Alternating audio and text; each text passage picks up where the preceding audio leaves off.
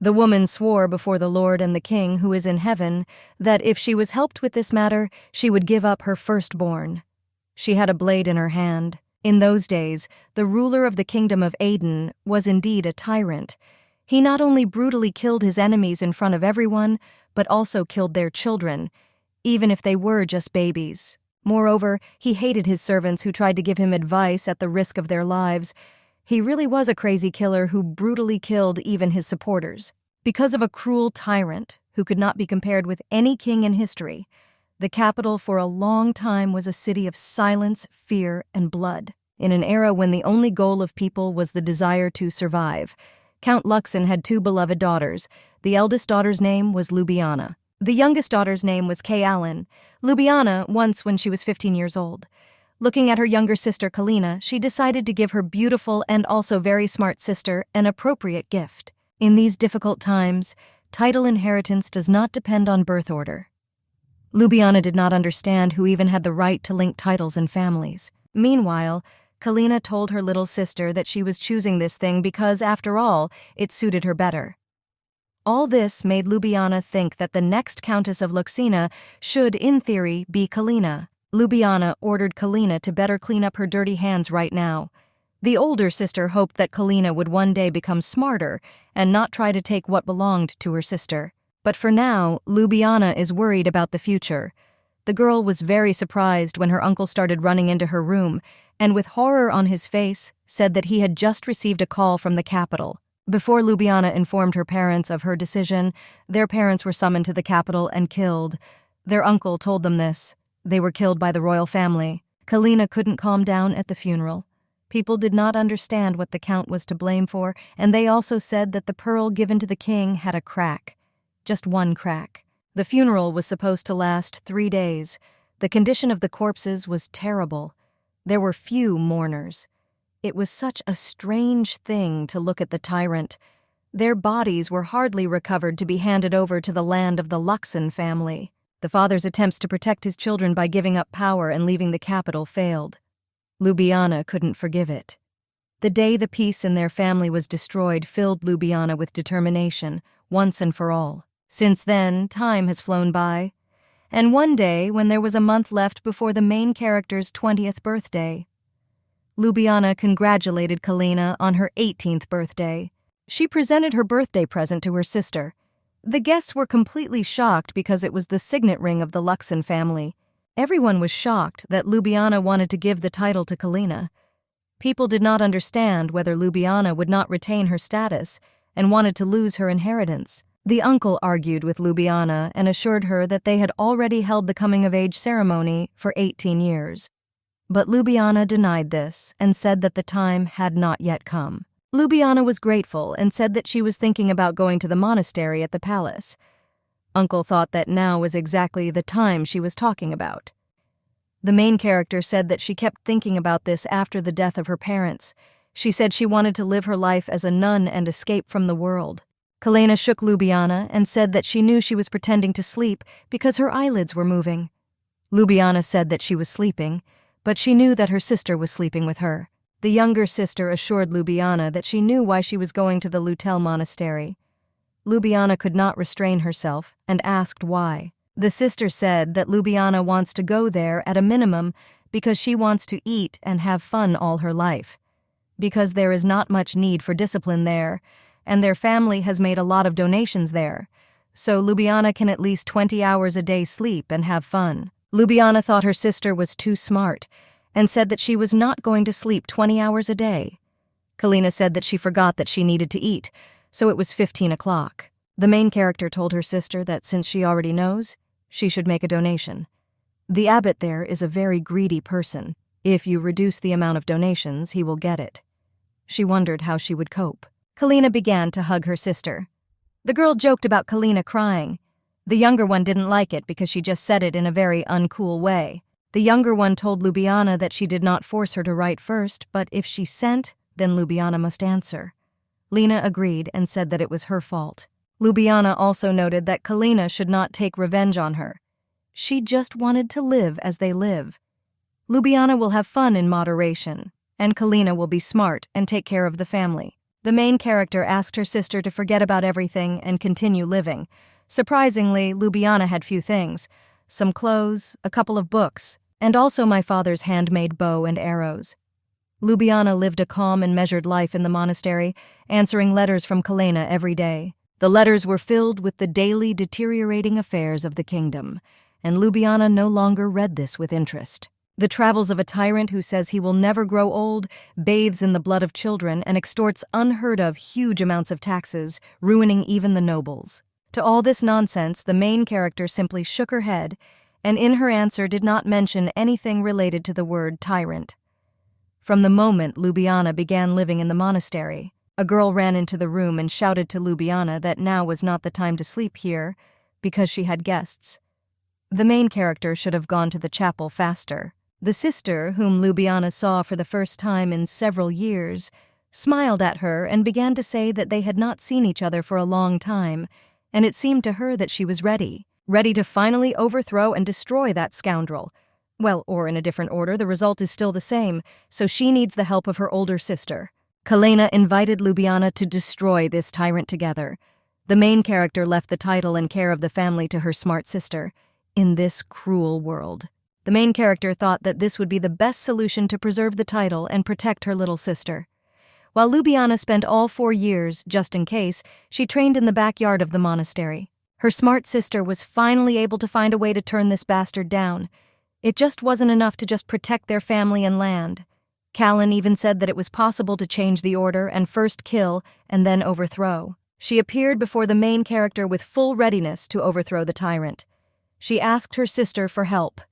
And if she says so in this situation, Ljubljana will have one answer. This is, of course, to help your sister. Birth name, Ljubian, new name, Crystal. And she, as a former member of the family of Count Luxon, swears that her sword and arrows will be directed at Kina's enemies, and her shield will protect her mistress. Until her last breath, the main character will love and respect her mistress and serve with all the fullness of her soul. Ljubljana asked to be accepted. Kina asked not to sell her faith in this oath. The price of loyalty is sweet, but the fruit of betrayal is poisonous. The earthly shell and soul of Ljubljana, faithful to God, and all belongs to Kina. The younger sister announced that she was giving a new surname to Ljubljana, and both of her names now belong to her. Ljubljana Crystal von Eschlian. The main character had to pick up the sword and follow Kina. Ljubljana said that she would be happy to follow her sister. The main character is far from a religious person. In fact, she doesn't really believe that God exists, but if they, the children, are really God's favorites, as it is written in the Bible. Then Ljubljana asks God to sanctify the way for her sister so that she can achieve her goal and protect Kina. She swore that if she was helped in this matter, she would give up her firstborn. The group following Kina was already a serious force. Her army became the nobles and people of the south, who were persecuted by the tyrant. All the monks from the monastery who followed Ljubljana were added there. Kina's army did not go straight to the center, but slowly moved north and east. To the east, Count Dominant hung a white flag and opened the gates. To prove his surrender, he sacrificed his best swordsman, his son, Ludante. Thanks to the Count's surrender, they gained the east without bloodshed, and soon Ljubljana, having received orders from Kina, headed to the west of the kingdom. There was a small battle there. Every time the main character saw enemies, she dealt with them, one by one. There was only one thing she couldn't kill: the main defender of the West, Feltarg Kadrik. The man ordered to find everyone quickly, and at the same time the main character shot at him, but the branch on which she stood let her down, and she fell right at his feet. The man was very happy because he finally caught her. The man lost one eye due to Ljubljana's arrow. The man shouted that now she would get it for piercing his eye. The sword pierced the shoulder of the main character, and having received one blow each, they all peacefully sat down at the negotiating table with damaged shoulders and an eye. Feltarg said that, unfortunately, surrender was not in his plans. Ljubljana understood that it would not be possible to solve all this so quickly. The man said that if they decided that the Westerners would also make the decision as easily as the East, then this would not happen. Everything is different with them. Kina burst into the room. She asked how her sister was feeling too. Seeing the main character's younger sister, the man said that they agreed. Ljubljana was in complete shock and did not understand what kind of idiot he was, because just now he was against it. And even if he is an enemy, but with powerful willpower. The main character thought that he would make a good groom, but apparently not. The elder sister understood that she had sworn a blood oath and still had to get married, but she still decided that she would not rush and would first make Callan an empress, and then she would think about who to marry. And then one day, having the south, east, and west in their hands, Callan's army headed to the center. Finally, they were already there. The capital, exhausted by the tyranny of the ruler, did not resist the uprising of the Luxon County. Residents scattered flowers and greeted them with all their hearts. Without any problems, the army passed through the 7 gates and found itself in the very center of the capital. But while preparing to fight the king, they met an unexpected guest. A delegation from the king has arrived to see Mrs. Kina. The men entered without permission. One of them said that their merciful king asked to convey that although Callan is a rebel, he wants her to become his concubine and bear him a son. Then he will forgive this crime. The man was immediately killed, because it was not clear how he dared to say such a thing to his lady. That night the final battle took place. The royal army lasted only 1 night. Its incompetent fighters were busy escaping, and the tyrant himself asked not to kill him. He offered money, land, and told them to take whatever they wanted. The tyrant said that if Kina needed land, then they could rule together. He fell to Callan's sword. The lady's last words to this man were that he still did not understand anything. Now, finally, Callan has avenged her parents' death. The next day came, and the only sister of the main character, Callan, became the new ruler of the kingdom. Ljubljana was glad that it was finally over. Callan has ascended the throne. Now all that remains is to fulfill the blood oath. Kina again approached her sister and asked her to help her. The main character did not understand what could happen. Kina said that she wants to turn the kingdom into an empire and therefore asks if Ljubljana can help her with this. Ljubljana understood that her sister did not want to be just a queen, but an empress. Callan added that if her sister would help her, then at the same time she should catch the dragon. Ljubljana didn't understand why her sister needed a dragon. Callan said that the empress's throne should be decorated with dragon skin. Ljubljana agreed. She didn't care what her sister wanted to do. They occupied all neighboring kingdoms. They first destroyed most of them and then absorbed them. Some, on the outskirts, were left alone with an oath of allegiance. And in the end, the 4 of them headed to the northern mountains to hunt the dragon. Kina told them to be careful, and Ljubljana told her sister to go to safety. Callan ordered to kill the dragon carefully, trying not to damage its skin. Ljubljana told her that her little sister had just been nearly crushed by a dragon. So Kina told Ljubljana to be careful too.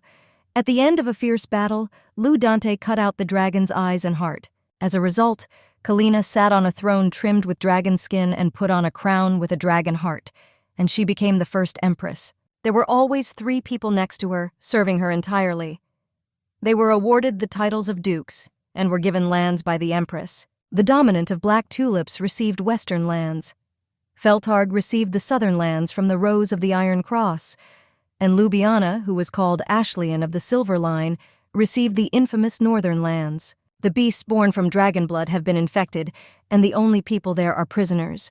Abandoned lands. Kina turned to Ljubljana and said that since she trusted her, she would allocate the northern lands. She asked the Ljubljanas to protect her empire. The main character did not know what to answer. Having received an order from her only blood, from the empress, Ljubljana went straight to the north. She re-educated the criminals, made them ordinary citizens, and imposed taxes. Those who did not have problems with their limbs were trained as soldiers, and after driving out the monsters, they built a high wall to minimize the damage. When more or less calm times finally arrived on the land of Ljubljana, Ljubljana received a letter. She noticed the imperial seal on it. The main character did not understand what happened, and so, at the age of 20 in Ljubljana, she received an order to return to the capital. Ljubljana was shocked on a grand scale. Just a few years ago, this city suffered from tyranny. The capital, which the main character has not been to for a long time, has changed greatly. It changed so much under the rule of Callan and began to look like the real capital of the empire. The secular society of the center also flourished well. and Luciana became for them all a savage from the northern lands. People were talking about the fact that Ljubljana would return, and some said that she was 2 meters tall and had a third eye. And if you touch her, your neck will break. Some even said that she tore off the head of the beast with one hand. Ljubljana assumed that while she was gone, everyone had contracted a disease that resulted in amnesia. Ljubljana was sitting with her sister, who was laughing. Ljubljana doesn't understand why she laughed and asked if it was funny for her sister. Kina wondered why Ljubljana was just listening to this and noted that she needed to break their necks. Ljubljana assumed that it was Her Majesty who started the rumors, but the Empress said that it was not her because she already had classes. Ljubljana realized it was her. Kina said she was simply providing a little insight into the difficult situation in the north, so that they don't forget how hard she tries and be grateful to Ljubljana. And they themselves have already spread these strange rumors. Callan simply advised staying in the capital, and then the rumors would quickly disappear. Ljubljana didn't want to stay, but Kina said that she still had a lot of organizational problems and a lot to do, so she needed her sister's help. Ljubljana understood that she needed to little by little start looking for a husband, the first child to be dedicated to God, and the second to inherit the title of Duke and remain loyal to the Empire. The main character needed to find someone who could easily help her have at least 2 children. She needed a strong man. Upon arrival in the capital, Callan allocated the main character a mansion next to the imperial palace. Before Ljubljana, invitations arrived at the mansion to be collected in one pile. The main character wanted to refuse everything, but agreed to one thing, that they chose Cullen along with the maid of honor. Firstly, in order to show the friendship between the 3 new dukes and strengthen the authority of Kina, who must oust the graceful, rude people of the capital, the woman brought an invitation to this week's parties. The maid of honor ideally selected 2 parties attended by young people from social circles. Ljubljana was angry with herself for agreeing to this. The maid of honor told her that a beautiful girl should not express herself like that.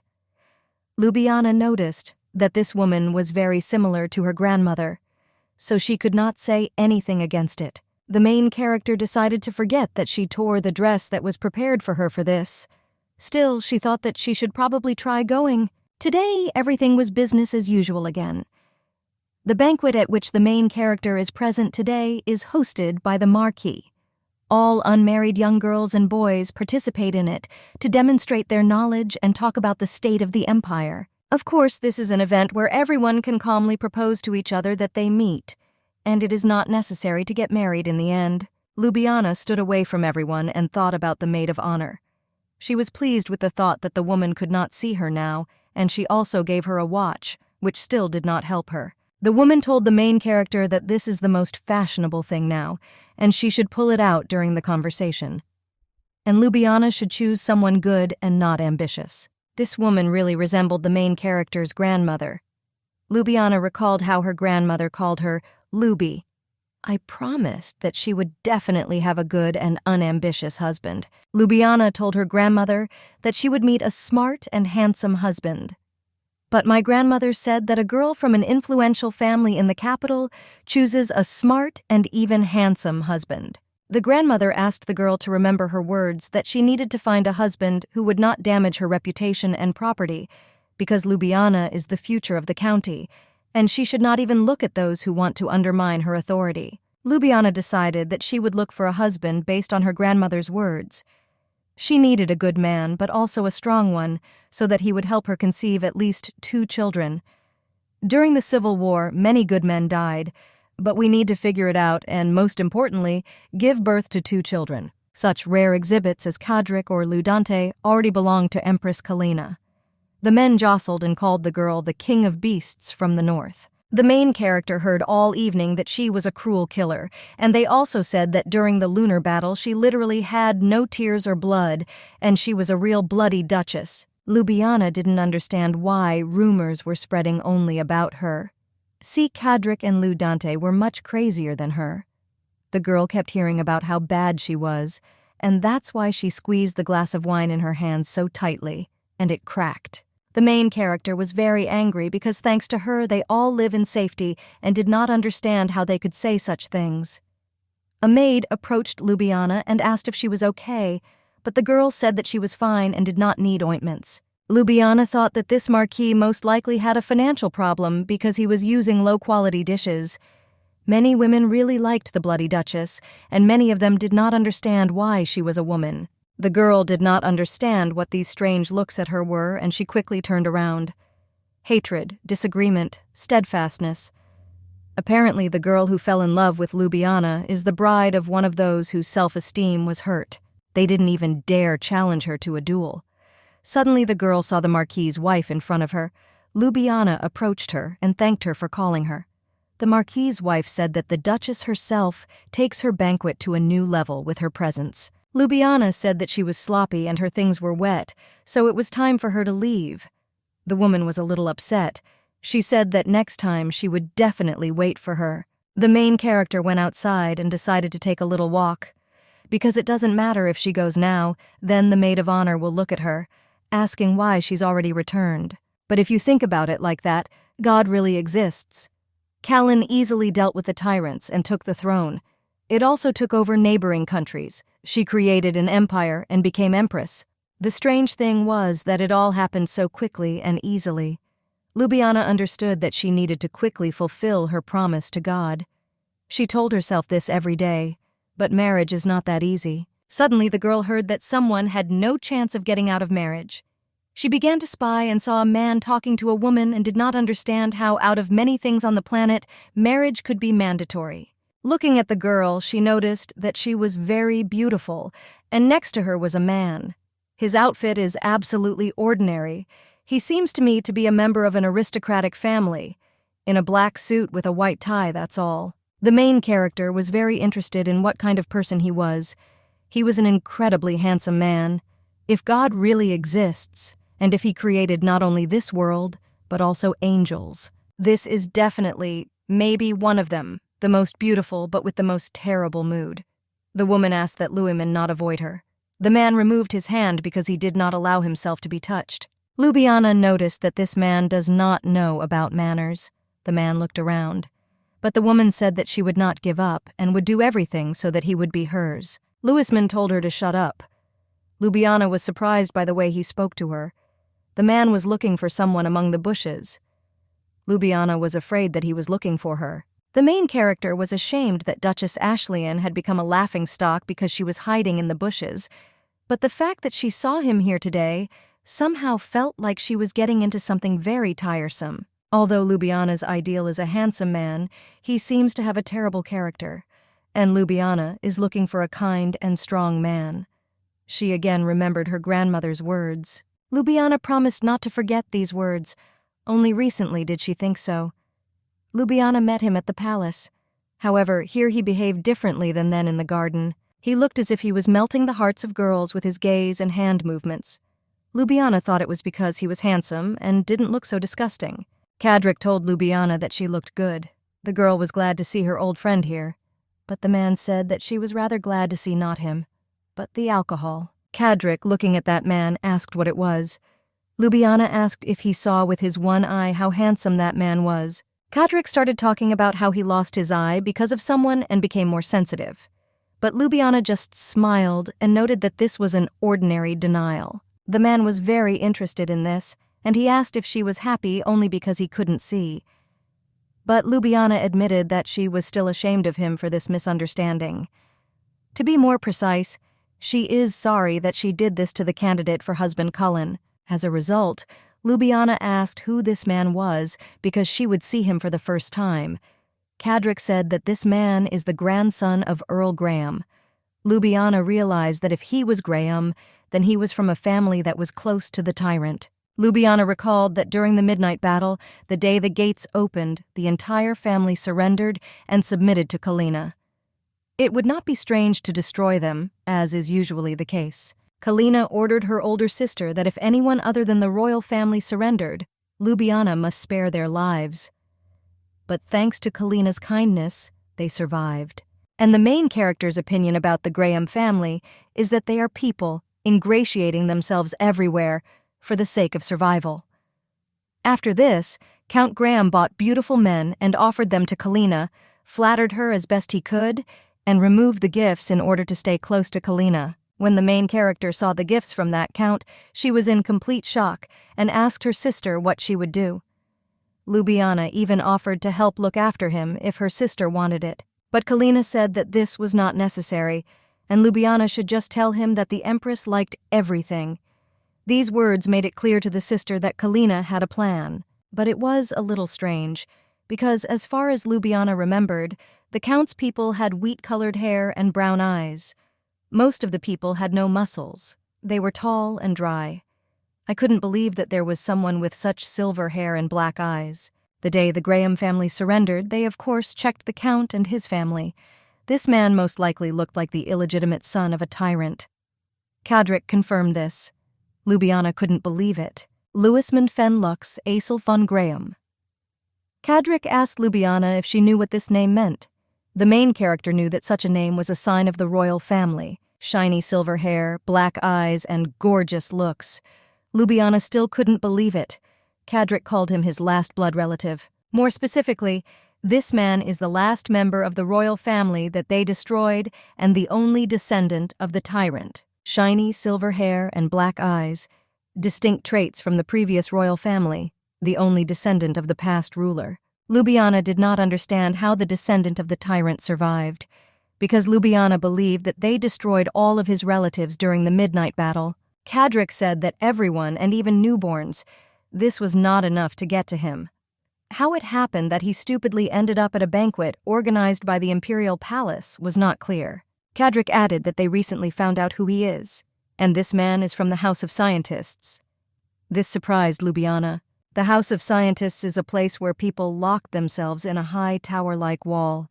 They are a group of mad scientists who dedicate their lives to learning. Getting here, a person must give up his last name and swear an oath to God that he will study until his death.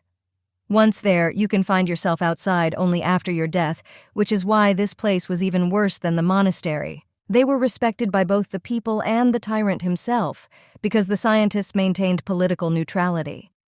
Even Callan, who besieged the capital to kill the tyrant, did not dare to touch the House of Scientists. Ljubljana didn't know that there would be a tyrant's illegitimate son in such a place. Now she understood how he survived, but it was unclear why he was here. Kadrik asked if he had contacted the North, but the main character said that she had not received any news from him. Kadrik did not believe that this was true. The man regularly sent people. I even sent information about the general situation in the central region. He was very angry because he believed that Ljubljana did not specifically look at any of the documents that he sent her. Kadrik was very angry and asked if she thought that he had so much free time to write her letters by hand every month and waste paper. In fact, Ljubljana had her reasons. The man said that he regularly sent them so that Ljubljana would not feel isolated in the north and would have a general understanding of the events of the capital. He understood that his efforts were in vain because she didn't even read them. But Ljubljana assured Kadrik that she had seen them and was very grateful to him. Kadrik considered himself a fool because he felt a sense of relief. Therefore, Ljubljana decided to ask what all this had to do with the illegitimate son of a tyrant walking around the imperial palace. The man said that on the orders of the Empress, since they lack personnel, and she wants to create a new administrative system, teachings that deny reality are not worthy of existence. Therefore, the scientists' house was destroyed, and their people began to really work. And so, while everyone was restoring their names and family ties, the illegitimate son of the tyrant was found. Ljubljana was shocked that they allowed him to live even after they found out everything. Kadrik said that this was Her Majesty's decision.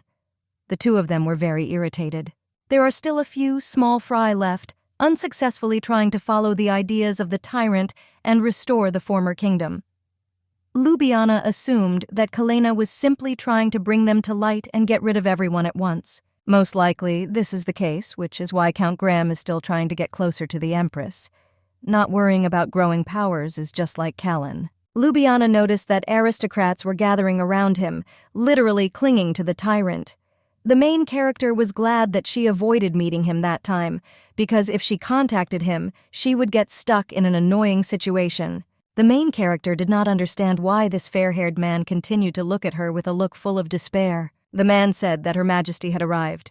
Kadrik told Ljubljana to come with him. Ljubljana herself understood that in any case, Kalina or someone else would deal with this.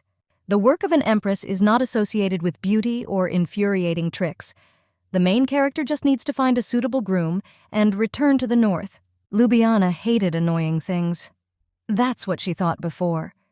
The main character saw how the woman assured this descendant of the tyrant that she would marry him in any case. The girl decided that she needed to return and not even think about going outside to get some fresh air.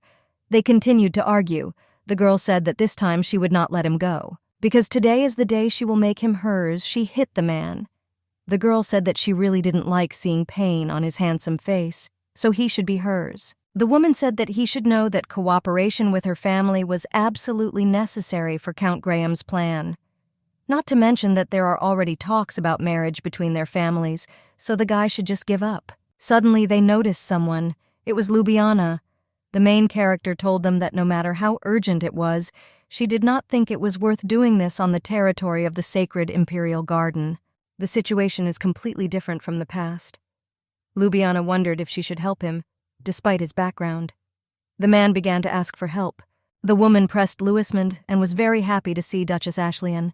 The girl introduced herself as Lysana from the Marquisdom of Odile, and as the Duchess can see, she's spending time with the man she loves. And she was not even aware of the Duchess's presence, so she sincerely asks for forgiveness. Ljubljana noticed that she had rather elegantly said not to disturb and leave, which was to be expected from a lady from a noble family. Also, telling this skillful lie. But there was something else. The Marquise Odile was still in relation to the tyrant. They are still strong supporters of the Ainos royal family. In the Old Kingdom, the Marquisdom of Odile had a long history. However, after the overthrow of the tyrant, they were driven into a corner and forced to suffer the humiliation of being removed from central positions and demoted in rank. The power of the Marquis was so powerful that even a tyrant could not kill him. Ljubljana heard that they moved from the capital. Therefore, the main character believed that Lysana would hate the Old Kingdom. But Lysana works with Count Graham to restore the Ainos royal family. Even 5 months after the fall of the kingdom, Marquis Odile did not submit. Callan admired his determination, and she promised to restore the title, as well as return the territories taken by the tyrant. Marquis Odile knelt down and bowed his head in front of Kina, but they were not truly devoted to her. In the name of the success of the uprising, they came to a temporary compromise. Lysana asked the Duchess not to tell anyone about their relationship, because they were still a little wary and reserved. Ljubljana understood that it was a stranger, because the only thing she saw was one-sided aggression, and the expression on the face of this illegitimate son of a tyrant spoke for itself. Ljubljana turned to Lysana and noted that she felt that this gentleman did not share her point of view.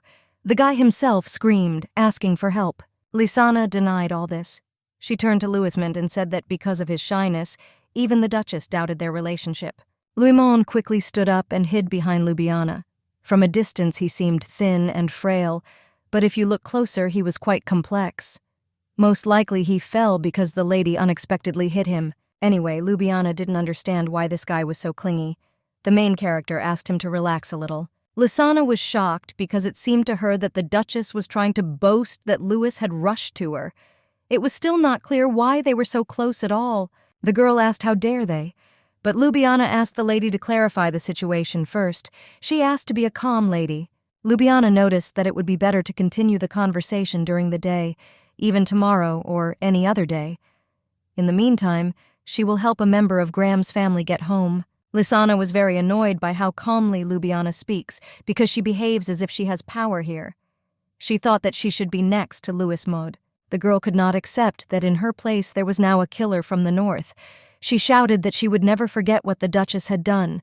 Lysana understood that since she was pushed into a corner, she would have to leave. Ljubljana told the girl to tell Duke Feltarg if she did anything wrong. The girl was angry because Ashley and Feltarg had teamed up to suppress her. She assumed that Duke Feltarg was targeting her Louismond. Ljubljana decided that she would leave all the trouble to Kadrik. Lysana was waiting for that moment to save her Louismond from the clutches of these two perverted dukes. It was a complete misunderstanding. Ljubljana snatched her hand from Louismond. Ljubljana said that this was her goodbye. The man was surprised that he was going to just leave, and so Louismond asked Ljubljana to wait. He grabbed Ljubljana's hand. She didn't understand why he grabbed her. The man asked the Duchess to marry him. The man begged Ljubljana to marry him. The main character did not understand what was happening. She thought he was crazy. The man understood that she was probably wondering why he was saying this after the second meeting. But Ljubljana had no choice to survive this time. He needed to stay close to this woman. This time he refuses to die. Count Graham not only swore allegiance to the tyrant, but also offered his daughter. As a result of this, the illegitimate son of the tyrant and blood relative of the count, Louismund Fen Lux Emil von Graham, was born. It was assumed that the daughter of Count Graham would become queen, but she was poisoned, and the first prince constantly threatened young Louismund with violence. In the end, Louismund chose the life of a brawler as if he didn't need the throne to survive. All the assassination attempts made by the queen and the first prince were eventually stopped, and he breathed a sigh of relief. Callan ordered the killing of all illegitimate children. Louismund remained. Cadric and Lou Dante look at this dirty creature. It seemed that Louismund's short life was over, but the man suddenly came to life. He was sure that he was executed, but he returned to the past. This was his chance. This time he promised himself that he would not die and would survive at any cost. However, even if he swears allegiance to the first prince, even if he pretends to be a woman, the vicious circle cannot be broken. This is how Louismund experienced his 7th death, and is now living his 8th life. The man turned to the House of Scientists and asked to study there. He understood that if he studied, he could survive. As a last resort, he successfully locked himself in the scholar's house and intended to study for the rest of his life. But this plan ultimately failed. Kina was very angry because she didn't know that Earl Graham had a grandson. He is the only pearl left by the Count's youngest daughter.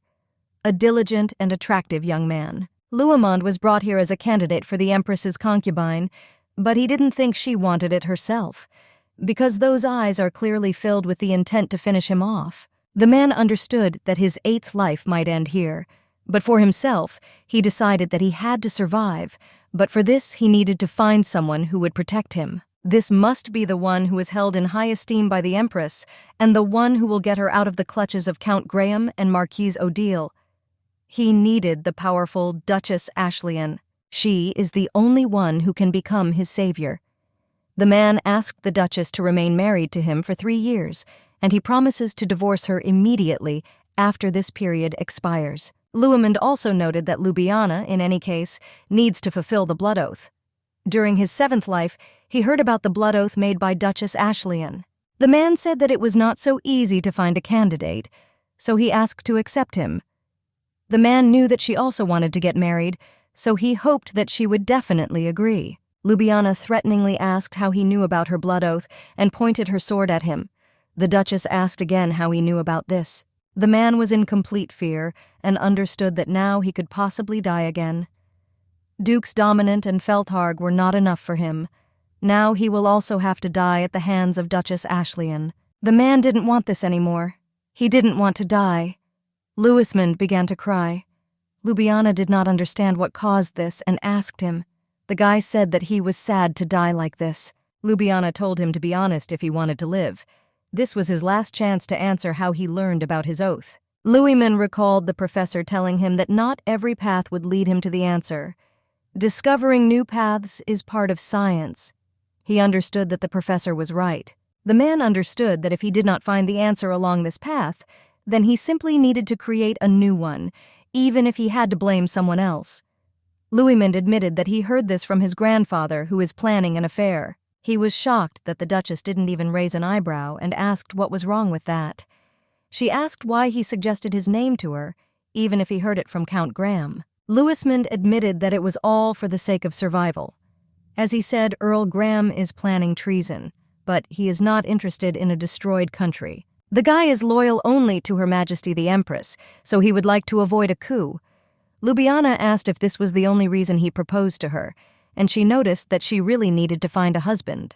But he doesn't have to be involved in the coup attempt. This is true, but Ljubljana scared off all her candidates. There is no other way to explain the fact that at this age there is no husband. Louismund saw in his 6th life that Duke Feldharg was definitely up to something. Louismund promised that he would reveal all the details of his grandfather's conspiracy, and he will try for the good of their marriage with all care and sincerity. Louismond will do anything to help him, no matter what Ljubljana asks. He did not understand why the Duchess was silent. Louismond has one last option. He promised that he would never fall in love with Ljubljana. This is how the heroines of the novels he read in his second life speak. None of the main characters rejected their proposals, so this strategy is 100% effective. These are the terms of an arranged marriage. Ljubljana did not understand what he was saying. It was zero efficiency. It doesn't matter whether the newlyweds have feelings before the wedding, but after it, the husband must be faithful to his wife. And Louismond openly and boldly declares that he will go to the left. The main character asked if he said that he would want another woman besides his wife even after marriage. Louismond denied it and said that was not what he meant. Louismond said that he would be faithful to his wife and would not sleep with others until the end of his days. It seemed to Ljubljana that he was not mocking. Louismond added that he does not want to have children out of wedlock, such as himself. According to the blood oath, Ljubljana's first child will devote 20 years of his life to serving God. She would like the second child to become an heir who will devote himself to the empire and the empress. Having children with the tyrant's illegitimate son was not part of Ljubljana's plans, but in 3 years she will be able to give birth to 2 at once and get a divorce, so there is nothing wrong with that. If you look at Louismond's form, he fits without question. Although quite slender, his chest is wide, plus a good physique. From the waist down, he also looks strong. If so, it is unlikely that Ljubljana will have problems conceiving children with Louismond. The man became embarrassed and did not understand why she was looking at him so intently. Louismond apologized and asked the lady not to look at him. He was very embarrassed. His voice trembled. Ljubljana was amused by this. After all, in the capital, so many women's gazes were directed at him, but he became embarrassed after she cast her gaze. Ljubljana lowered her sword. She said she accepted his offer. Louismond was very grateful and said that she could ask for anything she wanted, and he would do whatever he said. Ljubljana noted that testing his resolve was not that difficult. Ljubljana told Louismond to come to her estate on the 3rd night. She wondered if they would be able to conceive a child. Louismond did not understand what Ljubljana was talking about. The main character asked if he knew what the essence of her blood oath was. The man thought that the point was to get married, but Ljubljana said that this was only the part necessary to fulfill the oath. Ljubljana believed he didn't know the details. Ljubljana said that she needed a child, or rather 2. Therefore, Louismond needs to get together with her and have at least 2 children during the marriage. This was Ljubljana's condition. And therefore, if Louismond really wants to marry her, she said they would meet in 3 days. That's what Ljubljana said, but as expected, he didn't come, and he seemed full of determination. Ljubljana even let everyone leave early. The main character believed that children were a strange condition. Even when Kadrik found out, he was slightly surprised. He didn't know what her type was. Ljubljana only said that he was handsome. Ljubljana thought about whether she should just give up or go look for him. A servant approached the lady and reported that a black carriage had secretly left Odil's marquisity, but this carriage returned to Earl Graham. He asked what they should do. Ljubljana said she had to go immediately. Ljubljana didn't even know where to look for him. Suddenly, she heard a cry that said that he would not, begged to let him in, and assured that he had already said that he was against it. The main character could roughly understand what was happening here. Louismond screamed in rage, not understanding how they could do this to him. His grandfather shouted to him that he would marry her sooner or later anyway, and there was no problem with that. All this time, Louismond thought that the lady wanted to achieve on her own initiative, but his grandfather was behind everything. Louismond asked his grandfather if he was so hungry for power that he was ready to sell him, the only thing he had left of his daughter. He noticed that his grandfather had not changed at all. Count Graham pretended that he did not understand what was going on. He ordered the servants to drag his grandson here, closer to Lisana. The girl was in a luxurious white dress, and she herself noticed that Louis should not make her wait any longer. Louismond told Lisana to shut up because he had no reason to be with her. The grandfather shouted at his grandson to stop being capricious, because even though he was his grandson, if he stood in his way, the grandfather would not hesitate to send him to meet his mother. Louismond understood that probably his 8th life would also end now. He was very angry because this time it would happen at the hands of his own grandfather. The man was very interested in whether he would one day be able to get out of this loop. Someone came into their room and everyone was immediately scared. They covered Lisanna and asked who it was. Ljubljana decided to satisfy their curiosity, but then they all themselves realized that it was Duchess Ashley. Louismond didn't understand how she got here. The main character gave her hand to Louismond and told him to get up. She called him husband and said that she had come to save him. The man wondered if, during all this time, anyone had treated him the same way as Duchess Ashley. Grandfather was in complete shock and did not understand anything. He asked what kind of marriage we were talking about, because marriage with the Duchess was not in the plans. The man shouted, confused as to how the Duchess dared to enter his estate. Grandfather said that entering his estate without warning was illegal. He ordered the servants to take Louismond to another room. He assumed that she had come alone, but whether the Duchess could cope with the guards alone was not clear. Grandfather thought that she was just a knight who had learned a little strategy. The Duchess is proud of herself just because she is the Empress's elder sister. The security decided to come over and tried to take Louis away with an apology. Ljubljana did not understand what to do. She decided that they were ordinary people, so they probably wouldn't die if she hit them lightly. Louismond thought that she was probably going to leave him, so he grabbed her hand, saying that he didn't mean to do it, but did it out of surprise. The man began to apologize for this. Ljubljana sat down next to him and said that she was going to leave only because he took her hand. Ljubljana said that she already said that she came to save him. In all his 7 lives, Louismond had never felt such warmth. Embarrassed, the guy thanked the Duchess. On the 8th time he met the first man who saved him from death. Ljubljana thought about how difficult it was for Louismond. She had only seen this man a couple of times, and each time he was in an unpleasant situation. The servant said that from now on the master would be under their care. Ljubljana said that from now on, anyone who touches her fiancé must be prepared to become a victim of monsters. The Duchess asked Louis if he could stand up. The guy quickly stood up.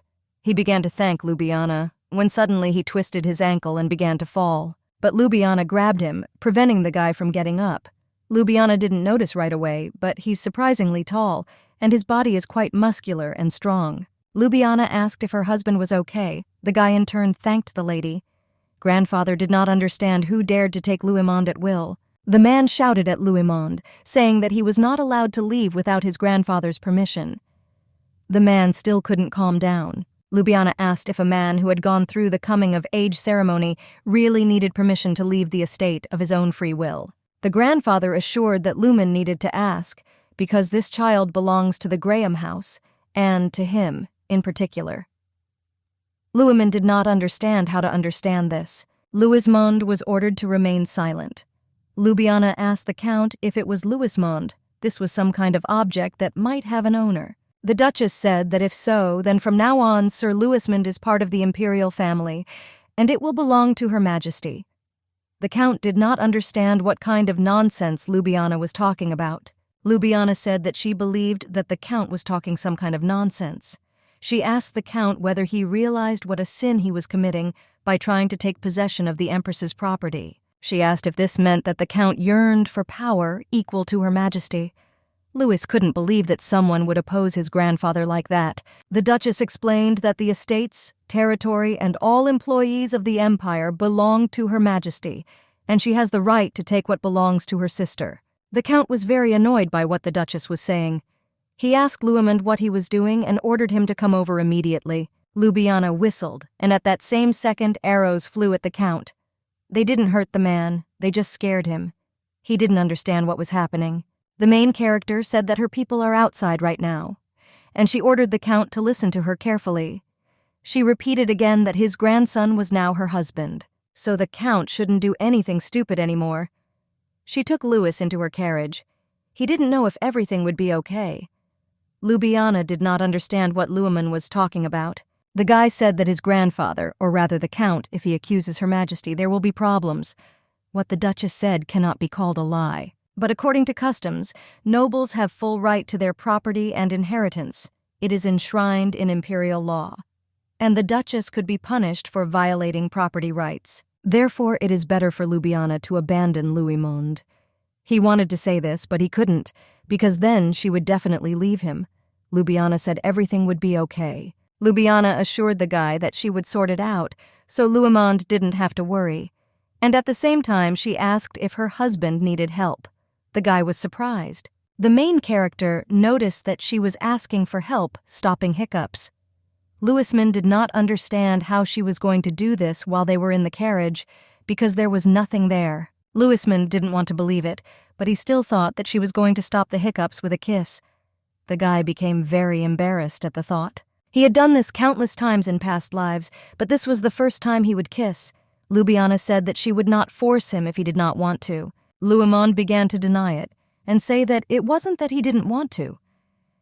Before Ljubljana could finish speaking, she pushed him against the wall, which made the guy wonder if he had done something wrong. Ljubljana stood up and noticed that the hiccups had stopped. She said that one of her subordinates was eaten by a monster because of hiccups, so the Duchess does not really like this sound. The guy was very glad that the hiccups had finally stopped, and he experienced complete relief. If you think about it like that, Ljubljana is a good person. Because they were not yet married, she called Luimond her husband. He didn't think that the Duchess would come to save him, and the guy really hoped that she would never have to regret her decision. Luismin decided that he would not allow Ljubljana to regret her choice. Therefore, today he will fulfill the condition of their marriage. When they arrived at the estate, Ljubljana was embarrassed. The Duchess thought her maid would be asleep since she left without warning. The woman noticed that the guest arrived at such a late hour, and this was quite unusual. The woman said that first of all, she would prepare the bath, so Luimond should follow her. The guy thanked him for such concern. Ljubljana didn't want the maid to look at her like that because he was just a guest. And then the Duchess realized that for the first time a male guest was coming to her estate, besides Duke Feltharg. Embarrassed, the Duchess said that they were not at that stage yet. This surprised the woman very much. After her words, Ljubljana realized that she really should have just remained silent. Luimond, lying in the bathtub, thought that he would finally live, because somehow he managed to get here. Although the guy is still worried. If we talk about the original plan, Luimond wanted to appear in front of her as a person from the House of Scientists and start talking about the future, pretending to see it. But in the end, Luimond decided not to think about appearing, because he still couldn't believe that he was ultimately protected. The guy didn't understand what to do. Luimond was confident that he could somehow attract Ljubljana. There was a reason why he had to come to this estate today in the first place. Now was not the time to become limp, because today Luismond had to make a decision somehow. Ljubljana thought about what would happen when her sister found out about this. Ljubljana didn't know how to explain this to Kina. She can already imagine how today's mess will turn out. Luismond is not a simple man, but the flesh and blood of a tyrant. The girl remembered that she was not in the north now. Louis came into Ljubljana's room. The girl did not understand why he came. The guy was very embarrassed. The Duchess asked if everything was okay, or maybe he was in the wrong room. Luimond said that he was here for what they had to do together. Ljubljana did not understand what was going on, assuming that he was talking about that conversation. Ljubljana said that everything was fine and they should rest for now. Luimond quietly asked if he could do it today, and immediately said that he wanted to do it. Ljubljana didn't understand how someone could be so persistent while blushing so much. She noticed that Louis had courage. Ljubljana again called the guy Sir Luimond, after which the guy asked to call him Louis starting tonight. Ljubljana said what they talked about a few days ago. Louis didn't understand why she doubted it, even though she called him her husband. The guy hoped she didn't regret bringing him. Ljubljana thought about telling Kina everything, but she didn't even have time to think of what to say the next time she visited. Luimond understood that if he did not marry now, he might die. Ljubljana could not be allowed to regret her decision under any circumstances. No matter what, Louis must make Ljubljana believe in him tonight and make the marriage a reality. Luimond moved closer to Ljubljana. Ljubljana thought that she should go to the Imperial Palace tomorrow and report everything. Louis took the girl's hand and pressed himself against her. Ljubljana threw Luimond onto the bed and pinned him on top. The guy asked to let him go because he was in pain. He approached so suddenly that the Duchess's reflexes worked, but he seems to be stronger than Ljubljana expected. She thought it would be soft, but pressing him she feels strong, dense muscles. The Duchess thought that if he had such a body even without training, then he could turn out to be a skilled knight with the right amount of effort. Louis said he was giving up.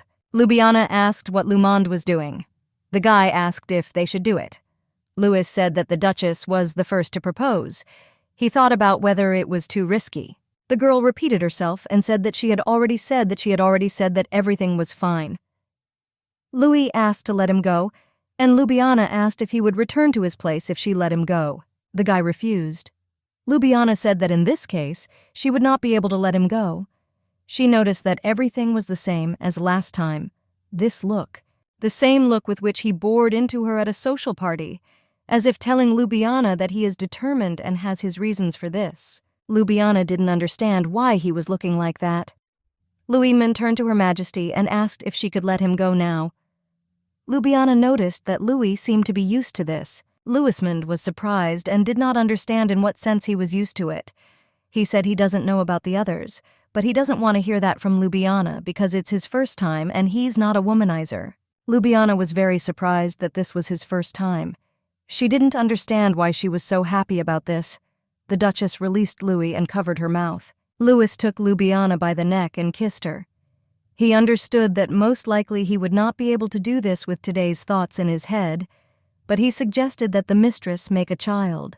Ljubljana asked Louis to wait. She did not understand why she was accepting him. The guy put the girl on her back and said that he would take care of everything himself. The Duchess understood his intentions and decided that in that case she would accept him. She pulled the guy into her arms and started kissing him. Morning has come. Ljubljana saw Louis next to her and remembered that he had been with her all night. This is the first time someone else is in bed with her. Ljubljana slept well, but for some reason she feels tired. Louismond began to cuddle up to Ljubljana in his sleep. He asked to wait a little and asked to sleep a little longer. Ljubljana understood that most likely he was talking in his sleep. The Duchess was sure that when he woke up, Louis wouldn't even remember what he was talking about. She couldn't believe how happy she was just looking at him. Ljubljana noticed that the guy woke up. He looked strange, so she assumed he was still half asleep. Louismond smiled and asked if his Duchess slept well. The guy started cleaning the bathroom and was looking for something, saying that they usually put it here. Ljubljana didn't understand what was wrong with him. She didn't understand why he was so good, even though it was his first time. He also knows where they usually put it. He found oil and began adding it to the bath. Ljubljana did not want to be enchanted by his angelic beauty, although she was jealous. Louis apologized and quickly took the lady into his arms. He undressed the Duchess. Ljubljana wanted to complain, but there was simply nothing to complain about. The right temperature, and the harmony created by dried petals and essential oils. Louis began to wash Ljubljana, asking if she was hot. The guy asked to let him know if anything bothers him. Ljubljana noticed that the water temperature was perfect and noted that Louis was good at it. Louismond was very grateful, and he said that this temperature is great for relieving fatigue. Ljubljana noted that he found the oils very easily in the cabinet, but Louis said that in most homes, bath salts and perfumes are in the same place. The main character understood that it was not so simple, but Louis could easily cope.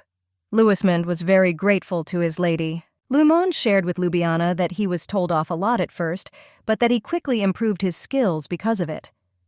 Ljubljana wondered where he learned this. The main character is even more furious because she is pleased.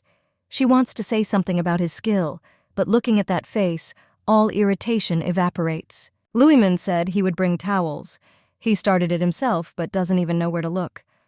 Louis wiped his mistress's head while she ate and allowed her to enter. The maid came in and told the Duchess that she needed to hurry up and eat because someone had come to the imperial palace, after which a message came from there to come there quickly. Ljubljana was a little upset. Louismond was very scared. He began to ask what they should do, but Ljubljana gagged him with bread. Ljubljana said that she would eat before leaving. She said that she would leave immediately after the meal so the woman should prepare the carriage. The Duchess understood that if she was called to the palace, then Callan would already know everything. She told Louis that she would go to the imperial palace, and he would stay here for now. Louismond grabbed Ljubljana by the sleeve and asked if she would be okay. The girl said that she would return as soon as possible, but first she would visit Lena and assess the situation. The servants noticed Duchess Ashley, and that is, the same bloody Duchess. The atmosphere today is, as expected, frightening. Callan noticed her older sister. The Empress noticed that they had not seen each other for a long time. Ljubljana greeted. Callan noticed that there were only two of them here, so she could skip the formalities. Ljubljana said that even if that was the case, she couldn't dare to do that. Ljubljana thought that Lena already knew, and because of this she called her. So she needs to watch her words. Kalina asked with a smile how Ljubljana dared to do this a few days ago. The main character understood that she would not return whole today. The Empress said that it seemed like she had a lot of news for Ljubljana. She said that everything was fine and asked why her older sister would upset her. Callan ordered the servants to leave them for a few minutes and asked them to bring them a cup of tea. The girl believed that Ljubljana had something to say. The younger sister sat down and said that there were only the two of them in this room, and she was ready to listen to what Ljubljana wanted to upset her with. Ljubljana only now realized that she knew, but she asked anyway. Kalina asked her sister if she liked everything. Ljubljana said she couldn't say she didn't like it. Kalina was happy and said that Ljubljana can get married because she gives her approval. These words surprised Ljubljana very much, and she began to ask again. Ljubljana was in shock. Kalina asked if Ljubljana had come to her to tell her about her marriage. Ljubljana said that everything was so, but asked again if she was sure she didn't mind. Kalina calmly said that Ljubljana could get married. Ljubljana couldn't believe that everything could be so simple, because Callan was going to use the tyrant's illegitimate son to lure out and destroy the rebels. In exchange, Kalina announced that neither she nor the other dukes would attend her wedding. This is what Ljubljana expected. Callan did not betray her plans or change them.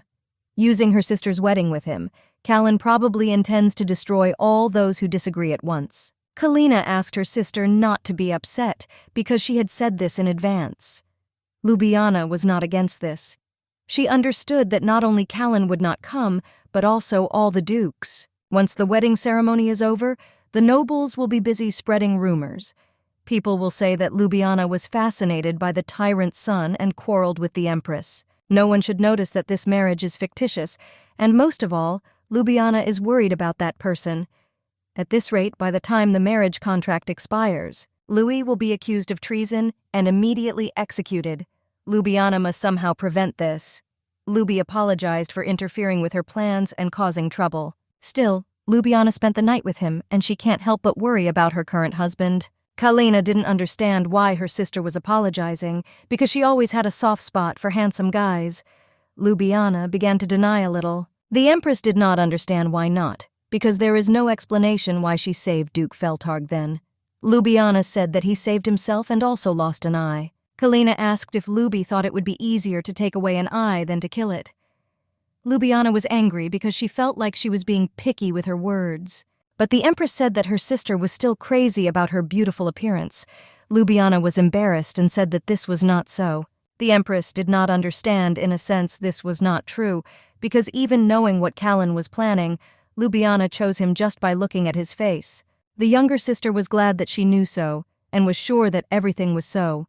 Ljubi asked not to laugh at her, because she is an empress and must behave nobly. After these words, Callan asked how, in her sister's opinion, an empress should behave.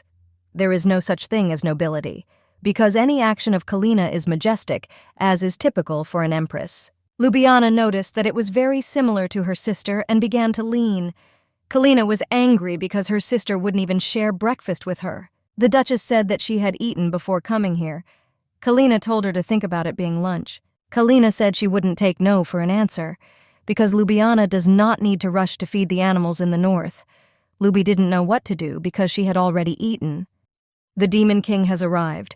The main character did not understand the meaning of a king and whether there is a king who kills his people. Callan noticed that he was. Ljubljana noted that this is why they killed him. Kalina said she was the one who killed him. Ljubi stroked her sister's head and noticed that it was her. The Empress said that Ljubljana could go after she had eaten.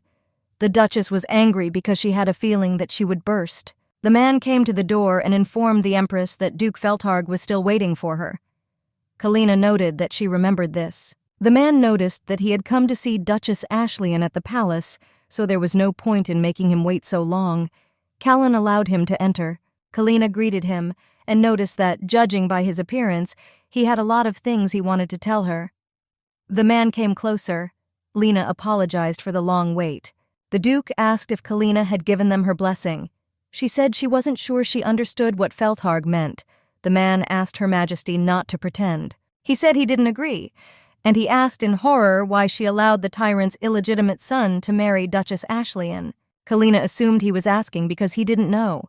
On the one hand, he is the most valuable and capable person, loyal to the empire from its very foundation. On the other hand, the illegitimate son of a tyrant and the mistake of the millennium from the House of Scholars. And wouldn't it be better to use and throw away someone who is nothing without his appearance? The Duke was shocked. The Empress asked if he wanted to say anything else. Callan asked if he thought it would make sense to marry two of the three dukes of the empire. Kina asked if the Duke was going to go against her will.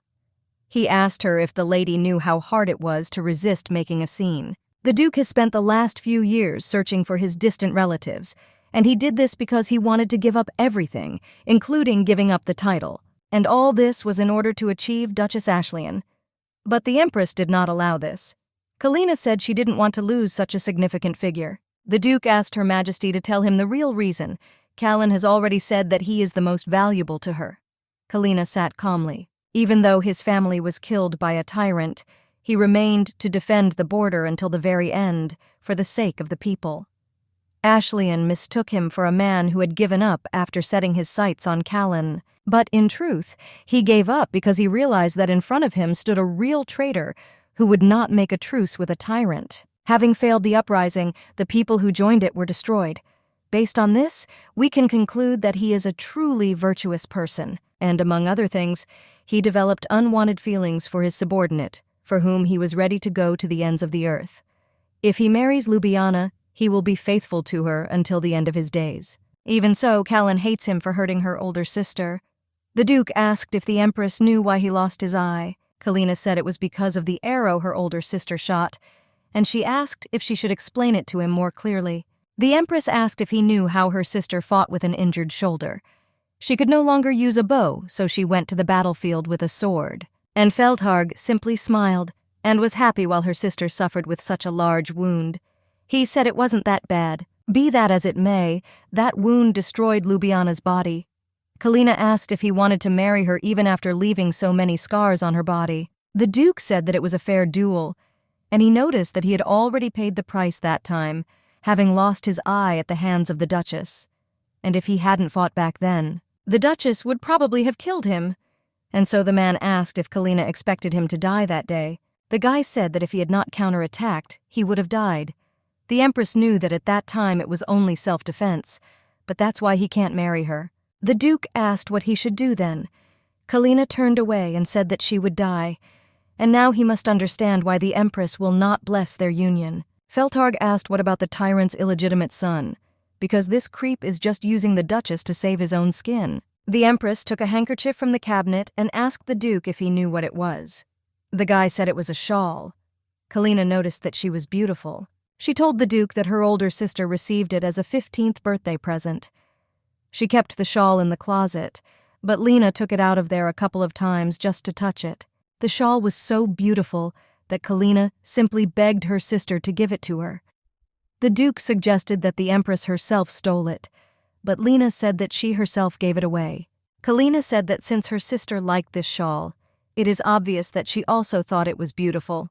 Therefore, every time she saw it, she begged to give it as a gift. But Ljubljana liked this thing so much that she did not even dare to put it on. She continued to refuse and became angry when Lena touched her, but eventually gave her away. I gave it away without ever wearing it. That's the kind of person Ljubljana is. The Duke asked if the Empress was hinting that the illegitimate son was akin to this shawl. The Empress was glad that Feldharg caught on quickly, which was to be expected, and she asked what benefit it would have for her sister. The Duke asked if he should try to gain pity and steal her heart. Callan didn't care, because after all, if she asked her sister to kill him, she would do so. The Duke himself noticed this, because if you think about it, the Empress never allowed him to confess or openly show feelings for Duchess Ashley. The Empress always watched from afar and got rid of anyone who dared to approach the Duchess. Therefore, he asked if Lena would sit with her hands folded this time. If all this time I approached the matter so thoroughly, but now everything has been left to chance. and there is probably a reason for this. Callan noticed that he was really smart, and that's what Cullen liked about the Duke. Ljubljana thought that Lena was planning to kill him anyway, and she wondered if she would be able to get pregnant before then. When the Duchess entered the estate, she noticed that the maids were running everywhere and looking for something, while sharing where they had already looked. Ljubljana asked what happened. The maid didn't know what to answer. The maid tried to say something, but the head maid interrupted her and said that she was distracted and her fiancé was missing. The Duchess was in complete calm. The Duchess asked when he was last seen. They said that a colleague visited him and stayed in the room for a short time, and after that, Ljubljana asked which colleague she was talking about. The maid said that she was an official of the Empire and studied with him in the House of Scientists, and her name is Peony Lauren. Recently received the title of Baroness. The main character realized that it was a woman. The woman said that they were close friends, which sounded convincing. Ljubljana realized that it looked like Count Graham had not kidnapped him. The main character did not understand why he ran away and asked if they had searched the estate. The woman confirmed this, but except for the West Wing. Ashley didn't understand why they didn't look there too. The maid said that she told him not to go to that part of the building, and he promised not to go. The woman said that such an elegant and worthy person would not break his promise. The maid also confirmed this, because that smile does not look like the smile of a liar. Ljubljana went to the West Wing and couldn't believe that her fiancé was here. She could not believe that she was deceived by his beauty, even though she was a maid. The guy was lying on the floor, and there were many books near him. Ljubljana didn't understand what it was. The woman noticed that since he studied only purely scientific works, perhaps such literature could hook him. Ljubljana decided that in this case, she needed to replenish her library with such books. The woman asked whether the Empress approved of the Duchess's union. The woman started telling her to get married as soon as possible, but Ljubljana covered her mouth and asked her to wait because she was not ready so quickly. But there is not much time left to wait until Her Majesty's decree. There are some things from the Imperial Palace outside, so Ljubljana asked to bring them in. The woman asked if the Duchess was going to stay here. Ljubljana noticed that Louis was too fast asleep to wake him. The Duchess was thinking that his wife had come home from work and he was still sleeping. Realizing that they were left completely alone, the beauty turns towards the man, who still shows absolutely no signs that he is conscious. Awkwardly scratching the back of her head, the lady thinks about what to do next. A finely gloved hand gently touches Graham's ear and cheek. The woman promises herself that she will do whatever she wants and will work hard, trying to please the Empress. If only this carefree love will live even longer than the 3 years that were originally discussed. In any case, nothing can be done, because it's still hard to be the head of the house. The sister decided to take a certain step, so in the morning a carriage arrived, to which they pointed out and said that if the red-haired woman sorted out all the matters, then she would receive permission to marry. Most of the important documents could not be stored anywhere, so they all remained in this office.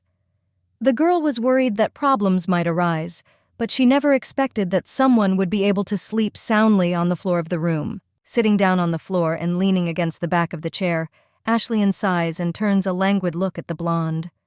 Thoughts turned to the first impression that was created as soon as the lady arrived at the estate. She became very angry, thinking that her future husband had left the estate. It seemed that he just wanted to make fun of her, thereby leaving her completely alone after he himself asked for help. Now, everything has dissipated. Looking at that cute little face with her eyes closed, Luby wonders what the point was. The guy never gave any reason to doubt his loyalty. Strange doubts still creep into my head one after another. The man is not distinguished by either strength or hardness, being someone completely ordinary. For some reason, the girl is so worried about someone who has nothing but fragile beauty. No longer stroking the young man's hair, the Duchess turns her gaze to the side. He really seemed too calm, so it became clear that Louis felt safe, so he fell into a peaceful sleep. I immediately remember the moment when the beauty brought the guy home from his grandfather's estate. He was terribly scared and visibly nervous. It seemed as if every nerve in his body was under wild tension from the whole situation. Closing her eyes and sighing heavily, the girl understands that it will be absolutely impossible to hate such a person. There are many reasons for this that are quite simple for the mind. You wouldn't think that this would somehow affect her image. However, this is all because the Duchess is no longer the young and weak girl she used to be. Time has passed, and everything has changed. Now as it should be. At least life has more meaning. Ljubljana has a husband who will very soon become that man officially. If everything goes well, the Virgin will be able to protect him, hiding him from the hated problems of the world around him. You should remain calm and not pay attention to anything, then everything will be rewarded. There remains only one problem that has been haunting since the moment it was announced. The headmaid's words about the fact that Lewis's visiting friend was a woman are still echoing in my head. A strange colleague named Peony Lauren did not inspire any confidence, even with her name. The girl trusted her lover, even if curiosity got the better of her in the end. After checking, she did not find a single woman with whom he had any relationship. This could be explained by the fact that the guy previously lived in the House of Scientists, where they most likely met. Kneeling down and being closer to the guy, the girl carefully squeezes his hand, hoping not to throw out her anger. Perhaps this was the reason why the young man insisted on a marriage contract. Shifting her gaze to the sweet face, the woman sighs, realizing that this is most likely not true. 3 years later, he decided to escape and leave his legal wife as soon as the term expired. The hand touches the silky hair again, slowly running its fingers through the strands. I couldn't believe that the man just like that decided to run away with Peony, who was his close friend, about whom absolutely nothing was known. Memories from that very night in the garden seemed to come to my head on purpose. Luyimund was extremely persuasive, almost begging the lady to marry him. For complete happiness, he could only fall on his knees in front of her and cry. Forcing the red-haired woman to freeze and listen, the guy continued to beg for the Duchess to be married to him. At first it seemed pleasant, but the point was that it would only last 3 miserable years. Virgo did not want such a future for herself, but it was impossible not to help. All that remained was to believe that Lewis had pure intentions and was doing all this just to save himself. Anger bursts out, leaving consequences in its wake. Ljubljana tightly squeezes the piece of paper that just happened to be in her hands. The guy will divorce the heroine exactly 3 years later, without even blinking an eye, leaving her completely alone. Turning again towards her lover, Ashley intently examines his body and facial features. Thoughts haunt her, making it clear that she is no longer able to calm down and answer her own questions. The eyes drill everything around, still being in a rather relaxed state. It remains a mystery why the young man made such an offer. He could have tried to ask for protection, but that is exactly what he did. Doubts won't go away until it's all over. That brunette still remains in the mind as a second backup option for the king's son. He never revealed his plans or what was troubling him, leaving everyone in the dark. A few hours ago, exactly what happened that could clear everything up for the young lady. She was in a completely different place to see all this, so she simply missed it. His hands fall on the table in anger, making a characteristic clap, which makes it clear that the man is no longer able to restrain himself. There is only one question spinning in my head. How? Lewis is ready to cry or do something worse. He became too bold to allow himself to do all these terrible things. It seems that immediately after arriving, something went completely wrong. Then the couple spent the night together. Everything was going as it should, and Louis seemed to have done quite well, considering that after everything he even prepared a beautiful bathroom for the Duchess, which really surprised her. It seemed that nothing had happened, but the lady was not at all embarrassed, not showing her true emotions, but rather tired. You could tell by her face that this was getting pretty boring. I don't want to admit my mistakes, however. To clarify the circumstances, I will have to. The girl most likely just didn't like something. She didn't say a word as she left for the imperial palace, leaving a trail of silence behind her. In horror, putting his palms to his face and burying himself in them, trying to let everything out, the blonde realizes that he has miscalculated somewhere. Maybe it was not his body that was needed, but something else that was hinted at. The self-flagellation was interrupted as soon as rustling sounds were heard outside the door, and then brief but repeated knocks. Nodding his head, the man allowed the man to enter. A woman with gray hair who has just entered the room helpfully conveys information that Miss Lauren has come to see the guy. Without saying anything else, the maid seemed to be asking a silent question about what she should do next. Louis, not wanting to give any answer, quickly jumps out of bed and heads towards the exit. The shoes tap evenly on the parquet, making it clear that the hero is really in a hurry to get to the meeting. He couldn't believe that Peony herself, who was a famous honorary student from the House of Scholars, had arrived at the castle. Almost throwing the door wide open, the young man jumps out into the corridor. It is the friend who must give at least some answers to the never-ending questions, which are becoming more and more every day. There is no limit to joy because an old friend is already in the room, carefully lowering a mug of long-cooled tea. Lauren was the royal conservator of the House of Scientists, which gave her even more status. No longer holding back, the blonde rushes to the meeting and climbs into the woman's arms, shouting about how long it's been since they've seen each other.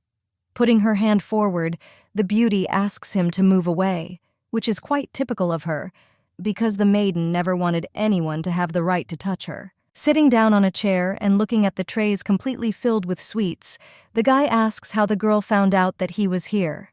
It's simple, because the lady heard about it when she came to work in the morning. Remembering this, Graham scratches the back of his head.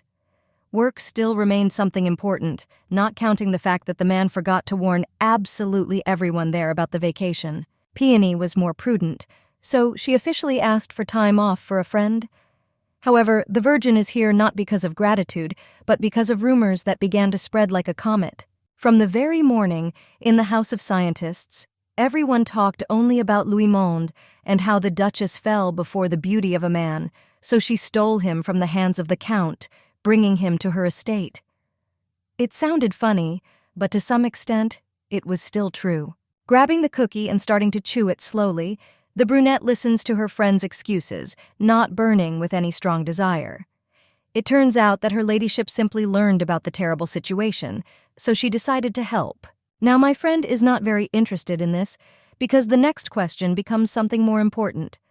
The man must give an answer about work, even if he does not return there in the near future, asking him to convey his apologies to his superiors. He simply has to survive this somehow, because he won't be able to leave this place on his own. Nodding, Peony gets up to leave the estate. Now she has heard everything she wanted, so the time has come. The visit was very important, even if it took a lot of time. Just about to go out the door, the girl freezes, as if something very unexpected came into her head. It is not clear how this will end, but expressing your thoughts has never been something to do. Turning to Louis again, the girl warns him that he should be careful. This whole mess is definitely not for her, but it's worth keeping an eye on events so that later it won't be too late. Don't go too far for answers, because there is only one truth. There are many ways to find out what you are interested in, even though they may be painful. This was not said from the heart, because these were the words asked to be conveyed by the professor from the House of Scientists, who learned that Peony was going to visit an old acquaintance. After a few seconds of thought, the guy suddenly grabs the girl's hands and starts shouting that this is the right answer, which will help a lot. He seems to be very excited about everything that is happening, which is absolutely true. The eyes glow with happiness while the young man continues to thank his friend. She is truly amazing and can definitely be considered the best student. Not sharing such joy, the brunette asks if she can finally go. The door closes with a slam, leaving behind an unpleasant sound. Now everything was clearer, making it clear that the answers did not need to be dug too deep when they had all been lying right on the surface all along. The guy has knowledge from books he read in a past life, which will greatly help in such a difficult task. Even if the maid insistently asked to stay and did not go to the West Wing, the blonde, of course, was not going to listen. He had his own plans that could not be destroyed halfway. Skipping past other people, the main character headed straight to the forbidden section, because all the necessary answers were probably hidden there. Walking up, Louis finds that very important room. Opening the door and getting inside, the guy freezes, trying to find the right words. The walls to the ceiling are lined with shelves with books in which you will need to try to find information. Past lives had taught the prince a thing or two, and he was no longer going to miss out on any more opportunities. To survive, the man always read different kinds of novels, which always featured only two main figures. Most often it was the cold-blooded emperor, the cold northern archduke, and the damned werewolf. They were all on the evil side, but only for the time being. Spending the night with the main character, the men became obsessed with her, and the story became filled with romance. This was clearly all for a reason, as if hinting that Luimon should do much the same without changing his recipe. The Duchess was in the place of those very minor characters. There may be at least one exception, where something went wrong and then the hero managed to fix it. Fingers deftly grabbed the next book, which is closest in the section. Opening the pleasantly smelling pages, the guy flips through the sheets one after another. Attempts remain in vain, because the whole process will clearly take much more time. There definitely must be an answer somewhere. All you have to do is not give up. The focused gaze freezes on every word that somehow resembles a life preserver. If all else fails, the chances of survival will drop to 0, thereby ending the prince's 8th life. Everything seems completely more neglected, so it doesn't go as it should. Inspecting yet another chronicle, the young man falls to his knees and frantically examines the sheets scattered on the floor around him. Grabbing his forehead, the hero experiences confusion that can be felt several meters away. For some reason there is nothing anywhere, which is annoyingly strange because someone must have had a similar situation happen. Fingers slide along the page of the last book, which was nearby on the floor. For some reason, they all fall in love with the main character immediately after the first night spent with her. This does not seem logical, leaving behind a trail of fictitious myth. The sad look switches somewhere to the side. It is impossible to describe the real disappointment that rages in the body, making you want to cry. Apparently, Luimon's efforts were simply not enough. There was no denying the fact that the boy had enjoyed being with her ladyship that night. She was simply beautiful, not allowing herself to be compared with anyone else and becoming the first overall winner. The situation itself puts pressure on the brain, forcing it to think more slowly. It seems ridiculous how she pretended that everything was fine, leaving absolutely no chance for her to learn how to improve herself. The blonde mindlessly looks at the ceiling, which is somewhere very far away. It is impossible for a hero to be abandoned after the first night, but this time anything can happen. Don't get too far ahead without knowing the truth. If you think about it, you can understand that the Duchess did not say anything to the head maid. When they arrived at the estate last night, the maiden only made excuses, introducing her future husband as a guest. After everything that happened, the guy didn't want the girl to leave him alone in the morning, but gave a specific answer that would clear everything up. There was at least something she could have done before being sent to the imperial palace. The feeling of waiting became the worst torment. The lady did not answer, only stroking her husband's hand and leaving him completely alone. She left the estate for a long time. Thoughts still cannot calm down, while the young man turns from side to side. This definitely cannot happen, not under any of the circumstances that occurred. The Duchess that Louis knows is definitely not like that. Ashley went against her grandfather, who did not want to agree, just to save the guy and even covered him with her cloak. All this definitely meant something. Beginning to feel more relaxed, the hero closes his eyes, rubbing them due to slight fatigue and pain.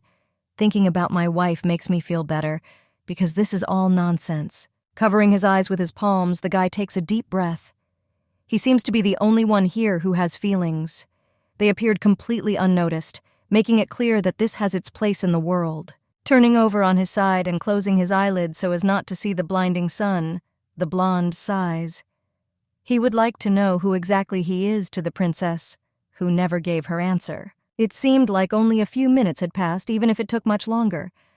Opening his eyes, the man notices a blurry silhouette standing right in front of him with beautiful hair. Continuing to blink, Graham turns his gaze in concentration in order to understand exactly who exactly is in the same room with him. Before falling asleep, the young man was completely alone. Rising from the floor with hair more like a nest, the guy realizes that Luby is sitting next to him. The girl was busy with something, however. Realizing that the man had woken up, she moved away a little so that he had some space. A soft smile illuminates the beautiful features of a lady who is not angry at all. She looks peaceful as she asks if he slept well. It's becoming more and more like a dream that doesn't want to end. The blonde looks up, trying to figure out what's going on.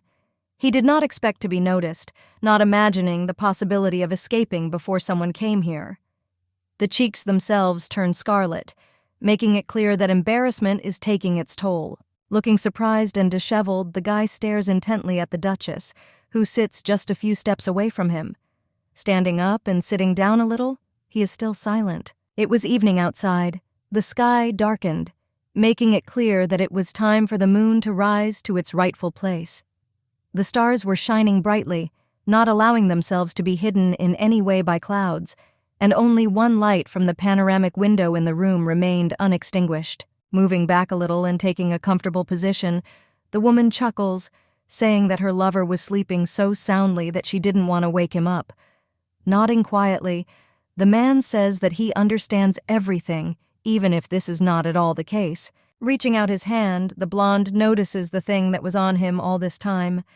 The girl even covered the guy with her cloak, which kept the prince warm all this time despite the fact that the room was already warm in advance. The young man silently looks at the floor, not intending to say anything. You can tell by his facial expression that he is extremely upset, even if he doesn't say everything that's going on in his head.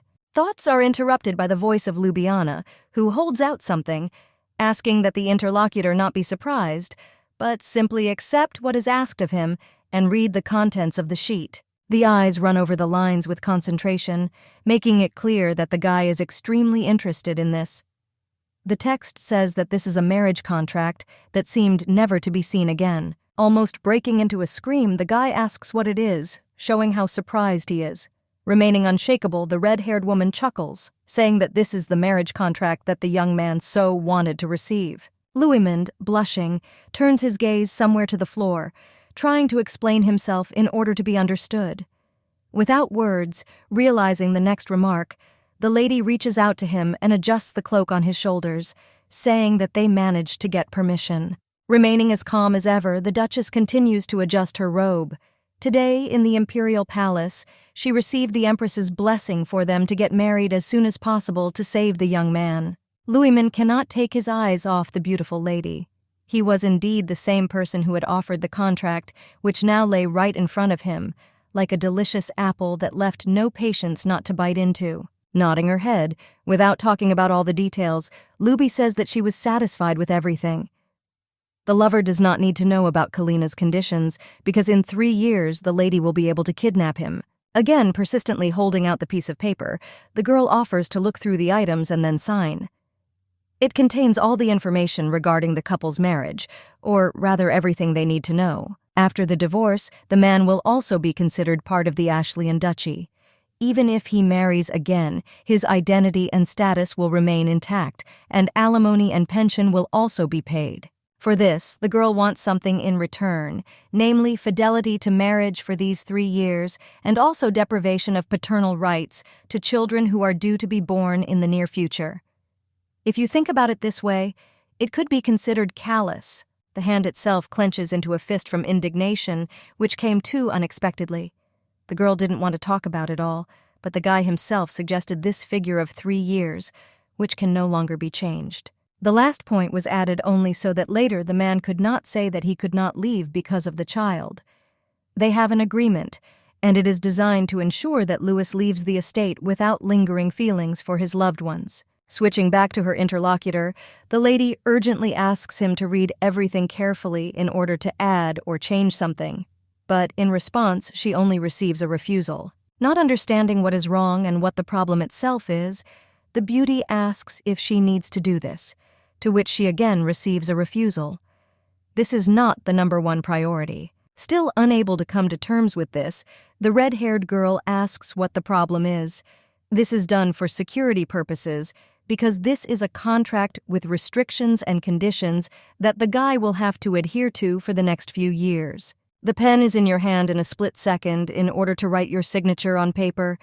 Her ladyship would not allow clauses to be written into the contract that could cause at least some trouble to the future husband. Moving to be as close to the girl as possible, the guy smiles and says that he completely trusts his beloved. There is no reason to ever doubt this. This makes the heroine freeze in shock. She tries not to show her true thoughts, but there is too much going on in her head. The heart beats faster and the breathing quickens, making it clear that the girl is excited. Grabbing the piece of paper, the red-haired girl turns away, agreeing with him, since that's what he says.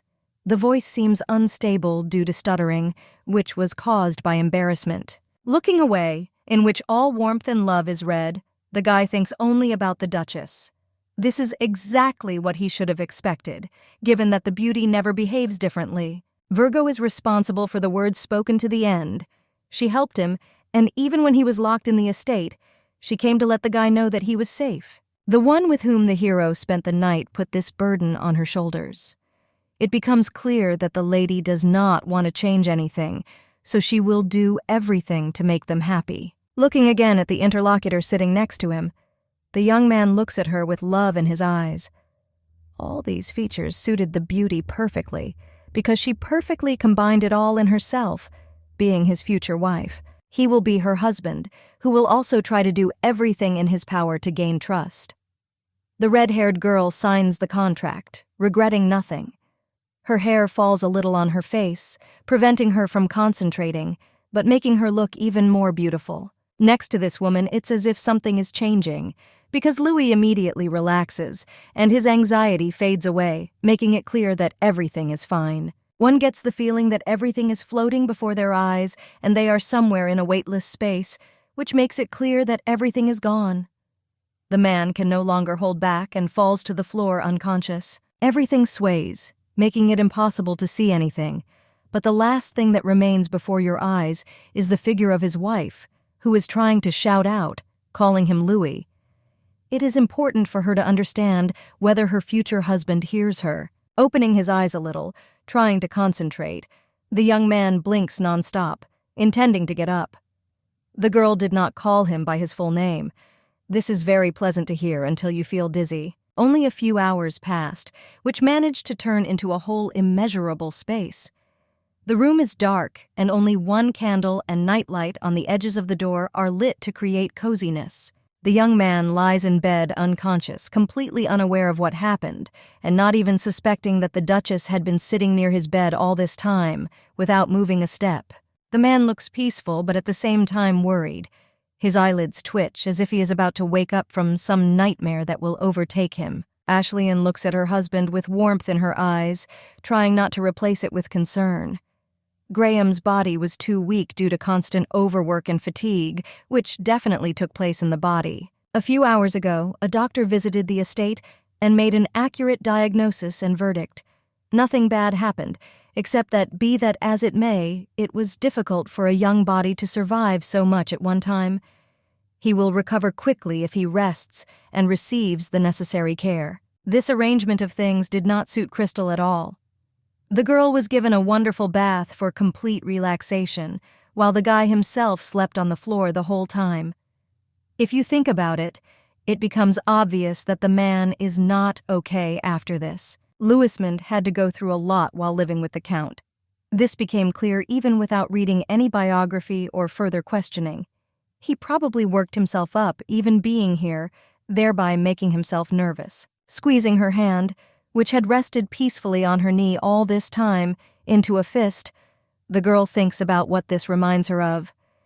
The young man is completely defenseless and behaves appropriately. He'd held on to Luby so desperately back then, just like Cullen had after the king had done something terrible. The baby was scared, so, holding her close, the girl calmed her down, saying that everything would be okay, because her older sister would protect her. Some strange movements from the side of the bed attract attention. It doesn't take much thought to realize that the guy has finally woken up. The doctor said that this would happen much later, thereby driving the beauty into a stupor. Running closer, the Duchess bends over the guy, who seems to be barely breathing. He tries to inhale as much air as possible, starting to wheeze something incomprehensible and not answering questions. My lips were completely dry, which made it extremely difficult to move my mouth. The blonde had never experienced such strange sensations, which were truly completely new and unpleasant. Having uttered his only words, the guy leans back onto the pillow and extends his hand.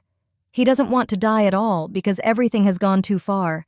He wasn't going to lose his 8th life this way. Quietly calming the hero, Ashley-Ann promises that he will not die.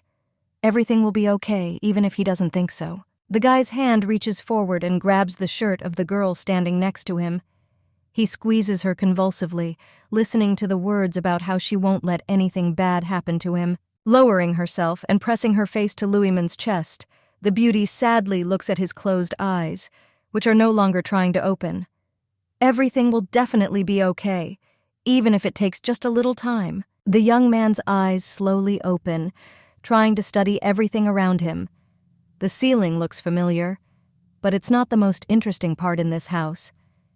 Looking down, the guy notices the Duchess, who is sleeping peacefully, holding her husband's hand. Looking at the clear and distinct facial features that remain relaxed, the hero tries to restore the chain of events in his head.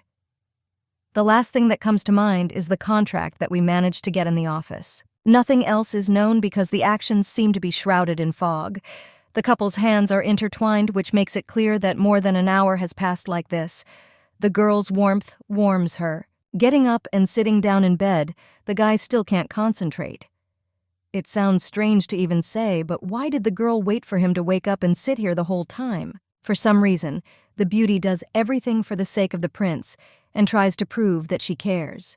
No one has ever done anything like this, which clearly captivates the young man.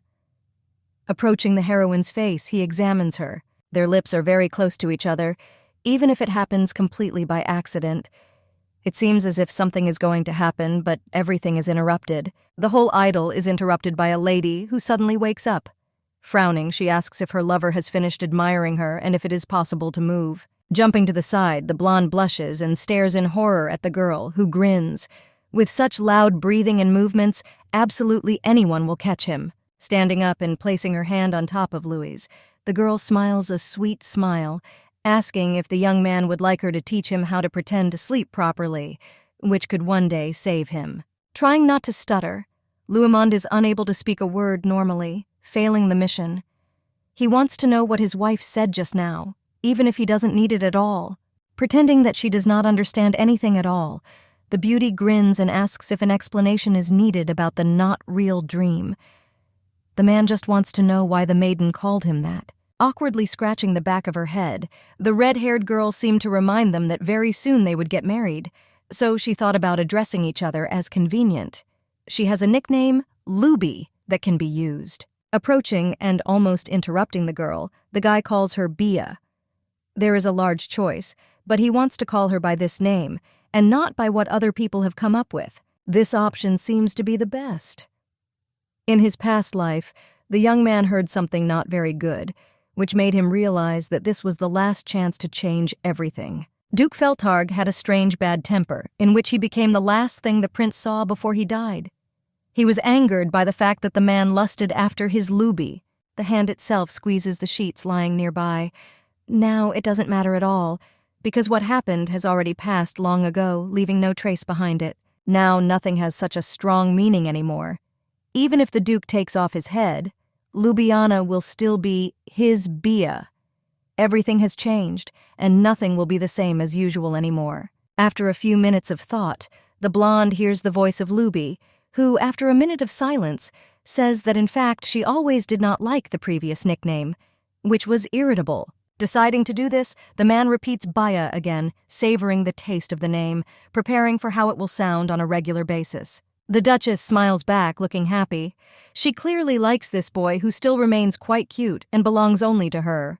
Trying to choose something to say next, the girl giggles, saying that she is surprisingly extremely awkward, even considering the fact that she has never felt this way before. The hand itself reaches towards the interlocutor.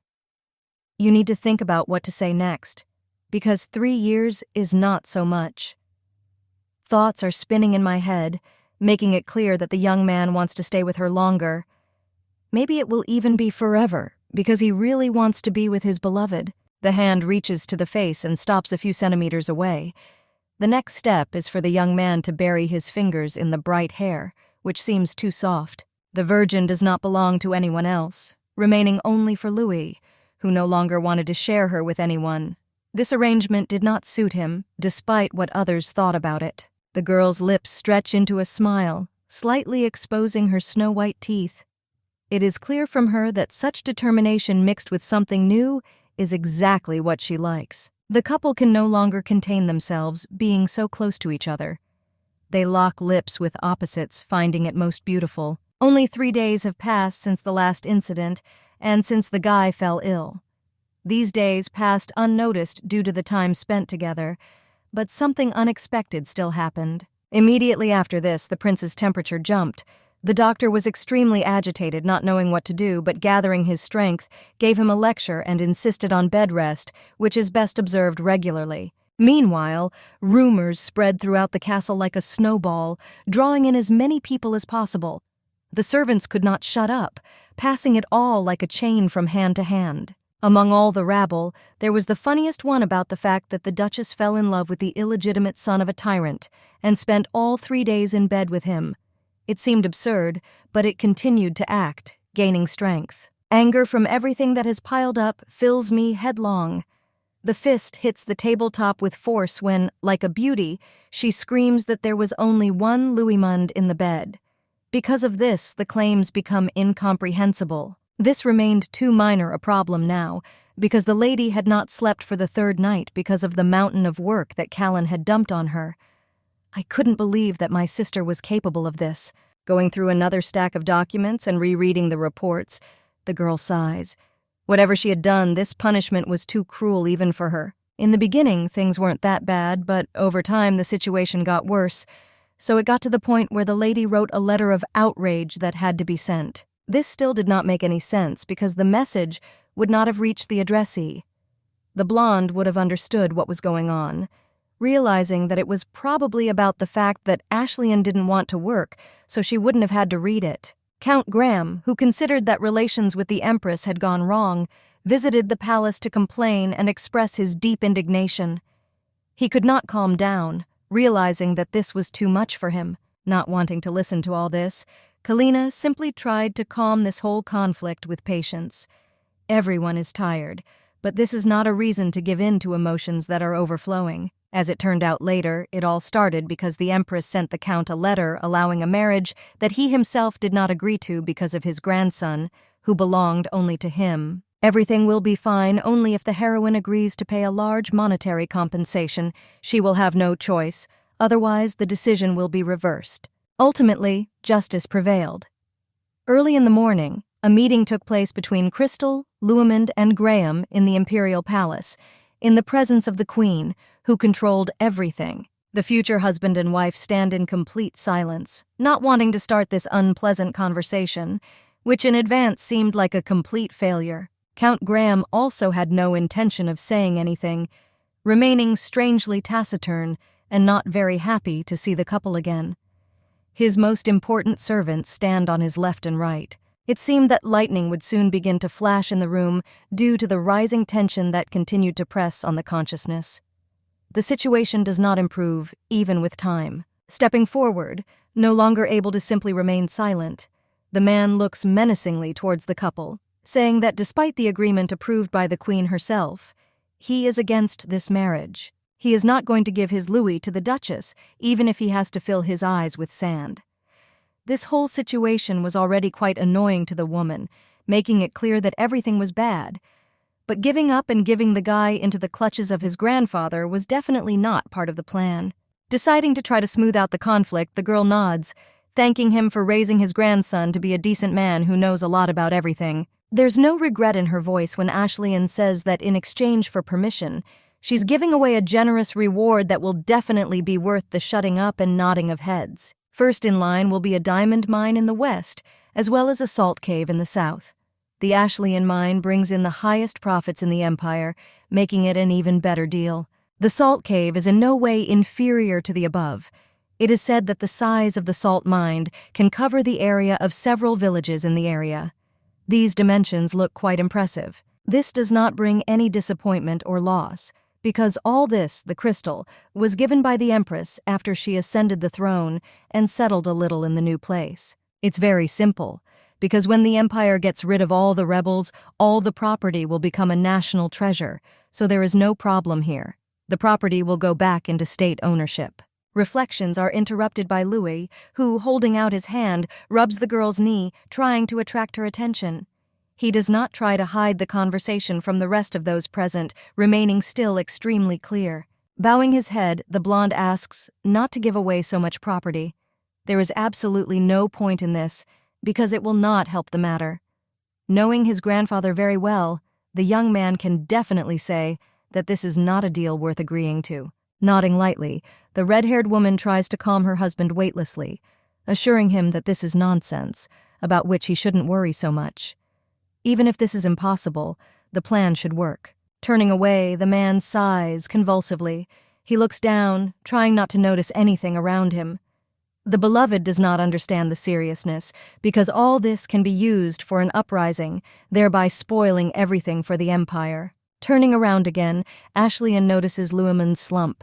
He seems upset that people aren't listening to him when he's talking about something really important. Reaching out, the Duchess takes his hand in her palm and squeezes it tightly, trying to soothe him with her touches.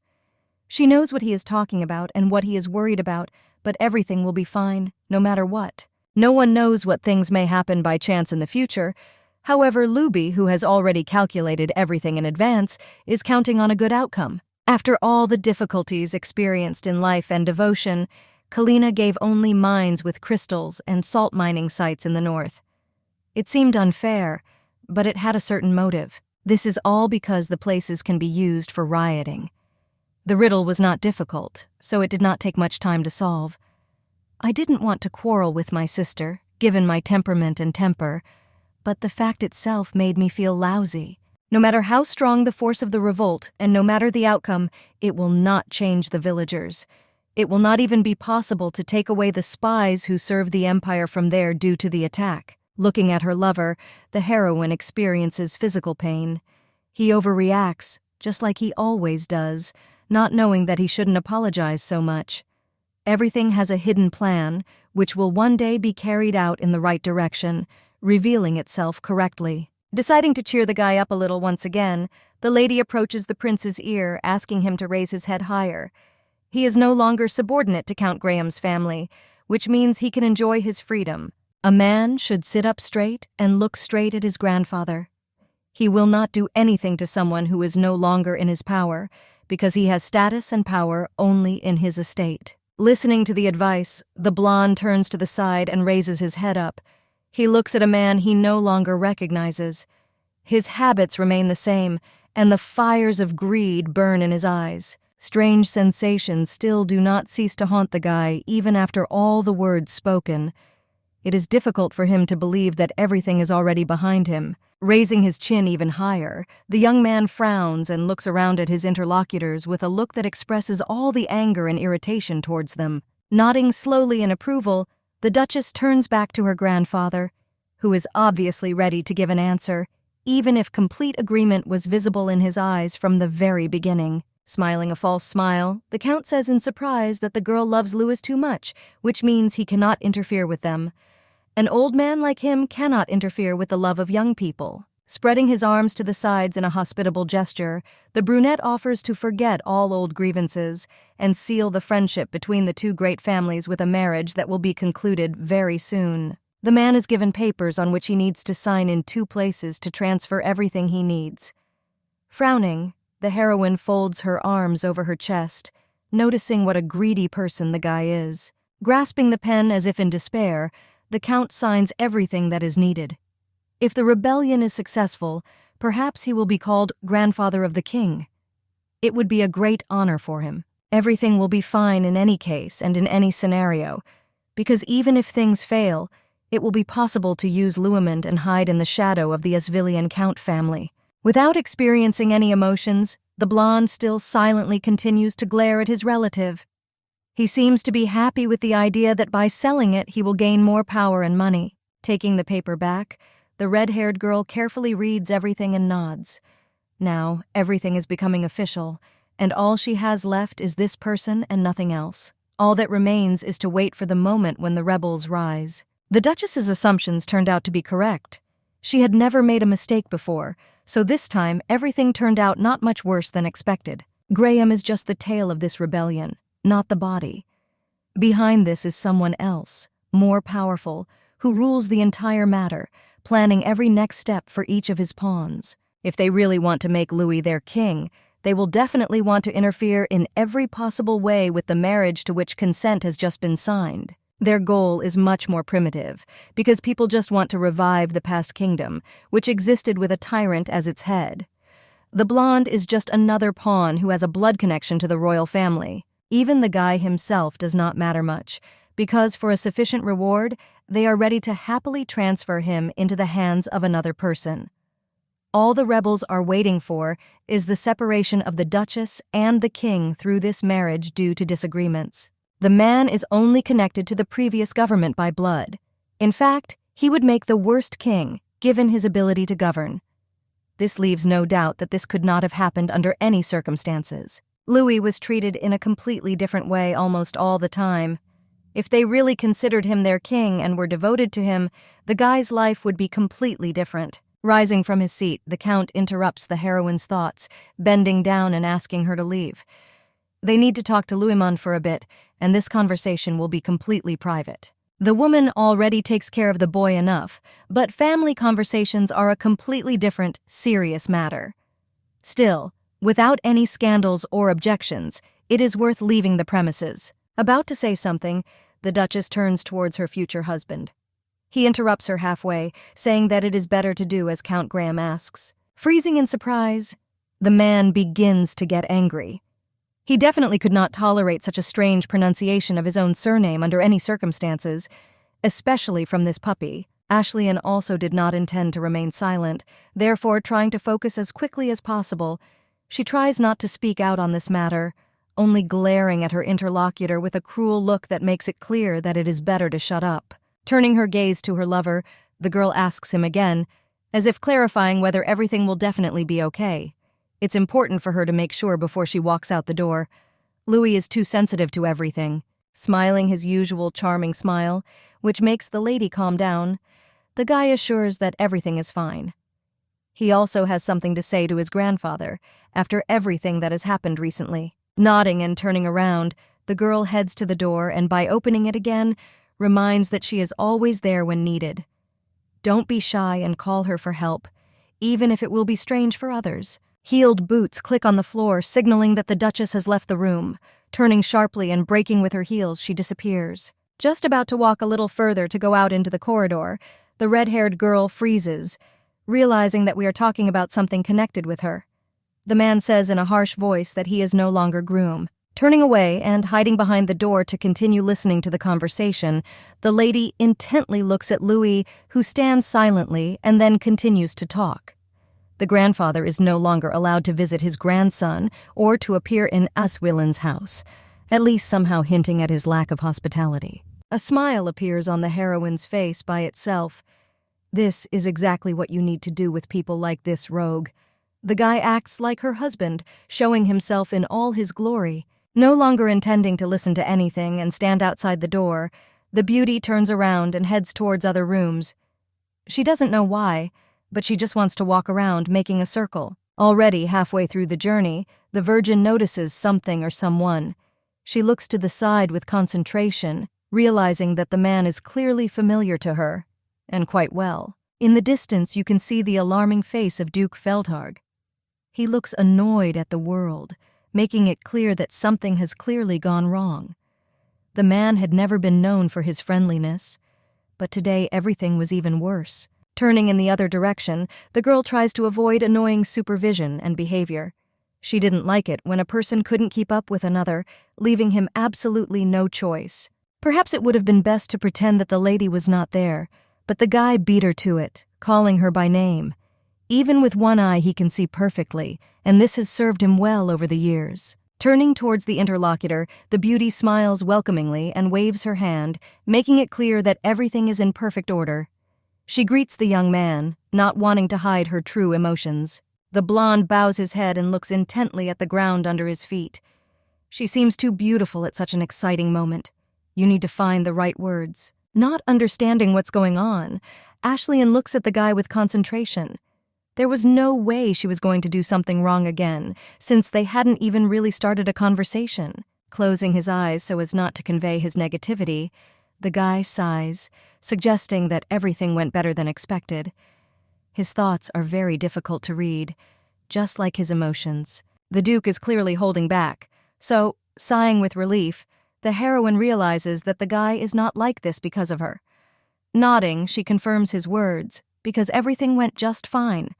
They gave possession of crystal mines and salt mountains, for agreed to the deal. Ashlyan had no choice but to build his pre-prepared plan of actions and words in his head. Surely the young man will say something about a normal person, because of whom he now has to feel sorry. The words don't come, because the blonde clenches his teeth hard instead. He seems too annoyed to say anything other than repeating the same phrase. Apparently, Louis fell deeply in love, since so many jewels came into the possession of the beauty. This remark was perhaps the most unexpected, so Louis's eyes widen. There is a problem somewhere that goes to the very roots. Apparently, Cadric is too sensitive to talk about money, or someone from the lower class has taken possession of this wealth. The hand itself is drawn to the back of the head when, like a man, it tries to calm down. He cannot openly say that the problem lies in the very fact that the heroine is getting married. This accounts for much of the unknown and the scary. Still not understanding anything, Ljubljana gently asks if he needs to decide this for him. Everything would be much easier if she could do this. The girl did not notice the truth even now, leaving no chance. The problem will remain the same as before if it is not solved, and the heroine understands this perfectly. The eyes widen in surprise because the man cannot really formulate his thoughts, going into riddles. Cadric frowns and talks about his words and hints. He promised to always help, and as far as possible, he will do it. However, even with time, nothing will change. Coming closer, the lady looks interestedly into the eyes of her interlocutor. She wonders why this happened and what exactly he is talking about. Going around in circles, the guy still can't get to the point. Now we need to think about something important, because the matter may be connected with Kina. She was always on the Duke's side, even if he did something wrong, because Feltarg was quite a valuable person in the kingdom. With the Empress, everything is simple. She had a goal on which she was completely focused, making it clear that everything was not so simple. She focused on building the Eastern Platinum. Most of the Empire's funds are spent on this every 10 years. The words spoken a few minutes ago could be deciphered as a hidden meaning that should have been conveyed to the girl. Apparently, they wanted to help her with a dam that she herself would never have completed. Many hints that I want to help meant that the Empress successfully ignored all the proposals of the Duke, who most likely was more than persistent, trying to maintain the chain of command. The incomprehensible place referred to the scientist's house, which was recently destroyed. Someone grew up poor refers to the meager-looking officials who came from there and entered the state. Realization like lightning strikes the main character's head. Now everything fell into place even without any additional clues. You will need to talk to Kina about this before it's too late, so as not to miss the chance. The only question remains to be found out. Why did Lena exclude Cadric from her list when turning to the others? Obviously this was unfair. Cadric, Duke of Feltarg, holds the most power of the 3 duchies of the Empire. This was known to everyone in the kingdom from the very beginning. He is deeply involved in government affairs, which are gaining momentum every month. It is also possible that a man has loyal vassals who are always ready to help him. Along with the support of Western territory, he has more and more allies. The Duke's business continues to grow and remains more than successful, considering that he only started it recently. Only a few years have passed since the start. There are even more questions because for some reason Kina pushes the guy away because of such little things that in fact mean absolutely nothing. It would be better to marry him and gain even more power. However, since this has not happened yet, it must be concluded that something unpleasant happened between these two. Asking what Cadric thinks about this, the heroine hopes to hear a prudent answer. Everything turned upside down and lost its meaning due to the fact that she misunderstood everything. The guy, who did not expect such a question, asks again because he did not know that she would be interested in his opinion. Virgo is simply curious, given that his knowledge would definitely be useful for the Empire. The matter cannot be left without detailed details, because the Duchess understands perfectly well that she needs to be confident in order to inform her sister about everything. Then she will decide for herself what to do next. The blonde freezes and looks around nervously. Obviously, they are talking about 2 completely different things, which remain the same mystery for both sides. You need to choose words that will explain clearly. Finally deciding, the man sighs heavily and nods. If the lady is so interested in his opinion and what he would like to tell her, then so be it. There was still no choice, because this happens only once in 100 years. All thoughts, as luck would have it, get confused and prevent you from focusing on what is most important. It is not necessary to pretend for the heroine to think that something is wrong. Coming closer and leaning towards Ashley, the man quietly exhales, saying that he does have a few thoughts on this matter. He is in no hurry at all, and this is one of the most important mistakes. After a few seconds, a white-gloved hand breaks between the bodies, leaving a barrier that prevents the young people from getting any closer. The lady examines the glove with concentration, realizing who exactly it belongs to. The hand pulls his wife along, hiding her from the potential danger that is almost overtaking. Quietly swearing under his breath, Kadrik steps aside, realizing that his plan has failed miserably. He hoped that the Duchess could be persuaded with the help of some important arguments, but obviously this will no longer happen. The red-haired woman does not pay any attention to the strange behavior on the part of her interlocutor. She can only turn towards her lover and look into his eyes in surprise. The blonde stands silently, not daring to say a word. His cheeks were covered with a slight blush, making it clear that he was clearly embarrassed, and his heroism was over, because now he was experiencing mixed feelings. Smiling as if nothing had happened, the beauty asks about the conversation. She didn't think it would end so quickly, so she completely lost track of any time they had. The guy does not intend to tolerate such an attitude towards the woman he loves. Therefore, without answering the question, he carefully pushes her aside with his hand and comes forward. He will have to explain his position, steadfastly enduring everything that is necessary. The Duke grins, knowing that he should start the conversation first. It will be difficult, but not completely impossible, which makes everything much easier. He asks what Graham is doing here. Frowning, the prince clearly does not share such a joyful mood. He looks extremely annoyed, saying that these are his words to Feltarg. The man is clearly crossing the permitted line. They both look at each other, almost shooting lightning bolts. For some reason it seems that this will end very soon, but not in the best way, given the circumstances. Ashley looks at the two with concentration. The husband is absolutely not inferior to Kadrik, even if before he did not do his best to hide this side of his character. Usually the guy looks more like a scared rabbit. Almost starting to scream, the guy says that he always knew that this could happen when surrounded by such a person. Bia must stay away from him, and this is not an easy request. The Duke, who is about to answer something, freezes. He asks again whether he heard correctly what was just said. Bia is a pet name that has not been heard around them before. Not understanding why everything suddenly changed, Kadrik asks about the nickname Luby. He was the one who started it, and all this time he remained the excuse for everyone else to remember to do it. Without even giving the heroine a chance to answer the question on her own, the man steps forward, asking that Feltarg no longer dare call his wife that way. That was a long time ago, so it doesn't matter at all anymore. Anger pours over the edge, completely preventing you from concentrating on the thoughts that pop into your head. A man wants to rush at the upstart who dared to tell him what to do. Instead of a fight, a verbal duel begins, which only gains dangerous momentum over time. Each of them shouts, insisting on their own name for Ashley, who simply watches silently, wondering what she should do next. Unable to bear it any longer, the heroine forcefully grabs Louis and, turning him to the side, leads him to the exit. It was just a misunderstanding, so the best thing to do was just calm down. The man again seems too fragile an exhibit, with a broken heart.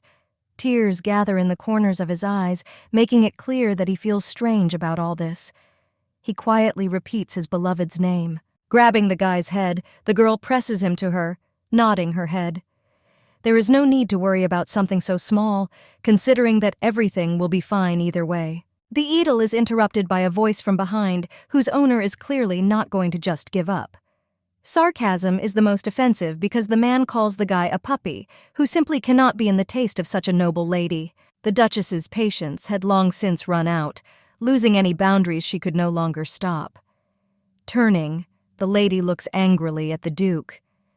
Louismond is her future husband, and not showing respect for him is regarded as something out of the ordinary. Starting to stutter, the interlocutor quietly asks again, unable to believe that he is a future husband. The Empress gave her blessing, and the discussion with Earl Graham had just ended.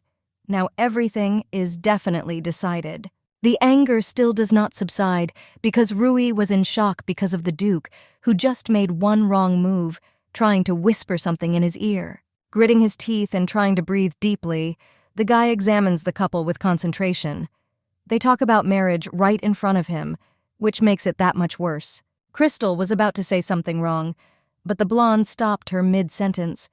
Looking at her with pleading eyes, the guy asks that they finally leave here, leaving everything behind. Without waiting for the answer that was to be given in the next second, the man scoops his wife into his arms, looking quite determined about what he is doing. They simply have to leave there as quickly as possible so that the guy, who still remains a nasty person who bothers everyone around him, is left alone without the right to see the Duchess. A hand in a white glove, belonging to itself, soars into the sky as if responding to the fact that the lady was picked up. The reflex works great, even if it's not always what you need. Grabbing the man's throat, the girl gently squeezes him with her fingers. Not understanding why this happened, both are in slight shock because of this. The blonde was the first to come to his senses, starting to snore and try to say something. He asks to let him go because the air no longer enters his lungs, dragging him with him. Smiling a victorious smile, the Duke rejoices at this. Ashley's reflex has not yet rusted, so any touch to her or her body is considered something extremely dangerous and unpleasant on the part of the enemy. Realization comes very quickly, so the lady freezes, looking at her lover in horror. Of course, she didn't want to hurt anyone, so she tried to control herself and her actions, even if it didn't go very well. Lowering her hand, the girl immediately begins to apologize and examine the guy's neck. She can't believe this happened, but the prince had his share in it too. He raised his wife too abruptly, without thinking at all about the consequences. There was still a need to say something else, but it quickly disappeared as soon as the young man, without saying anything else, moved towards the exit where they were originally going. There will be no goodbye because they are leaving the premises just like that. Now the guy looks more like a jealous dog who, on a walk, did not like another dog who was trying to attract attention. It sounds funny, even for the Duchess herself, but she is sure that it would be so. Realizing that she needs to say at least something to Feldharg as quickly as possible, the lady turns, saying that she is leaving first. Or rather, she is being taken as far as possible from this place. Waving her hand after her, the red-haired girl chuckles. The Virgin invites her friend to the wedding, but since he won't come, she is at least expecting a gift, which, according to the prince, they don't need either. Remaining somewhere in the distance, the Duke shouts the Duchess's full name for the last time. He looks even more irritated after the last remark thrown at him. Only a few weeks have passed since the incident. In the castle, as usual, there was silence everywhere except the main office, in which all the necessary important matters of the kingdom were usually discussed. Kina smiles, saying that she didn't know the man was so interested in the Eastern Dam. Her sister approached her and asked her not to exclude the help of the Duke, so the Queen decided to appoint Feldharg as the general manager of the Eastern Dam. She will also contribute the bill for the construction of the waterway as a donation in Kadrik's name. This all quite irritates a man. He was not prepared for the even greater responsibility placed on his shoulders, because even up to this point he had too many things to do. The hand itself forcefully squeezes the sheet of paper with the contract. A cry is heard throughout the entire castle about how terribly Ljubljana did to His Highness. He never wanted all this, and then in the corridor they seem to talk about completely different things. While in her office, the heroine shifts some documents, signing an official document. Louis silently sits opposite, waiting for his beloved to be distracted and say at least something. Putting everything aside, the red-haired woman smiles, saying that from now on they will begin to actively prepare for the wedding, which should be very soon. It remains to wait for the exact date in order to know what to do. The date will be determined by the Imperial Palace and the Empress herself, who should make a verdict very soon. Until this point, all preparations will take longer than it takes in time, giving the servants time to relax. The head maid will take care of all the preparations, so there is no need to worry about this at all. This is not the first time she has organized some important events, thereby saving the main character. Looking at the document that came first from the pile, Ljubljana reads out the plan, which indicates that the office is located in the western part of the mansion, and the bedroom is in the central one. The eastern part can be used for personal purposes. Louise listens to everything with interest, because behind everything listed is a brief description of the Ashley Duchess that she is. This is for informational purposes only. The man looks around, continuing to listen to everything that is said to him. A familiar feeling appears, which is like a vampire sucking the last strength from the body. Everything begins to swim before his eyes again, signaling that the young man will very soon fall into an unconscious sleep that will be impossible to interrupt. Bia talks too interestingly, given the fact that her voice sounds like velvet. The professor in the House of Scientists was exactly the same. He always told two interesting stories, thereby showing it. Even if Louimon slept for 20 hours last night, he was still drawn to sleep every time, which was impossible to resist. Dozing and thinking about the past is interrupted by a voice that becomes rougher and louder. The girl turns to her lover, asking him to sign the bottom of the piece of paper on the required document. Despite the fact that the man lost years in the House of Scientists, he is not so stupid, so he will not sign documents without knowing their contents.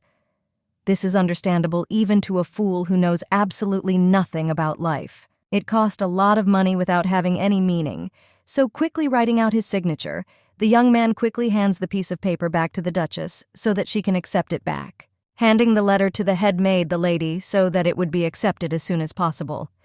The personal budget should be available for Louimon's use in the coming days. This will help him a lot in his own purchases. Freezing, the blonde points his finger to the side, asking if this is really all for him. The amount he had just seen on the sheet was simply enormous. There were a lot of zeros there, making it clear that this would definitely last for a long time. Turning away from the maid, Bia blinks her eyes in surprise. She asks if this is not enough, which does not suit him. If something happens, everything can be adjusted, making the amount larger and more accessible for free use. Calling the missus over again, the girl promises that she will make some adjustments, to which she hears an active protest in the direction of any changes. Words don't work because it becomes too late to say anything. Everything has been decided, so this year the kingdom will allocate the same amount as indicated, and next year they will double it. The man is trying to understand what just happened, because it was quite spontaneous, so he didn't even have time to come to his senses. As the maid approaches, she offers to show Mr. Lewis to his restroom. The woman steps aside and leads the guy to his chambers. Left completely alone, the blonde still mindlessly looks to the side, being in slight confusion. He looks strange after hearing the numbers. It should be regarded as a gift that is not given to everyone. You don't have to be shocked by everything because the best solution would be to take action. This money is a great opportunity for Louimon. Getting up and approaching the table, the young man begins to create some kind of list. With so many funds, he will be able to easily turn all his ideas into reality, giving them life. First on the list is a plan to overthrow Duke Felharg. Realizing that this sounds ridiculous, the hero quickly crosses out the line, not understanding why he is so worried about this man who has done absolutely nothing for this. It would be best to write next a more important point about how to become a good and worthy husband for the Duchess. Buying things that will be popular in the future, as well as supporting nobles who are trying to achieve success, may be a good start. It would also be a good idea to seize the wealth that Cadric had accumulated in previous lives. There are probably millions in his piggy banks that could also be used for the benefit of the people and the future. It is necessary to buy back the diamond mines and the salt mountain, which the woman managed to give to the hero's grandfather. After this, the man promises that he will shine all the rubies of this world to Bia. She really deserves a lot more than what she has now. Only a few days have passed since the incident. Everything goes on as usual, and the wedding moves forward in preparations and remains in excellent condition, despite the fact that on the ill-fated day, a letter arrives saying that the event should take place in 3 weeks. Grabbing her head and beginning to panic, the headmaid begins to shake in horror. This happened despite the fact that they promised to make the deadlines in a month, or better yet, even later. From the very beginning, the Duchess proposed to make everything much simpler. A priest could be called in so they could take vows of concord and exchange rings. If the heroine had a choice, she would have done so, even if the maid had not ordered a wedding dress from the most famous designer of the empire. According to the woman, this was Ashley's dignity, which means everything had to be done as best as possible. Now everything had changed, and the friend looked confused, ready to cry because of the injustice. Perhaps everything would have been easier if the date had been completely different. Walking closer to the sofa, the woman falls to her knees, begging the beauty to ask Her Highness to at least do something about it. The refusal is heard immediately because the Duchess cannot do this. You shouldn't expect anything different, because even if Ljubljana wanted to change something, nothing would work out. The Empress will do everything in defiance to thwart her plans. According to the lady, it was not a real wedding. Dad is just playing family, so you need to complete everything as quickly as possible without any hesitation. Raising a glass of wine, exactly half full, the girl takes a sip. On the one hand, nothing can be done, even if necessary, but on the other hand, you can try. Taking a break from her thoughts, the girl, as if nothing had happened, asks to order more drinks. The maid, almost crying, screams that it is inappropriate to ask for wine at such a moment. Louisman's reaction to the announcement was no less violent. He didn't understand why they were given only 3 weeks, when it usually takes a little longer. They won't be able to prepare a wedding in 3 weeks. The missus, who no longer hoped for support in this matter, grabs a handkerchief and wipes her face with it. At least one person on the estate thought it would be too short a time. Thanks to the prince, the lady carefully wipes the tears from her eyes. The man is completely different from Ashley, who is not at all interested in preparing for the wedding. She remains steadfast, going about her normal activities that interest her. Starting to fuss, the blonde asks about everything, getting to the smallest details. You need to look at what flowers you will need to use to decorate the ceremony, because lilies, as a symbol of family, would be the best choice. He promises that he will provide information on where to buy fresh lilies in bulk. The next request is to renounce the Graham family symbols. The heroine no longer has the strength to just stand quietly and listen to it all. Such details cause great admiration on the part of the Virgin. The woman talks about how much she respects Sir Louismond. You can always rely on a person who knows what he wants and exactly how he is going to do it. In the future, the man will not have an easy time because of Crystal, or rather, her character. Smiling, the guy notes how he always respected Madame Ramones for the ideal management of the mansion. He cannot blame Bia, because he understands that this is not at all interesting for the Duchess. Both laugh, realizing that this is the truth. Ashley has her own specific attitude towards all things in this world, which is very different from the rest of the people around her. Peering around the corner, the red-haired girl smiles. The two seem to have a good relationship, which will be good for their castle's progress. There weren't enough squabbles that would ruin everything. The next day, an even more active phase of preparation for the wedding began. Louismond supervised all the preparations together with the head maid. They sang well, given the fact that they both liked the same options that would definitely suit the main character. First in line were, of course, lilies. They have been discussed more than once, and both organizers agreed that this would be the best choice for a wedding. The man picks up one of the flowers and carefully inhales the pleasant smell. He was able to see many weddings from his 8 lives. The guy even helped at some of them. But this is his first wedding, especially with his loved one. The eyes focus intently on the lily, which sways easily in the wind. Even the smallest details on the list could not be left out, no matter how difficult it was. The hand itself squeezes the flower with force. Thoughts swarm in his head, preventing him from concentrating, but only one thing is known. The young man would like to hold Ljubljana like this at the moment.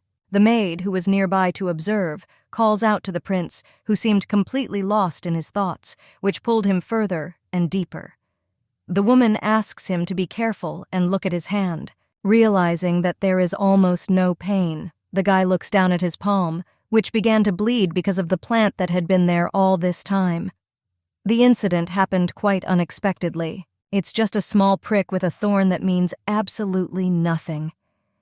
The girl disappears, promising to bring medicine that may be needed, to which she receives only a slight nod in response. Lily falls from her hands to the ground, carrying scarlet splashes with her. It seems that everything is fine, but a strange anxious feeling will remain in the hero's soul, which does not allow him to relax even for a minute. Sitting in the office, the lady is ready to lean back and forget about all her work. Incredible fatigue makes you want to lie down, even if there is not much left to complete now.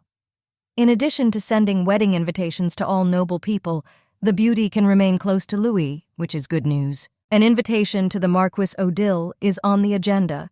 He will probably not come because they have their differences, but above all, his family comes from a family with a good history. You also need to send a letter to Duke Feltarg and the Dominant because they will probably want to be here, even after all the disagreements. The maid, appearing as if out of nowhere, brings an important letter, which was addressed to the Duchess on an urgent basis, which meant that it was not subject to waiting for a response. The girl carefully opens the sheet of paper, fluently reading line by line. The number of attacks in the country is increasing, which greatly worries the commander, despite the fact that everything seems normal. The man asks when Ashlyan will return north. Brigades need the help of a leader to resolve many conflicts and resist many attacks. Sighing, the lady refuses the offer to send a reply letter. This is a really important part, but it's not time to go back north yet. Things will change over time, but for now we need to leave it as it is. Night fell over the kingdom, covering the sky with a dark blanket so that people could fall asleep more easily. There is complete silence, as well as emptiness due to the absence of any living soul in the area. A man in a black cloak jumps from the other side of the palace gate. Ashlyan gets up from the ground, carefully shaking off her clothes from unnecessary dust and earth, which only gets in her way. Carefully pushing back her hood, she looks somewhere into the sky. The clouds covered the stars and the moon, leaving them no chance. Setting out on the road, the beauty heads forward, starting to run, in order to be in time for the place where she is heading today. We need to do everything we need to do before dawn. There are almost no lights visible in the city, because everyone who sleeps turns off the lights in the windows by closing the curtains. Only one house remains alive with lights on all floors, which could be disconcerting if one doesn't know what's inside. A man at a bar takes out 2 empty glasses made of durable material. The screams around are silenced by the pounding and a deep voice trying to attract attention. The owner is up to something, so he offers to place bets that could influence the course of events. The dispute is over who will wear the wedding dress at the Duchess of Ashley's wedding. Some may bet on the illegitimate prince, who is more beautiful than the woman, and others on the Duchess who hung around with the King of Beasts in the north. Each jar must be filled with pros and cons. A second later, one of the containers was filled with coins to the very top. The brunette stares in surprise, not understanding why everyone bet on Louismond. Under such circumstances, it is impossible to start an argument, because you need at least someone to counterbalance. Picking up the pita with beer, the beauty brings it to her lips and takes a sip. These players sometimes completely go beyond any limits of what is permitted, without thinking about the consequences of the game, which at any moment may not turn out in the best way. The bartender, noticing the heroine to the side, sitting in the very corner, hastily approaches her, hoping that this is his last chance. He cocks his head to the side, asking if the man would like to place a bet. Pulling the empty mug to the heroine's cheek, the man continues to advertise his bets, because if the Duchess bets money now, she can win 100 times more. This sounds like a good option, but is it true? The brunette understands that nothing bad will happen and invites the girl to bet everything, because if the guest wins, he will sell this place and pay 100 times more. Crystal cannot wear a dress under any circumstances. A young man in a dark cloak appears behind Ljubljana as if out of nowhere. Smiling, he asks if the owner is confident in his words because a lie can be severely punished. The person offering the bets is already quite tired of eternal work, so such ignorance is regarded as something extremely terrible and unpleasant.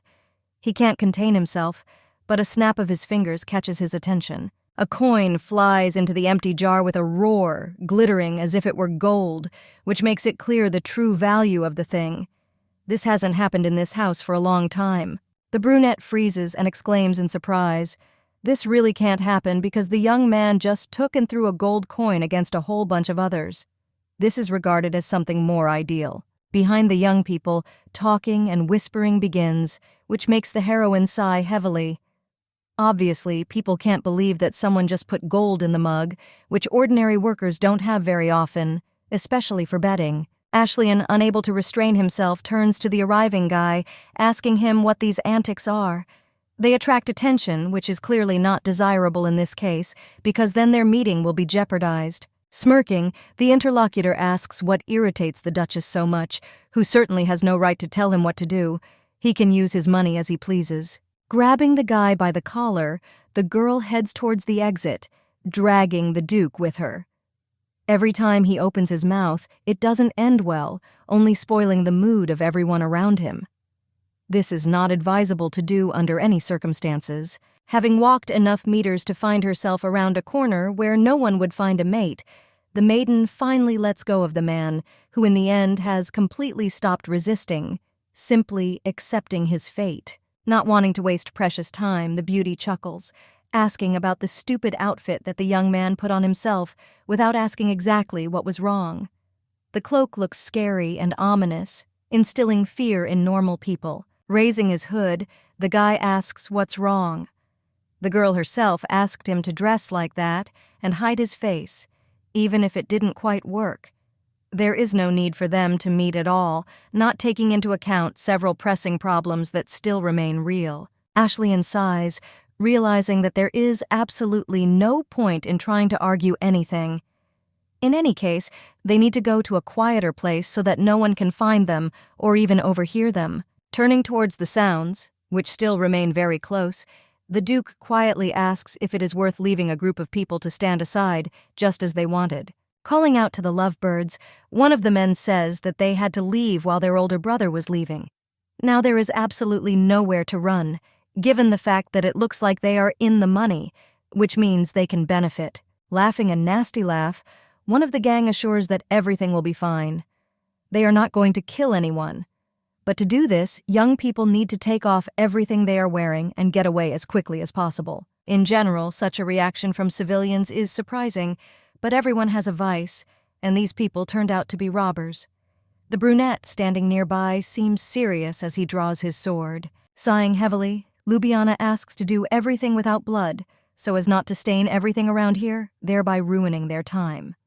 There are still unresolved issues with them that should be checked and discussed as soon as possible. Freezing, the man turns towards the interlocutor, asking why he cannot use a weapon. It seems as if there is nothing in this that could in any way spoil the meeting. The guy is like a puppy who doesn't understand what's wrong. It's strange to hear the question of why they can't randomly kill people. We must thank Kina for connecting this man with the Imperial Palace. By choosing the right expression for refusal, the beauty says that she is going to get married. She can't let her family life be ruined before it even begins because of a few drunk people who decide to attack them. Not understanding what is happening, the men raise their eyebrows, trying to ask why they need all this. At first glance, it seems that the couple is simply playing, despite the fact that they should not be bored. No longer willing to wait for the rich to agree to the deal, one of the group takes out a blade, shouting that they will take everything off themselves. The choice was given, but since it was not accepted, it cannot be something right. Not paying attention to what is happening, the lady slowly raises her head, looking at the starry sky. It is simply beautiful in its dark colors, which the main character clearly likes. Remaining calm, the lady closes her eyes. There is absolutely no need to capture such a dirty spectacle as what is now happening behind her. There has been more than enough of this in Ashleigh's life, so now it's time to just rest. Everything went smoothly and quite quickly. Smiling a little at the corner of her mouth, the lady nods in encouragement, saying that the guy really did a great job, no matter what. Ljubljana throws his sword over his shoulder, smiling back. He thanks for being praised, getting up from the bodies that lie almost motionless after the altercation that happened between them. Bowing in a respectful gesture, the man thanks for the compliment. He is always ready to carry out any order, even if he and the Duchess remain on equal terms. Lowering himself to straighten his clothes, the guy throws off his hood, which all this time carefully hid his face from the whole world around him. Light strands fall on the forehead, slightly covering the eyes. The brunette has known the heroine for a long time because she is none other than Ljubljana. She called him for her own purposes, but the Duke gladly agreed, rather because of his excellent character, which has always been like that. Smiling again and closing his eyes, the young man asks what happened. He always tries to find out as much information as possible, especially when they are looking at him almost point blank. Dominant. The youngest among the dukes supporting the empire at such a time. Despite his age, his abilities are unimaginably strong, because he is the best knight in the entire empire, without exception. Many people only envy him for his skill with a sword. Throwing his hands behind his head, the brunette leans back, asking his sister to put on a wedding dress so that the man can earn extra money on the bet that will win.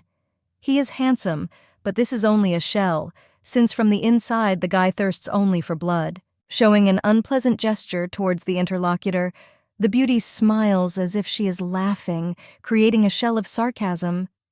Even if she had to wear a dress, it would definitely not be for Lou Dante. Nodding his head, the knight says that he came here for a reason.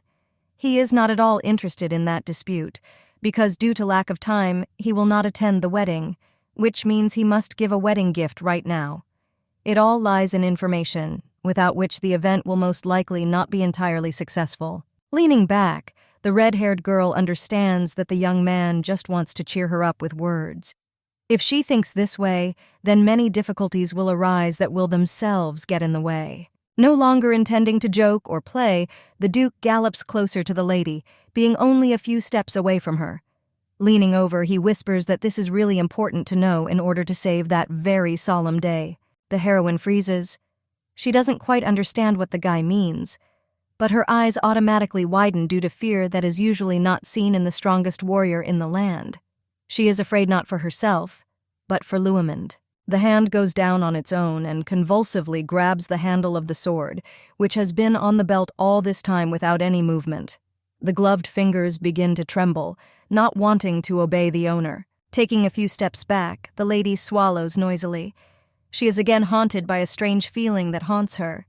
It feels as if someone has put the tip of a sword at your throat in order to inflict harm after the right moment. As soon as a man approaches, a feeling always arises that has a bad effect on the thoughts and state of the heroine.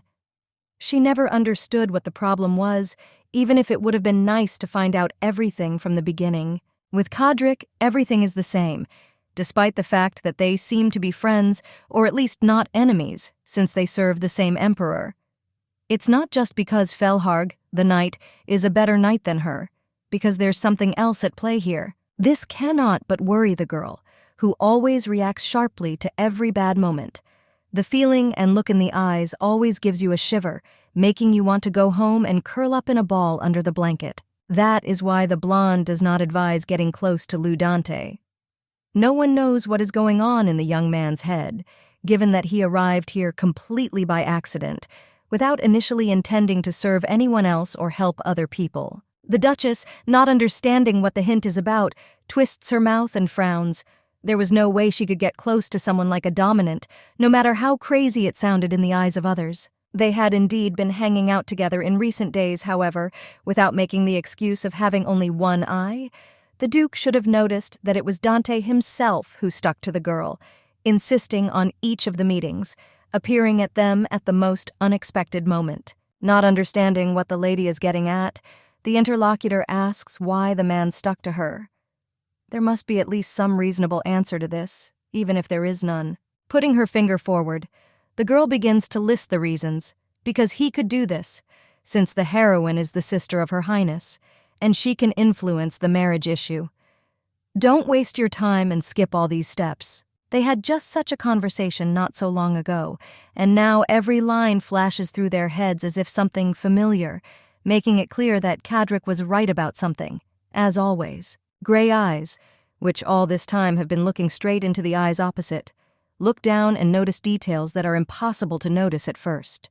The hand still forcefully squeezes the hilt of the sword, which remains in the sheath, since this is just fear. In fact, the girl is not in danger, but she needs to be able to fight back at the right moment in order to save herself. Raising his head again, Lou Dante smiles.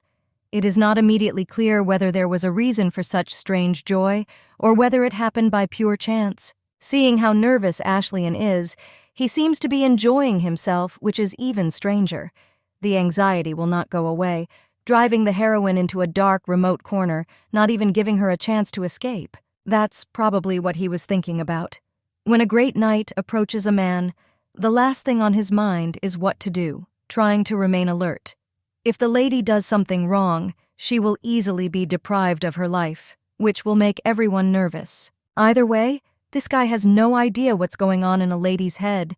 He is not going to do anything to the Empress's sister, no matter how cruel he is. Leaning closer to be right next to Ljubljana's ear, The brunette quietly says that the rebels are targeting her wedding. They have some kind of plan that is unknown to anyone except them. I can't believe this is true because everything seemed to be going well. They are going to take Luomon, and before that they are going to destroy the event so that it will be easier to do it in a full house. There is no need to worry so much, because this will not be just the wedding of the Duchess of Ashley.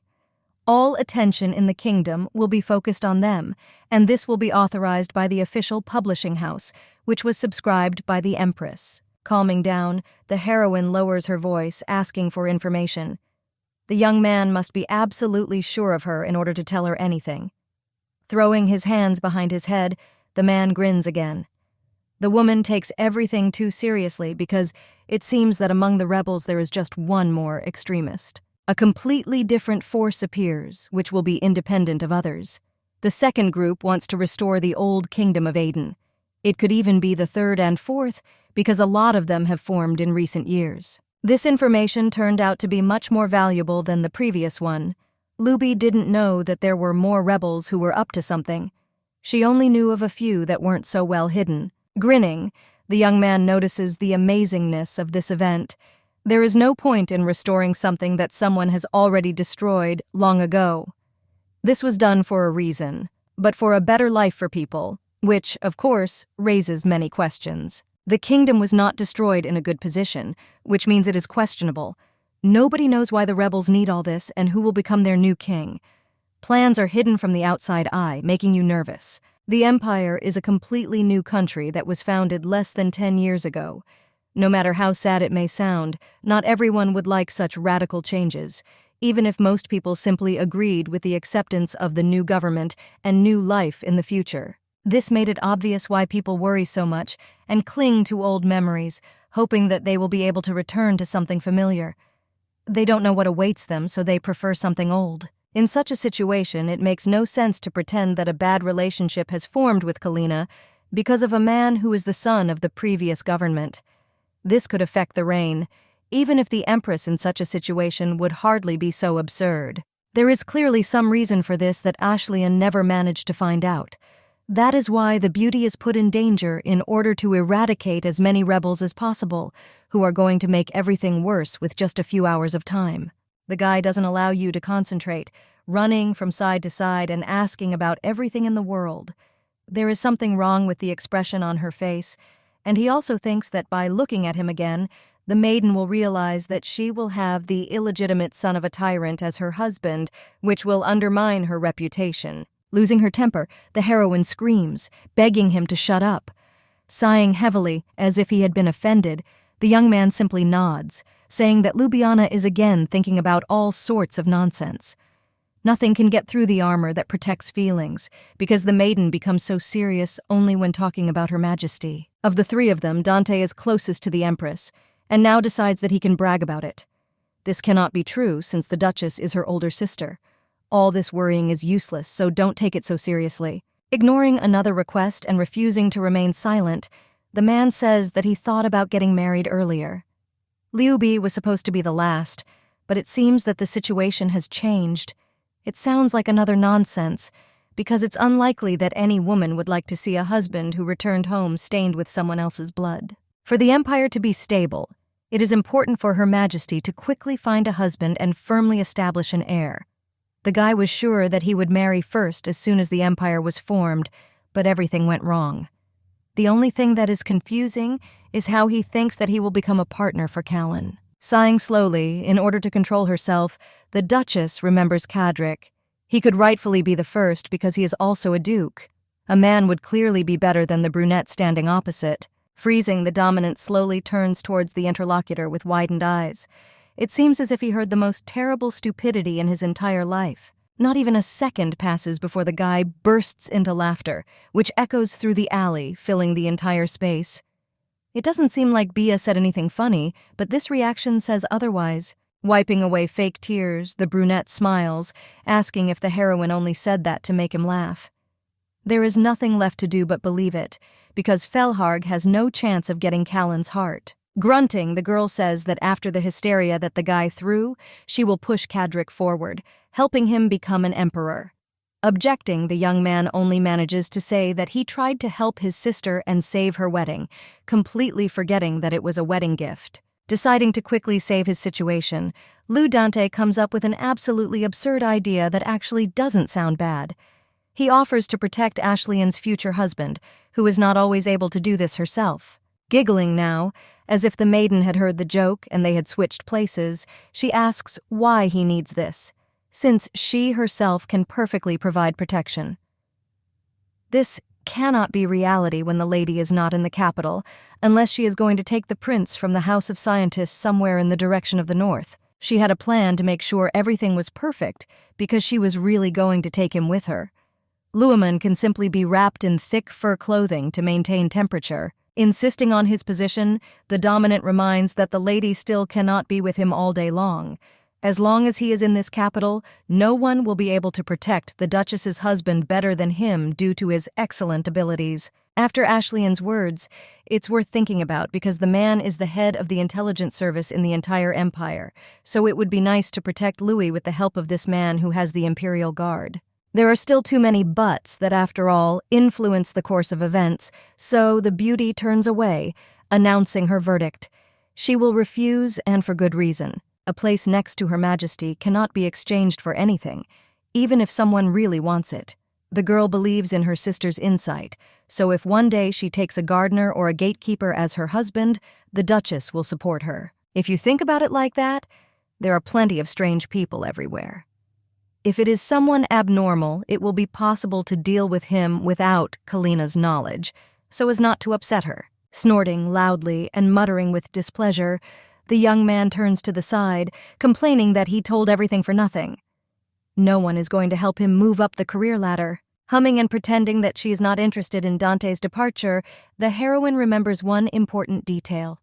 We need to find out if the Empress is aware of what will happen at the upcoming wedding. Turning half a turn, the guy smiles. They are close sisters, so they have to deal with this on their own, without any outside help. After the last words, the young man simply heads towards the exit from the dark alley.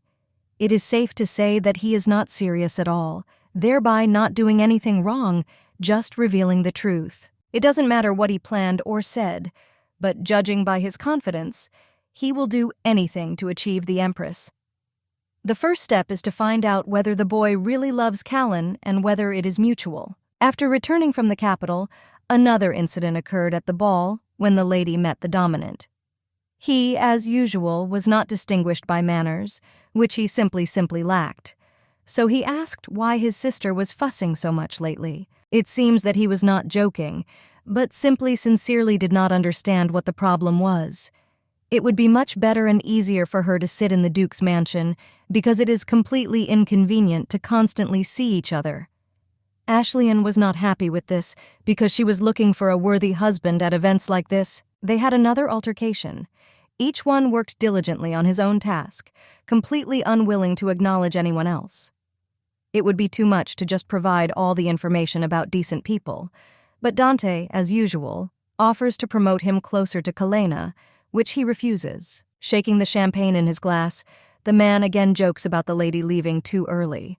It will be very difficult for her, because it is because of him that Ljubljana's standards have been raised, so finding a worthy man will not be easy. Smiling, as if nothing had happened, the guy promises that if something goes wrong, you can always turn to him for help. Sentences can be interpreted in different ways. Stopping and turning back, the red-haired girl asks in surprise. Just a minute ago, the man wanted no one but Lena, but now it seems he is offering help in finding a husband in the form of himself. Raising the glass to his mouth, where the smile fades, the brunette quips, saying that as soon as the Duchess becomes Empress, he will be happy to help with this issue. The young man would not like it if he did not receive the best, since he himself is wonderful. His partner should also be the best in everything. This is not the case for Ljubljana, who remains a minor character in the book. Raising his glass again to examine the beautiful whitish color of the drink, Lou Dante continues to list the virtues that a future bride should have. The list seems endless. Through the transparent liquid, the young man notices the Empress, who is sitting on the throne. She was and is the very goal. An excellent match for him. He should definitely be in the best place. The Duchess will never be able to become like her sister because she is too lazy. He is not interested in what will happen next, but if the lady decides to go to an audience with Her Majesty, it would be nice for him to be praised properly, and even better if the maiden said all sorts of things about Cadric, reducing his chances. The morning of the next day turned out to be surprisingly warm, taking with it the previous cold of the night, which had long passed. The castle, as usual, shines awaiting the arrival of the mistress. Quietly entering the hall, the girl begins to carefully look around, as if someone could catch her hand, preventing her from quietly going to her room, because she had been gone the whole night. It all didn't start as planned, because Romance appeared on the stairs, adjusting her glasses and asking where the lady went, doing it in secret from everyone, not wanting to warn anyone. Trying to find the right words to lie skillfully and plausibly, the beauty straightens her hair, saying that she woke up early, so she decided to take a walk. Today is the dress fitting, so the Duchess has no right to run away somewhere. This thing completely flew out of the heroine's head. She had already planned her day, thereby forgetting the fitting date, which Louis and the head maid had independently appointed. Squinting, the girl asks if she needs to wear a dress at this wedding, thereby throwing everyone around into a stupor that seems to have made Madame Romance speechless, at least for a few minutes. The servants behind begin to whisper triumphantly because they knew this would happen. 2 of them bet their 3-month salary on this, and another even bet all their savings on this, being confident of victory. The maid, indignant, raises her voice at them, driving them out of the room. They dare not leave comments or say anything at all while talking to Ljubljana, who is extremely difficult to tame. Hiding her eyes, the woman asks the reason why the lady does not want to try on the dress. This cannot be because of the strange rumors that are spreading on the streets in anticipation of the upcoming wedding. Smiling, the girl nods ambiguously. No one knows what's going on in her head, in fact, just like no one knows what her next actions will be. The skirmish is stopped by a man's voice heard from somewhere above. Down a few steps, Louis asks if his lover slept well last night. Immediately turning to the side, the girl smiles, saying that she slept quite a bit, but it was still good and quite enough. All that remains is to ask a response question for politeness. Rubbing his eyes, the man answers sleepily, and the answer is quite pleasing because he also slept well no matter what. He spent almost the entire night alone and didn't notice it. While going down the stairs, the guy almost falls several times, and when he finds himself at the foot, he begins to yawn with a vengeance. Something tells me that the words are not true, because he looks too sleepy. We can only speculate, because the lady did not sleep next to him and could not control how he slept. She had urgent matters that could not be put off, so before going to bed, Bia expressed a desire to sleep separately and instead went to meet Lou Dante, which was a mistake. Breakfast, as usual, is quite ordinary. Each of those sitting at the table is in complete silence, as if thinking about what they should do next. Louis seems more silent than usual. Clearing his throat, the man decides to start a conversation. He asks about the most important matter that was urgent yesterday. He was very worried about his wife because she returned late, which meant she needed a good night's sleep. Trying to reason with the woman, Louis reminds her that he is in a deep sleep, so if someone comes in and lies next to him, he will not notice anything at all. This is said just in case, so that no one forgets about it. The best solution now is to try not to be caught in a lie.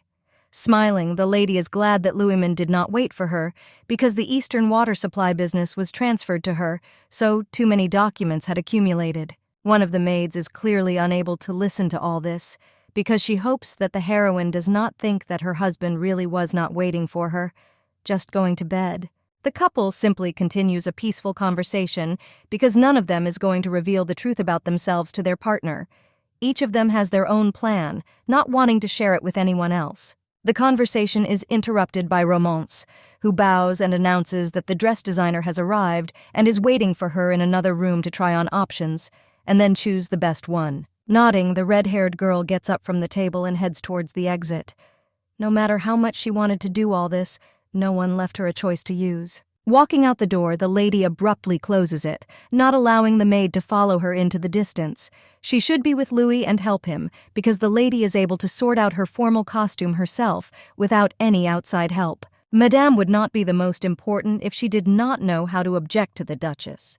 She tries to explain that Louisman is able to deal with all the preparations himself, while the gentlemen need the woman much more than anyone else. It seems to the heroine that nothing can break through because all the facts remain on her side. If the groom sees the bride in her wedding attire, the marriage will be unhappy. You always need to keep your eyes open and try with all your might to preserve the upcoming hustle and bustle. According to the Duchess, Miss Lemons is too close to Louis, so she definitely needs to be on her guard. Not knowing what could happen, the girl lived in fear almost constantly, without any rest. Madame Romance twists her face in surprise. She had not heard such nonsense for a long time, realizing that this was an obvious excuse for leaving her with her future husband and retiring in splendid isolation. Shouting that everything will go well, Ljubljana slams the door right in front of the maid. She said everything she thought was necessary, which means it's time to go into the sunset. Walking into another room, the red-haired girl looks around, thinking about what should be done first in order to leave preparations as quickly as possible and take care of other more important matters. Oddly enough, the girl was stupefied by the fact that there was absolutely no one with her who was supposed to help her choose a decent outfit and try it on. The room is completely empty, leaving the lady in complete silence. It seems that there are a million different dresses in white shades that beckon with their beauty, inviting you to try them at least by touch to understand the pleasant texture. Strange feelings of their own accrue somewhere in the chest. The brunette turns her head from side to side, hoping that very soon she will see at least someone to ask her questions. Turning towards the exit, the lady is about to leave, but suddenly she hears light sobs, which make it clear that there is still someone here. 3 girls are sitting in the corner, huddled close to each other, trying to calm down so as not to cry more than before. They are shaking as if someone has scared them. Noticing the gaze, one of them quietly asks what will happen to them. They will do whatever the lady wants just to stay alive. The Duchess smiles, nodding her head. She had an interesting idea for them. One of the ladies shouts that Luby can tear as many dresses as she wants, except for her body. Not wanting to cause any more panic to the poor girls, the beauty with open arms offers to start trying on clothes for the wedding. She came here precisely for this, but such simple information makes the maids scream in surprise even more than ever. To them, it sounds more like absurdity. Sighing quietly, the Duchess only understands that this will take much longer than expected. There are terrible rumors about her that make others afraid of her and react properly, thereby ruining everything. The maid takes a handkerchief from her pocket, wiping her eyes and nose. She looks the most upset about what happened. She just needs to try to calm down. Only a few minutes passed, during which it was possible to understand that everything was not as bad as it seemed at first glance. The nose remains red, a reminder of what happened. The gaze switches to the Duchess sitting opposite the woman. She does not look as scary and terrifying as the rumors that spread throughout the palace day after day say. Coming closer, the beauty tries to tell herself to calm down and not cry again, because you need to show at least some respect for Her Majesty, no matter how difficult it may be. Smiling, the heroine almost stutters out the usual phrase about the weather. According to her, she is unusually good today. Nerves remind you when the lady turns towards the window. Today it is raining, during which there is thunder and lightning, slowing things down. This makes it clear that the maid has failed miserably. The red-haired woman smiles easily, trying to make her interlocutor relax. She doesn't want the servants to be afraid to even speak in her presence. A sweet remark turns into words full of sarcasm. Bia didn't know that the lady liked such cloudy weather. Usually everyone around me likes sunshine, which is the complete opposite. Crossing her legs, the lady chuckles because in such weather all clothes usually get wet, which makes a person nervous and angry with himself, as well as with everyone around him. Looking boredly out the window, the maiden sighs, because she thought that tailors didn't like this.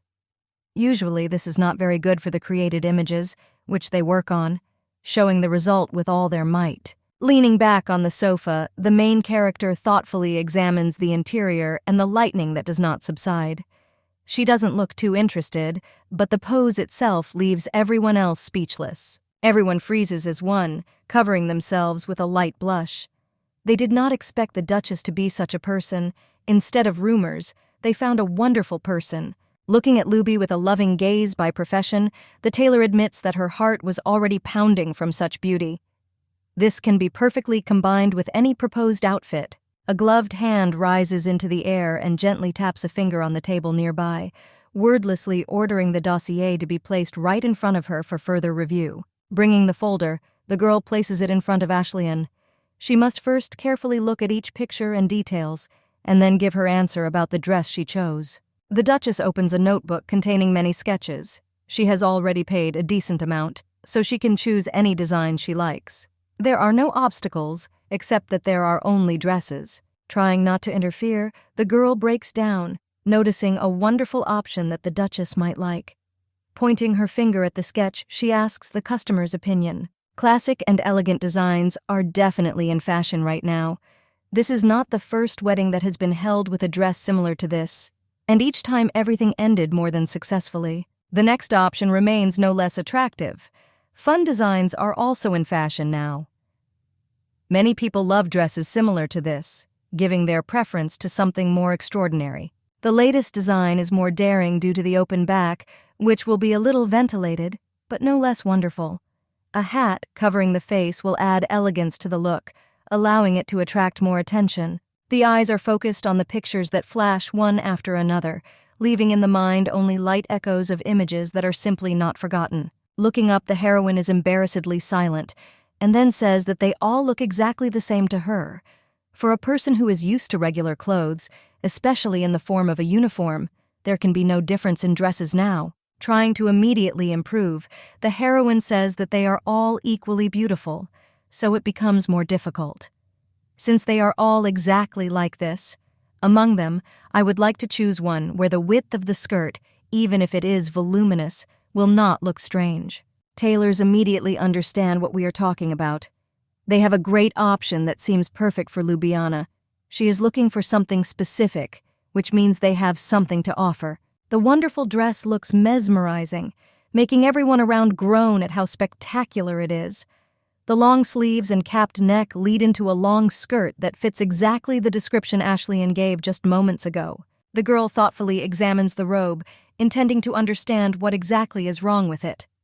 There is nothing to complain about here, especially since after a million options, it looks the most adequate. The tailors standing in the background begin to exclaim in surprise, admiring their own work, which sounds extremely cute. Nodding, the lady turns towards the maid, asking if it is possible to inflate the skirt more so that it becomes exactly what is needed. The woman nods, asking about the volume that should be. Without wasting a minute, already knowing approximately what exactly she needs, the beauty extends her finger and points to one of the sketches on the pages. The Duchess turned out to have a lot of wishes, which was completely unexpected. She would like the girls to use cinches, otherwise the dress will look too bulky, and also leave the skirt without layers. The crinoline will not be used, so you need to think about this a few more times. Looking at the necessary images, the Virgin plunges into the processing process with complete confidence. Not wanting to distract anyone, Ljubljana still quietly asks if it really won't be difficult to do, to which she receives an immediate answer. Smiling, the brunette nods, saying that they will succeed. While running a pencil over the paper, the woman remembers one method that most likely will not please the noble lady. To inflate the skirt, commoners use plain paper, which has become cheaper recently. The effect lasts only half a day, but the dress is very light. A smile instantly lights up the heroine's face. She nods, agreeing with this proposal. This doesn't seem like a bad option, so you might as well just go with it. Taking the notebook back into her hands, the girl adds some sketches that can be added. It won't be difficult, but no one understands why something like this needs to be done. Finishing with the edits, Ljubljana asks that the dress be kept a secret from Mrs. Lemons. If the bride is seen before the ceremony, the marriage will not be happy, which remains a strong argument. Sighing, the heroine prepares to hear another ton of reproaches that can pour in at any second, as was the case with Madame Ramon's. This is a definite threat.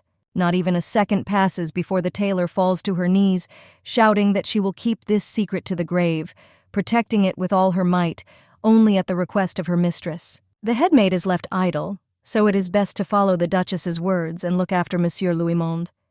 Entering the room, she asks if he is okay. A man, dressed in a beautiful white suit, adjusts his cuffs, nodding in agreement, because everything is really fine. He needs to choose the exact design that will fit just perfectly. Fortunately, the guy has been living for the 8th time, so he knows exactly what he needs. Throughout his life, he dressed in too many outfits, each time roughly figuring out what suited him. Taking a break from the preparations, the blonde asks about how Bia's fitting is going. He hadn't seen her for several hours since breakfast, so he decided to make sure. The mistress said that she would do everything herself, but you can understand from Riemann's face that she is worried about Bia. She examines the interior, trying not to show it, no matter how difficult it is. Looking down, the future husband thinks about how he can resolve this situation. It would be nice to do everything to help the maid, but Ljubljana would never let anyone in on her affairs. Distracting the man from his thoughts, the woman reminds him that the doctor has arrived. He promised to monitor the blonde's health, helping him get back on his feet. Going to the reception room, the young man sits down opposite the doctor, extending his hand to him to check his pulse, which should be normal. Smiling, the doctor nods happily, saying that the interlocutor is completely healthy. There is no longer any need to worry so much that something will go wrong right before the wedding. The blonde man thanks the man for the job done. He was worried that the illness would last much longer, frustrating their plans, but everything turned out as well as possible. Getting up from his seat, the doctor is about to leave the estate, however, remembering some important matter. He begins to rummage through his briefcase in search of some kind of medicine. In his hand is a jar filled with pink pills. They had to help the man in order to feel more confident without any problems that might arise. Ever since the doctor learned that Ljubljana would become the husband of the Duchess of Ashley, he intended to convey this. He still couldn't get around to it due to lack of time, which finally appeared freely. He felt incredibly sorry for the young man because he fainted from exhaustion of male energy. Trying to argue something, Louis intends to return the pills back, but the doctor disappears behind the door with the speed of a comet, wishing the prince to be healthy and strong. Sighing quietly, the blonde nervously straightens his hair. The doctor mistakenly accepted his point of view, which had no meaning. In his 8 lives, the guy had never needed such memory medicine. Realizing that this is useless, the man hands the jar to the servant, who happily nods his head, agreeing to accept the gift. He doesn't need it, so he needs to get rid of it as soon as possible. If a guy intends to have children, he needs to watch what goes into his body. He should have 2 children in 3 years. It is advisable to start preparing in advance, which means the first attempt will take place very soon. Children are the cutest creatures in Louis's eyes. Their first child should be a girl, similar to Baya in character and beauty. We can only hope that the baby will have red hair and a beautiful eye color that will impress everyone around her. The guy is sure that his daughter will be as beautiful as her mother. The decision remains with the man, so he will not be able to part with the child for a moment, not wanting to let her go from his arms. Typically, aristocrats have a nanny do this, but as a father, Louis wants to do it himself. Nothing will matter, because finally the guy will have a family. The family will be real and sincere, different from those who use the prince only as a tool for power, not wanting to have anything to do with him in the future. Happiness will make a man complete, because he never even dreamed of such things in past lives. It would be wonderful, but even such a family will have its time. The marriage contract could not be terminated, so all that remains is to follow the book, which describes a similar situation. This novel describes in too much detail everything that needs to be done, which makes the young man believe in his abilities. First, you need to show your good side, helping others to believe how wonderful a man is. Perhaps if everything goes well, like clockwork, Bia will be able to melt the ice in her heart and fall in love with her husband, break the contract, which clearly states the period of 3 years, which will soon begin to count down. Lowering his head into his hands, the guy looks thoughtfully at the cover of the novel. He wants to see Bia, but no one knows if the woman is busy.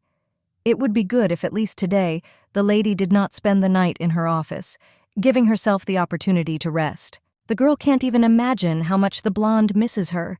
Without her, he feels lonely and cold in the bedroom, which is intended for the 2 of them. The most important thing that all brides with handsome and available grooms need to do is to ensure safety from other girls. No one can resist the beautiful shell that Louis will have forever. It was for this reason that the Duchess arrived at the imperial palace, which, as usual, was overwhelmed with pressing issues and matters that needed to be sorted out. Walking inside, Ljubljana heads forward, straight down the corridor. She is not sure of her words, but it seems that this is where Louis's mistress works. A middle-aged woman jumps out of one of the offices located in this room. She blinks her eyes in surprise, not believing that Ashley has already arrived at the estate. The Minister of the Interior leans against the wall, almost sliding down it. She has too much to do with preparing a project in the East. This became known not long ago, so the woman asks to save her by allowing her to resign. Smiling, the red-haired woman says that Her Majesty promises a good pension, which, of course, makes the worker jump up and quickly run away. Not all words should be taken exactly as they are. The woman takes the Duchess inside one of the rooms in which the conversation is to take place.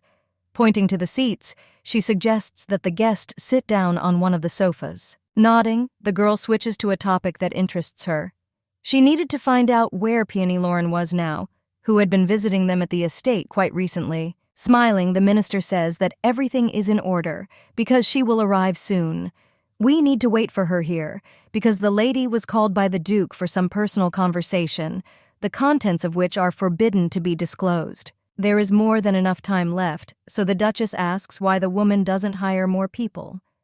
This is also a lot of work, but nevertheless, she is glad that Her Majesty destroyed the scientist's house, because if it weren't for so many personnel, everything would have gone downhill. She couldn't bear it all, so around this time Callan passed judgment on the house which was destroyed. It was this man who forced Louis to come out of the tower in which he had been hiding for a long time. As if by chance, the heroine asks about the minister's husband, to which she, looking around, says that he did not run away and still remains in place to support his wife. No one will replace the chief accountant if he dies from overwork. Turning around, the gray-haired woman heads towards the exit. She promises to bring Miss Peony as soon as she returns in order to get back to the office. Shifting her gaze to the watch on her hand, the lady notices with horror that more than enough time has passed. This cannot but be sad, because today she had more appointments than planned. It may be necessary to cancel the next meeting on the list in order to talk everything over with Peony, who should appear any minute. The conversation will take a decent amount of time. My thoughts are interrupted by a persistent knock coming from the other side of the door. Realizing who exactly has arrived, the Duchess allows the person to enter the room for a conversation. The door opens and a middle-aged woman in a sober suit appears on the threshold. The glasses make it clear that she was once in the scientist's house, along with the rest of the people who were kicked out of there. The girl intently examines the image of her companion, who looks extremely strange. For anyone who sees a person for the first time, this is an absolutely normal reaction. The girl's glasses hide her eyes, which are difficult to see because of the sun that falls on the glass.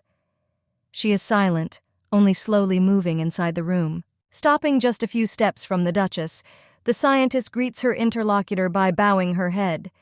Introducing herself as the Secretary of the Interior, she pays respect to Ashley, who remains silent. Surprise creeps into the head with a slight note of doubt, because the woman does not look like someone bad. She leads with excellent leadership, which means she has a good character, which helps in some difficult matters. Awareness of the situation makes the heroine shrink. Ljubljana came here to meet the woman her future husband loves, but the first impression turned out to be quite good, which is clearly frightening. Deciding not to think about it so much, the girl points her hand to the sofa opposite, inviting the woman to sit next to her. There is no need to worry without knowing the whole truth. Raising a mug filled with aromatic drink, the beauty takes a sip, trying to get it over with as soon as possible. I want to avoid conflicts out of nowhere. The lady seems too pleased looking at Ashley. Her eyes literally glow with a light that comes from her very soul, making her feel uncomfortable. Most likely, Peony does not think that she was called because of Louismond. The face is more reminiscent of joy or excitement that some distant boss called her to talk about a promotion. Lowering her cup of tea, the lady chuckles. Obviously, there is a division between public and private here, because even a simple secretary is so thorough, knowing that I am a duchess. Clearing her throat in order to attract the attention that was already given to her, the heroine asks Lauren what kind of work she has been doing lately. Smiling as wide as possible and exclaiming Crystal's name, the brunette nervously straightens her hair. She is always happy to be asked to tell something in detail. To begin with, we should thank Ljubljana for doing such an honor and allowing Peony to tell everything as it is. She is preparing to repair the road west of the capital.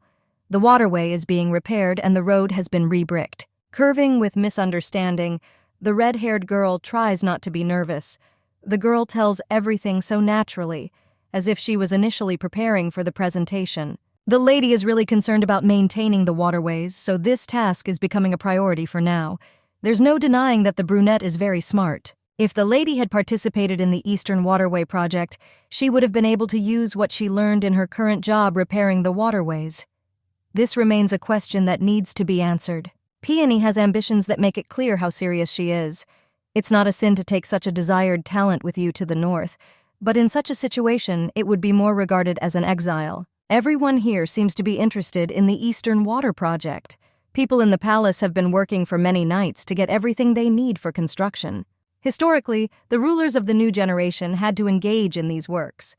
Many believe that this was done only for entertainment, but no one knew that it was also to strengthen dominance in a huge enterprise. Everything adds up to one big picture. It becomes clear why Callan is promoting her project to the highest ranks, trying to interest as many people as possible in this. There is no denying how brilliant the Empress is. All her decisions are correct and chosen in the best possible way in order to help herself, her state, and people. My thoughts are interrupted by a female voice from the opposite direction. The lady carefully calls out to the Duchess, hoping to attract Her Majesty's attention. She probably came to see Lauren because she has some important intentions towards the secretary. These words pierce the consciousness like an arrow, because in fact the reason for the visit is different. No one knows that Ashley came here to look at the face of her husband's mistress. Squeezing her hand in a pleading gesture, the beauty asks to be allowed to think that they want to use her for nobler purposes. Not intending to upset her interlocutor, the red-haired woman smiles, nodding. Perhaps this will be so, but in my head it sounds more like some kind of nonsense. Jumping up from her seat, Peony is ready to throw herself on Crystal's neck. She knew that if she worked hard, she would definitely be noticed, no matter what. Everything is so great that Lauren doesn't want to do what everyone else is doing. Other people want to drop from the East because of problems. However, here things are different. She is a history major, and fortunately, she gets to live as her new chapter opens. The girl is given the opportunity not just to watch on the sidelines, but perhaps to become someone who participates in the project, remaining at the center of the events of this very story. Peony is just a scientist, which means it will be difficult for her. However, this is not true. In their house of scientists, there was always a sign hanging above the entrance to the dining room, saying that a healthy body, a healthy mind, in order to force people to study. Now everything becomes even clearer, because Lewis's body never looked like the body of someone who was completely uninvolved in physical activity. Realization comes quite quickly, because thinking about such things at the moment in an office where there is another person is not the best idea. All that remains is to agree, because you can talk with Duke Feldharg, who is responsible for this matter as a whole. The girl thanks, smiling widely. If the lady is in pain because of the wedding with Lewismond, there is no need to worry, because the red-haired one will leave the country in 3 years. Peony looks much better than she expected. If she works with such motivation, she will quickly be promoted, noticing her extraordinary abilities. They would need to leave the country quickly before the rebels killed Lewis, who they needed. Perhaps someone could trade their abilities and ambitions in exchange for love. However, the young lady certainly could not do anything like that. To get the prince, the maiden cannot sacrifice anything. Covering her eyes, the girl admits to herself that she lost because everything is over, obviously not in her favor. Nothing else can be changed, no matter how much you want to. Only 3 years should pass, which you need to wait out. After this, the Duchess will not interfere with anyone and will return Luamon to this lovely person. It was already deep night, making it clear that the mistress was clearly delayed. Entering the estate, she is immediately greeted at the entrance by 2 maids who greet the mistress. Not paying attention to anything around, the lady spins from side to side, asking where her future husband is now. One of the maids bows respectfully, saying that the master is in his room. After the doctor visited him, he never dared to leave. Nobody knows the true reason, so the heroine decides that the guy must just be very tired because of the preparations for the wedding, which he completely shouldered. Nodding, the red-haired girl climbs up the steps. If this happens, then there is no need to bother him. He should be well rested before starting a new day. The maid, who turned out to be the most heroic, stops the mistress, asking if she wants to change her mind and go see the young man. There is concern in the eyes. Turning, the Duchess raises her eyebrow in surprise, not quite understanding what they want from her. She is sent to Luiman's room for no reason. According to the maid, the master would not be bothered by his beloved at all, even if he is now resting. Ashley doesn't like the fact that ordinary employees think they know her man better than she does. The brunette's hands frantically squeeze the hem of her dress, waiting for the answer that was supposed to arrive in the near future. This made the beauty nervous. The gaze switches to his companion. She trembles like a leaf out of fear. However, he still continues to insist on his own, showing his incredible courage. Freezing on the step, the girl leans towards the lady, asking why she thinks so.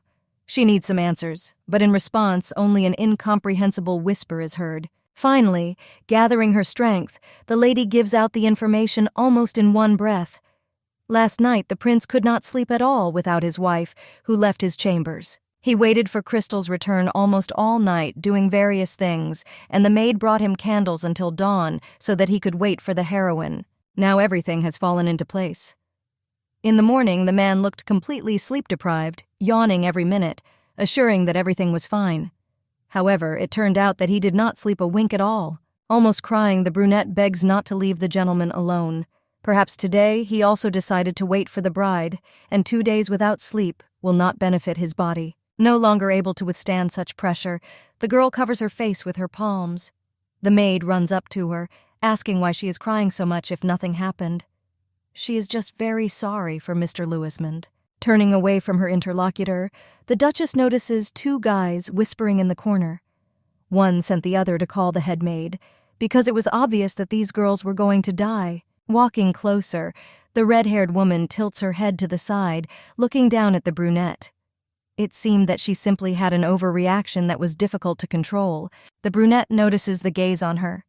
Removing her hands from her face, the beauty tries not to cry anymore, looking forward. Now the face shows horror because of what he saw.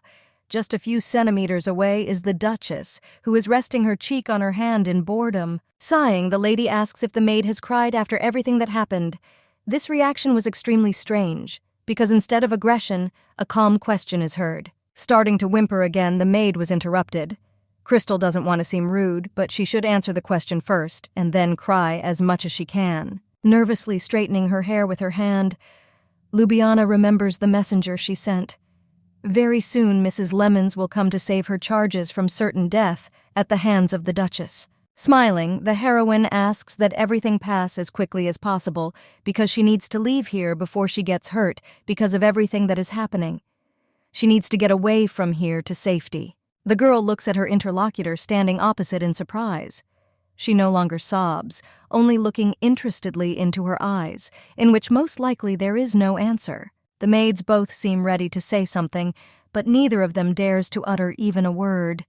They suddenly change their minds, deciding that it would be better this way. It looks like things have finally calmed down. Since the lady has finally cried, we can tell you what so sad happened while the Duchess was away from the estate.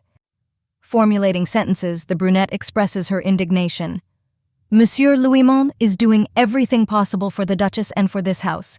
It was very sad to see how hard he tries, but his wife does not notice anything. The man seems to love Crystal very much, but is not getting his due. He should be given more attention and time so that the young man feels like a full-fledged member in this house. It's strange that everything has changed so quickly. The maids, who just recently were afraid and cried, now demand so much from the mistress, who did not give any reason. Frowning, the red-haired girl asks if they really like the guy that much. Each of them nods because the blonde is very kind and always worries about the Duchess. Every day he checks how much alcohol the girl has drunk and also tells the cook in advance what to cook the next morning. When the head maid showed the estate budget for the next month, he discovered an error in the document that saved a lot of tears and money. This winter will be quite cold, so the prince also plans to insulate the walls of his sleeping quarters. Such information was definitely not what the beauty was counting on. The heroine could not even imagine that Louis was now responsible for all matters in the house. Without allowing the lady to come to her senses, the maid points to the shirt that Monsieur Louismond himself chose and ironed, preparing it for his wife the next morning. Listening to all this, all that remains is to rejoice at such progress. It seems that the young man has become softer and has stopped frowning so often over all sorts of trifles. Everything said makes a woman feel as strange as possible. She didn't know any of this, so she thought everything was exactly the same as before. As you know, the Ashleyan Duchy has no owner. The estate is huge, and it is full of people under control, but the Duchess is not interested in this. The head maid is the person who is in charge of it all. Due to lack of time, Crystal decided to completely hand over control to the maid, who hoped that the mistress at least a little doubted her abilities. Not wanting to listen to all this, the girl just laughed, because that would be a betrayal. Mrs. Lemons will always be a confidant who only tearfully complained that Her Majesty forced her to live here. Such warm conversations were also present among these two, who still could not agree, converging on one single opinion that would suit everyone. The lady decided to marry Louis only under a contract that would end in 3 years. There was no point in handing over control of the estate to him, even though that's exactly what happened in the end. Suddenly, Louis gained a reputation among the employees and became the boss. Everything happened unnoticed, so over time there was no place left where he could not reach. He tried to do everything at once so as not to disappoint anyone. From the moment the man arrived at the castle, the atmosphere in it also changed. Everything became clear after the maid first decided to speak to the mistress, even with great fear. The workers were always afraid of the Duchess and were horrified at the sight of the strict Mrs. Lemons. This was the same problematic area, but the prince managed to adapt this place for a comfortable life. They are getting married for fun, and it's all not true, but this does not change the fact of the wedding. The heart beats strangely, echoing in the beauty's head. My thoughts are interrupted by the maids, who never left. Once again asking not to mistreat Louis, each of them is afraid that he will run away somewhere because of everything that is happening. Bowing her head in a gesture of consent, the girl cannot refuse many requests from her subordinates, who clearly remain extremely dissatisfied. Going down the stairs, the Duchess leaves 2 girls behind her.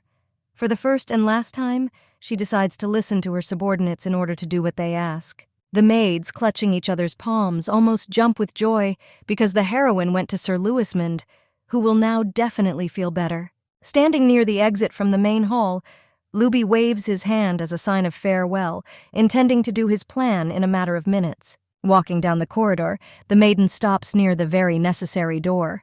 Raising her hand, she knocks on the wood, repeating this several times. There is no answer, so there is nothing left to do but wait, standing in one place.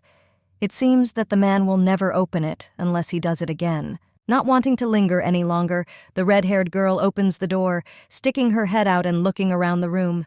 The lady quietly calls Louismond's name, hoping to attract his attention. Freezing in surprise, the Duchess covers her mouth with her hand to hide a loud sigh, which could have a bad effect on the silence remaining in the room. The blonde is sleeping peacefully on the table, his head in his hands.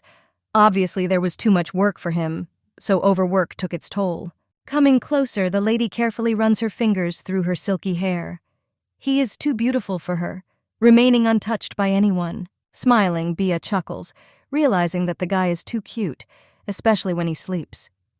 Looking after the entire estate is not an easy job, which, of course, paid off. As luck would have it, a picture pops up in my head of how the guy proposed. He promised that he would never fall in love with his wife, even if such a marriage proposal was not the best. A man who shakes the hearts of other people also has its advantages. The girl sighs heavily. She never thought that she would be able to get married so soon after the start of her search, and also fictitiously, leaving herself alone for the rest of her life. It's difficult to admit, however, if everything continues like this, it will be difficult for the girl to let him go somewhere into the distance with another person. She might just change her mind about keeping him with her at the estate. Not much time has passed since everything that happened. The wedding day is approaching, making everyone nervous.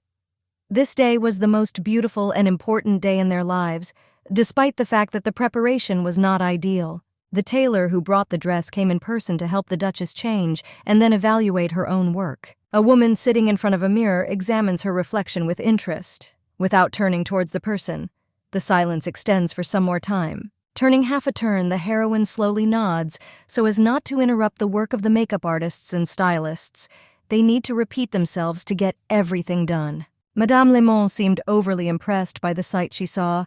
The eyes sparkle with joy, which is difficult not to notice, and the cheeks are filled with a joyful blush. The maid straightens the dress while the woman exclaims in surprise, because she expected to see something unusual instead of a normal dress. The happiness didn't last too long because something caught her attention at the bottom of the dress, which couldn't be missed when the hem was lifted. Questions flow on their own, even if the red-headed one does not want to answer them.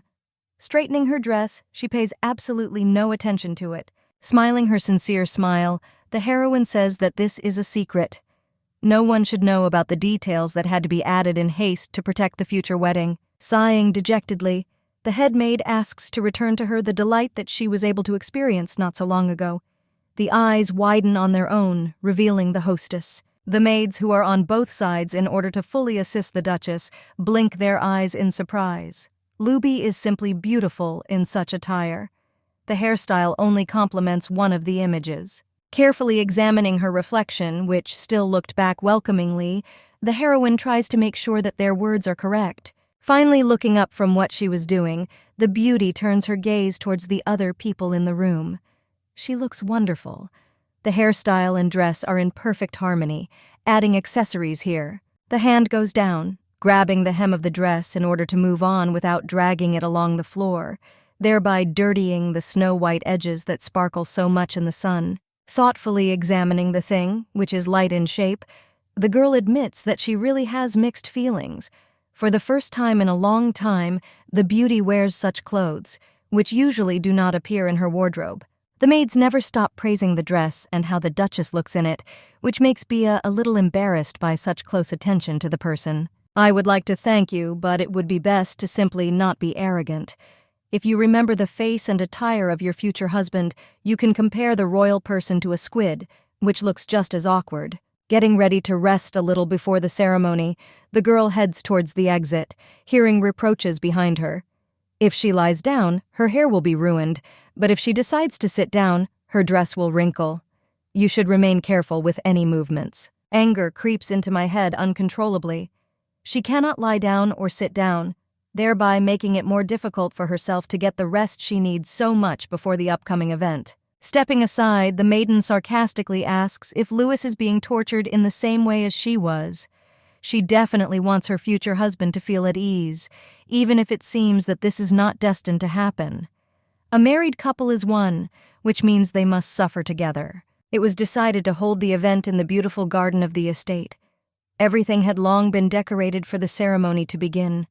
Flowers decorated the path to the arch, which glowed in the sun, inviting the newlyweds to go to it. Guests look around with admiration, easily appreciating the interior, which several designers worked on at once. Looking at this elegant decor, you want to sing and dance.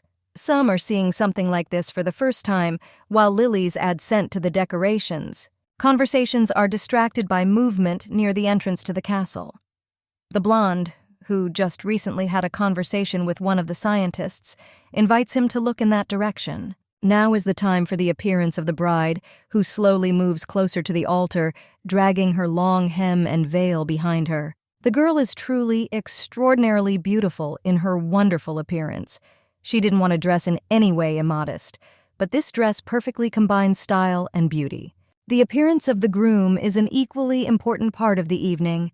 The man had been preparing for this for several nights, choosing everything carefully, so he deserved it even more. Louisman is dressed in a wonderful white suit that exactly matches the color of the bride's attire and the theme of the event.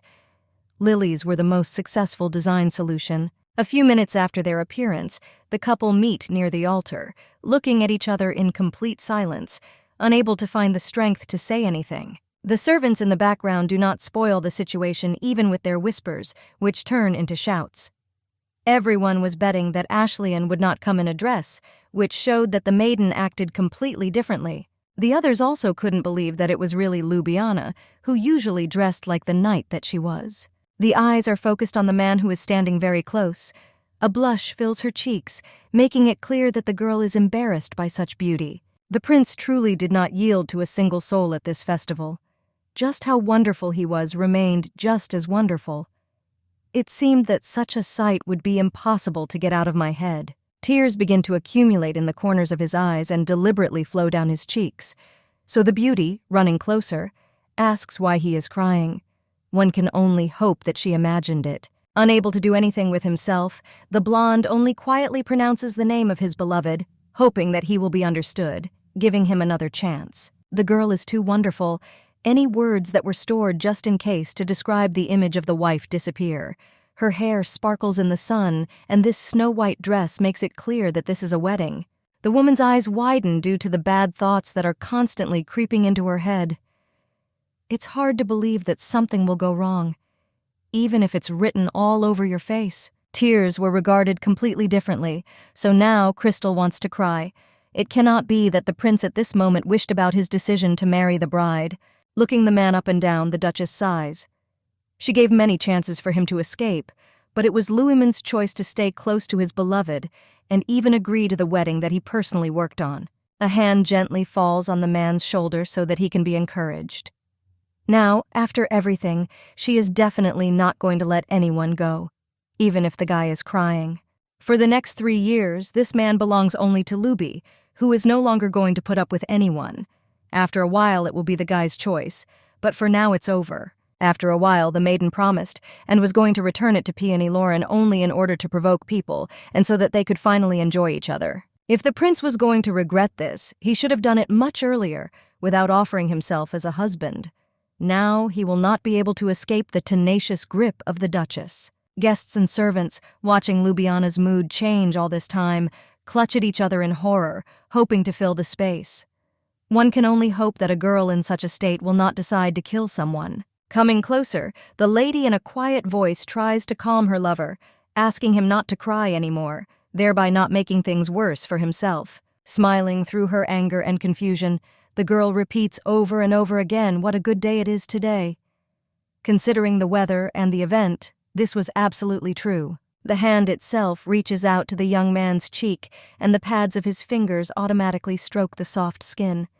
Louis sobs, calling Bia's name. From Louisman's point of view, the girl looks too happy, which gives him a confidence he didn't have before. Apparently, the lady really considers this day beautiful and wonderful. They have 2 different points of view and thoughts, because the guy thinks about the beauty of the bride because of the wedding dress, and is also glad that Feltarg did not arrive at the event, and the girl does not understand why he is doing this. First, the man arranged all the people in the estate, and now he is crying because he does not want to get married.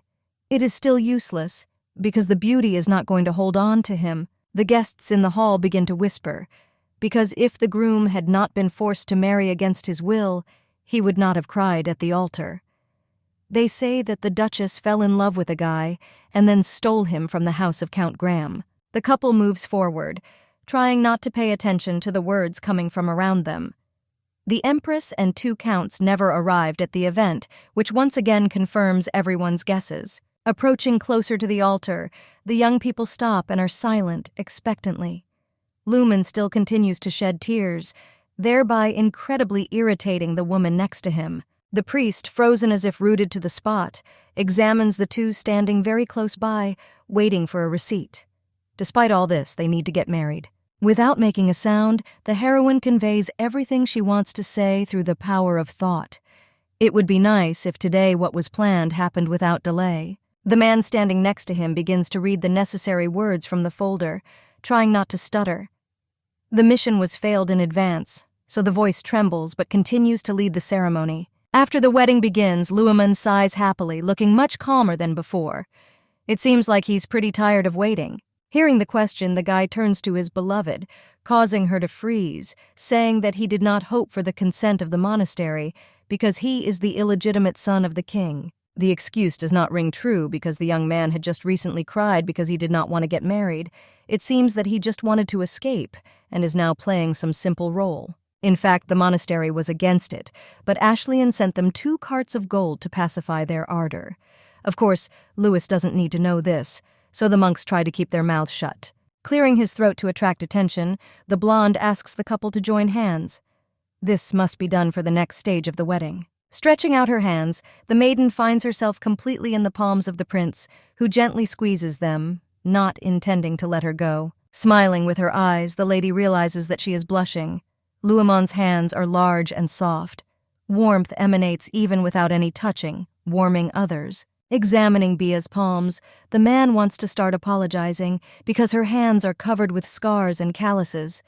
Compared to them, soft and unharmed, they seem something out of the ordinary. The red ribbon is slowly lowered onto the intertwined hands. It symbolizes the shedding of blood. The oath for two in the formation of a married couple remains something important. After the words, smiles appear on the faces of both young people, who still continuously look into each other's eyes.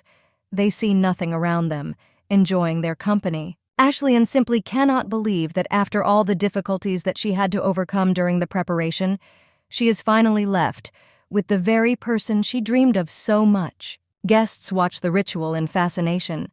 Everything happens in a measured manner so as not to interfere with the couple's focus on each other. The girls in the second rows begin to whisper. No one thought that these two were so well suited to each other, clearly worth the attention of others. The blue-haired girl no longer has the strength to listen to this. She had been sitting right in front of the couple all this time, who were discussing various things. But now her patience had run out. Clenching her palms, the lady frantically fiddles with the hem of her dress.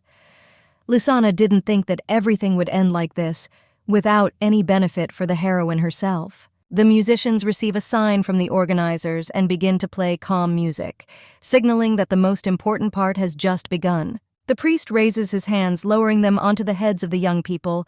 They both need to swear loyalty to each other, so Ashley should start first. Dropping to one knee, the woman closes her eyes, promising that she will fulfill God's will, promising to be faithful to her husband under any conditions and temptations. A dangerous-looking man appears in the crowd. He is wrapped in a dark cloak, which does not at all fit the dress code of this event. The hand falls on the hilt of the sword. One of the musicians catches the eye directed directly at him. They are accomplices, and the most important part for them is about to begin. The hands begin to move more actively along the strings, trying to increase friction, making the music more restless. A second later, screams are heard from all sides, filling the entire space around. Swords fly into the air, and the knights intend to save the prince. Several rebels step forward, realizing that they will have to fight the unprepared guards. They promise to save the young man from the clutches of the Duchess, which is what they are now going to do. One of the musicians, who was closest to the altar, raises his instrument into the sky, intending to throw it to the ground to extract the desired item. The thing falls and with a crunch breaks into two equal parts, which reveal a bunch of arrows and a bow, hidden inside all this time for safety. Throwing supplies to the rest of the musicians, the man supplies them with a weapon, so they draw arrows, shouting about the Aiden Empire. The glorification of the great kingdom does not subside. The guests scurry around in horror, not quite understanding what is happening, while one of them, clutching his head in horror, realizes that this is an uprising. People are heading towards the exit with wild screams, hoping to open the gates of the hedge, which beckons with its beauty as soon as possible. They need to escape as quickly as possible, rushing headlong. Count Graham pretends that he also did not know what was going to happen. Therefore, not having the desire to crowd at the door, he climbs in and hides under the table, under which there should be a safer space. Almost crying, the man angrily exclaims about everything, because it was unclear who dared to do this without the consent of the grandfather of the new king, who is now sitting right here. Lisanna, who had been watching what was happening all this time, hides behind a tree, rejoicing at the outcome of events. Initially, everything was planned this way. Turning around again so that no one can notice the body, the girl prays that everything will go well. She wouldn't be able to handle it if things went downhill. The Duchess stands silently, looking around. It seems that everything started too spontaneously, not even allowing the ceremony to be completed, but it was clearly thought out. Jumping up from her seat, Crystal is about to rush forward with full confidence. She could influence the outcome of the battle, which is gaining momentum right now. Louis, who still does not fully understand what is happening, intently watches his wife's movements. He quietly asks what's going on. Not having time for detailed explanations, the beauty pushes the guy aside, asking him to stay away and not go anywhere, so as not to fall into danger. Grabbing the hem of her dress, the girl heads into the thick of it. People are still rushing in different directions, hoping to intimidate those present, thereby carrying out their plan. The blonde looks fearfully after his beloved, once again calling out to her from the side, hoping that she will return and stay next to the prince. The girl with dexterity jumps onto the surface of the altar, which was made quite recently for defense purposes. The scream orders the guy standing next to him to lie down. Having time to react, the blonde crouches down, trying to find out what Crystal is going to do in the near future. The formation, as if in slow motion, flies towards the priest, who backs away, hoping that someone will save him. The altar fell, covering the guy, who angrily shouts the name of the mistress who did not act quite appropriately. He was almost crushed by a huge weight. Clapping her hands, the girl rejoices at the successfully completed task. Everything is going great, because the best thing for the monk is to sit out the skirmish there for now. Louisman's gaze turns to the altar, which is no longer able to stand still, lying in an inverted position, tilted forward. From under him, a plea for help is heard, because the guy wants someone to pull him out of there. This thing was done by none other than Louis, who did not understand where the protective functions came from. A shout from the side distracts me from my thoughts. The voice calls out to the prince, insisting that he finally turn aside for further conversation. Looking at the couple in complete bewilderment, the blonde asks what they need from him. There is no answer, because the men just want him to go with them, because a couple is capable of protecting the monarch. Taking a few steps back, the prince expresses all his hostility. He didn't even intend to go anywhere, given the fact that no one really explained what they needed from him. Approaching Bia, the young man tries to make excuses because he doesn't know anything. Nodding, the girl assures that everything is fine. He definitely doesn't have anything to do with it. Ljubljana does not intend to wait any longer, because she needs to find out the identity of the attackers as soon as possible and expel them from the wedding, completing the ceremony. Remaining in place, the heroine screams in order to be heard better. They definitely have some kind of purpose that no one intends to reveal. One of the men frowns, answering in the same tone. None of them are going to reveal their names to traitors who are not on the list of those to whom this can be done. Looking around the crowd, the lady analyzes what is happening and the situation around her. There are 30 of them here, but apparently there are another 50 archers with 15 arrows each right behind them. The accusations thrown towards the main character sound too funny. She was never a traitor, considering herself to be something more worthy than this. It sounds ridiculous, because the only traitors here are the people who attacked her. The man opposite, unwilling to calm down, is outraged that she dared to kill the king, destroying the kingdom, and then proclaim herself an empress and duchess, which almost no one recognizes. There are no more words to describe the whole situation without a hint of anger. The girl needs to quickly release the prince from being held hostage. This will not save his life, because their leader is standing right in front of the maiden. Smiling, Ljubljana frowns, because it has been a long time since she heard something like that from the people around her. The guy became bolder, realizing that nothing would happen to him for this. Things need to be called by their proper names, which cannot simply be taken and decisively replaced. Picking up the bouquet to throw it away, the redhead cracks her neck. The guys who called her that knew the joy of making their latest mistake. None of them survived. The next second, the heroine finds herself in the hands of a knife, which all this time was hidden in the lilies that remained somewhere to the side. Tearing the skirt of her dress with a knife, the girl thinks for just a moment about the consequences. She feels a little sorry for the evening dress, even if nothing can be changed. Lowering herself, Ljubljana takes out her sword, which is still sheathed, ready to be used. It had been a long time since the lady had fought with the rebels. There remains no confidence that the girl will be able to contain her power. The anger had been building up inside for months and weeks, needing to find a way out. Stuttering, the leader is speechless. All this time the bride was hiding weapons, of which there were too many in the arsenal. With no hope of retreating, the voice orders everyone to attack, concentrating their forces on Ashlian, who will be the hardest to conquer. Louis, who has been standing to the side all this time, is about to run, but a hand grabs him by the collar with an iron grip, pulling him to the side. The young man finds himself somewhere behind the Duchess, who intends to defeat her opponents, thereby protecting her husband.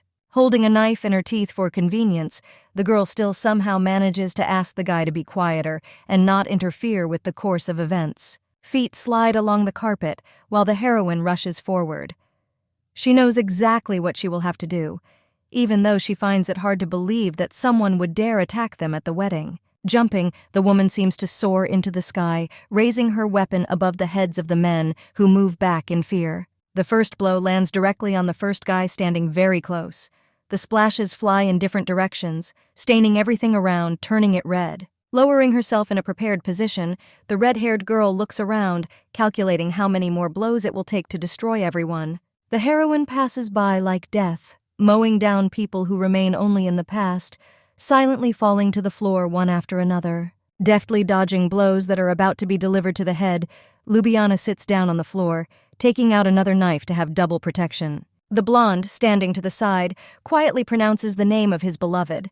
We can only hope for a favorable outcome, because the husband is really worried about Luby, who could get hurt at any moment. Thoughts are interrupted by some touches from the outside, which cause not the most pleasant sensations. One of the opponents grabs the man by the arms, trying to drag him away. It seems to the guy that this is the end of everything he could think about, because the 8th life will end right now. The wife turns her gaze to the source of the sounds. A moment later, the knife, which was in the teeth all this time, flies towards the rebel, who slowly begins to move somewhere towards a tree for cover. The thing pierces right into the forehead of the brunette, who freezes in a silent scream. The hands let go of Lueman's body, falling lightly to the sides. Louis, still terrified, staggers to the side, trying to regain the balance that has long been lost. The pupils shrink, starting to run from side to side in an attempt to find the Duchess. Taking off, Bia runs to her husband, grabbing him and pulling the guy closer to her. There are even more opponents, so the lady simply advises him to cover his eyes. Closing his eyes only because the blonde trusts his lover, the young man sighs, hoping that everything will end well. In this life, everything remains the same. Helping to think positively, turning from side to side in order to change position, the girl launches knives one after another towards the people who are just arriving, forming a kind of circle. The knights, no longer able to fight, simply retreat, still hoping that they will be able to kidnap the prince. Horror appears on the surprised faces. The Duchess truly is a monster. Unfortunately, these are no longer rumors, but a very real reality that remains right here and now. The leader, looking around the battlefield, tries to move back in order to take at least a minute for the thoughts that were still filling his head. Too many people died during the battle. Unwilling to retreat, the brunette calls out to the archers, ordering them to fire in Crystal's direction. It is very difficult to hide from arrows, no matter how much you would like to do so. Coming to Louis's defense, the girl warns them that this will not be the right move. Men must understand that their precious prince will suffer because of the bow and arrow. Obviously, the leader has lost all patience, no longer hoping to win. It wouldn't be a loss because there would always be a few more of the king's illegitimate children who were probably hiding somewhere. The heroine was well aware that words would not work, but it was still worth a try. Getting into a pose on her head, the girl turns around, hearing that they are going to shoot at her, aiming many bows. It's not that simple, so the Duchess inserts 2 fingers into her mouth, and then an unbearably loud whistle is heard throughout the area, signaling the start of the battle. The arrow, which appeared at the direction of Ljubljana, hits straight into the heart of the leader, who, emitting a strange cough, backs away, preparing to fall. Next in line are ordinary archers who, not expecting this, do not have time to escape, so they also receive a portion of arrows directly in the chest. Realizing that the job is completed, the red-haired woman waves her hand, ordering her people to stop. This was definitely enough to make an impression. The hooded men obediently lower their bows, no longer intending to harm others unless they are ordered to do so. Now only the leader remains, who is bent over, sitting on the ground, continuing to cough. Coming closer, the lady leans over his face, frowning in a strange grimace. She demands that the man repeat what he called her, because 10 minutes ago he was completely sure that the girl was a traitor. Seeing the sword in front of him, which remained just as sharp, the brunette tries to back away so as not to get hit, realizing that this is most likely the end. Begging for mercy, he begins to cry. Sighing heavily, the heroine understands that he is pretending that he knows nothing, asking for something that is impossible to get after everything he has done. Holding out the blade, Ljubljana swings, knowing that this is the end for him and everyone else. She also does not see the need to tell her name to any traitors who decide to attack. Having done her job, the beauty doesn't even blink an eye, turning around and calmly walking into the distance to leave the place completely stained with scarlet liquid that sticks to her clothes. A girl with blue hair who decided to look out from behind the tree gasps in horror while putting her hands up, realizing that she could be heard, thereby revealing her. Tears themselves begin to accumulate in the eyes due to fear. If she is caught, she will also have to die, thereby completing everything that she had not previously managed to do. Hiding behind the trunk again, hoping to remain unnoticed, Lisanna shakes like an aspen leaf, as a result of which she accidentally hiccups, which almost betrays the beauty. Luby, passing nearby, freezes due to an unexpected sound. It's worth thinking about this, because everything could seem to be, but not be, the truth. Overwork is to blame for this. Deciding not to pay attention, the girl heads to the side, hoping that she will find Louis within reach, very close without any search. Noticing the figure, she calls out his name. The man is still standing in the same place with his eyes closed, just as his bride told him to do before launching an attack with casualties. The gaze moves down on its own, examining the palm from both sides. The glove no longer remains snow-white, causing the dark stain to spread as far as possible. The guy is shaking due to fear or excitement, so only a heartless person would not feel sorry for him. Virgo is not sure whether she can approach him in this form. This would probably be too cruel a sight for someone from a home of scientists. Luby cannot predict his reaction because Louimond might get scared and run away. The reflection is interrupted by another figure in a dark cloak who appears directly to create a lover. The man takes out a sharpened knife, which in a split second can end up in the guy's body. The heroine's eyes widen. She needs to act as quickly as possible in order for this battle to have a favorable outcome. He is not like the other rebels, but this does not negate the importance of the event. Rising into the air, the beauty easily jumps, raising the knife, which at the moment flies somewhere to the side, heading straight to the target. The young man hears some whistling sounds next to him, but does not dare to open his eyes without permission. He is scared, even if he has to endure everything that happens. The figure falls lifelessly onto the cold asphalt, no longer wanting to do anything. The girl, trying to calm her lover, asks if he is okay. Opening his eyes, Louis lowers them under, hoping not to lose his excitement. He says that everything is fine, clearly not living up to his words. Instead of somehow continuing what she started, the lady runs towards the guy, forcing him to duck. There seems to be no end to the attackers. The blonde only manages to turn to the side, noticing one of the arrows, which is deliberately rushing towards him, about to hit his head or something more important. While the young man is pondering what needs to be done, the beauty appears next to him in a split second, intending to save his skin. Grabbing the prince's jacket, the red-haired woman throws him to the ground so that no one has the opportunity to hit the target, thereby bringing good news. Sinking to the ground, the lady cautiously looks around. She understood her lesson because you shouldn't just relax when enemies are still on the way. The arrow whistles past the target and hits the asphalt a few centimeters from the body that was just standing at that very point. Obviously, this is again the work of archers, because they decided to kill the young man with an arrow from a tight bow, making an attempt that could very well be crowned with success. Looking around, the beauty stops on the roof. There are 3 archers located there who again cling to carry out their plan. A million arrows are rushing at the couple, all of them aimed at the same place, hoping that at least one of them will hit the right place. Unfortunately or fortunately, it will be impossible to kill the guy this way. About to flee, Ljubljana changes tactics. Turning around, the girl notices a bow and arrows lying not so far from her, words inviting her to try her strength in battle. Jumping to her feet, the Duchess pulls one of the arrows. We need to put an end to this so that each of them can finally breathe deeply without injury. For complete order, Bia has to kill the most important of the attackers, so turning around, she aims at a man who is deliberately trying to escape justice. The girl is no stranger to accuracy, so the arrows hit the body one by one, knocking the man to the ground.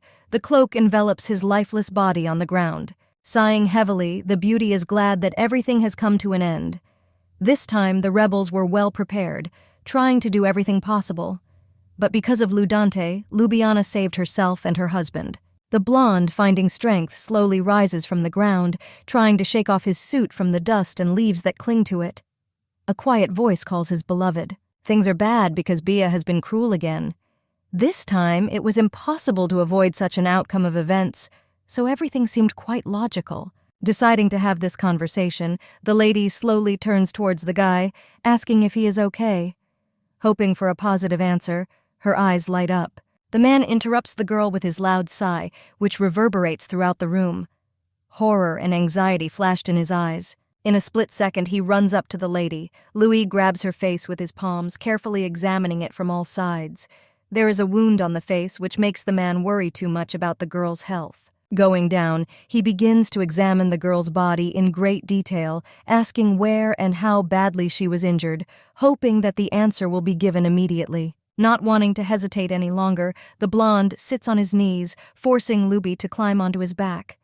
It is necessary to visit the doctor as soon as possible so that he can examine the Duchess and tell them about the girl's condition. The red-haired woman looks at her fiancé incredulously, hoping to understand what is happening. He won't let up, begging her to go with him to the doctor. Giving up, Crystal admits that she hasn't had someone care about her like that in a long time. Usually people considered her a tyrant who did not care at all about her health, which to some extent seemed true. The hand of its own accord reaches out to the back of the lover, who still stands frozen in one place, waiting for the beauty to accept his proposal. The blonde freezes.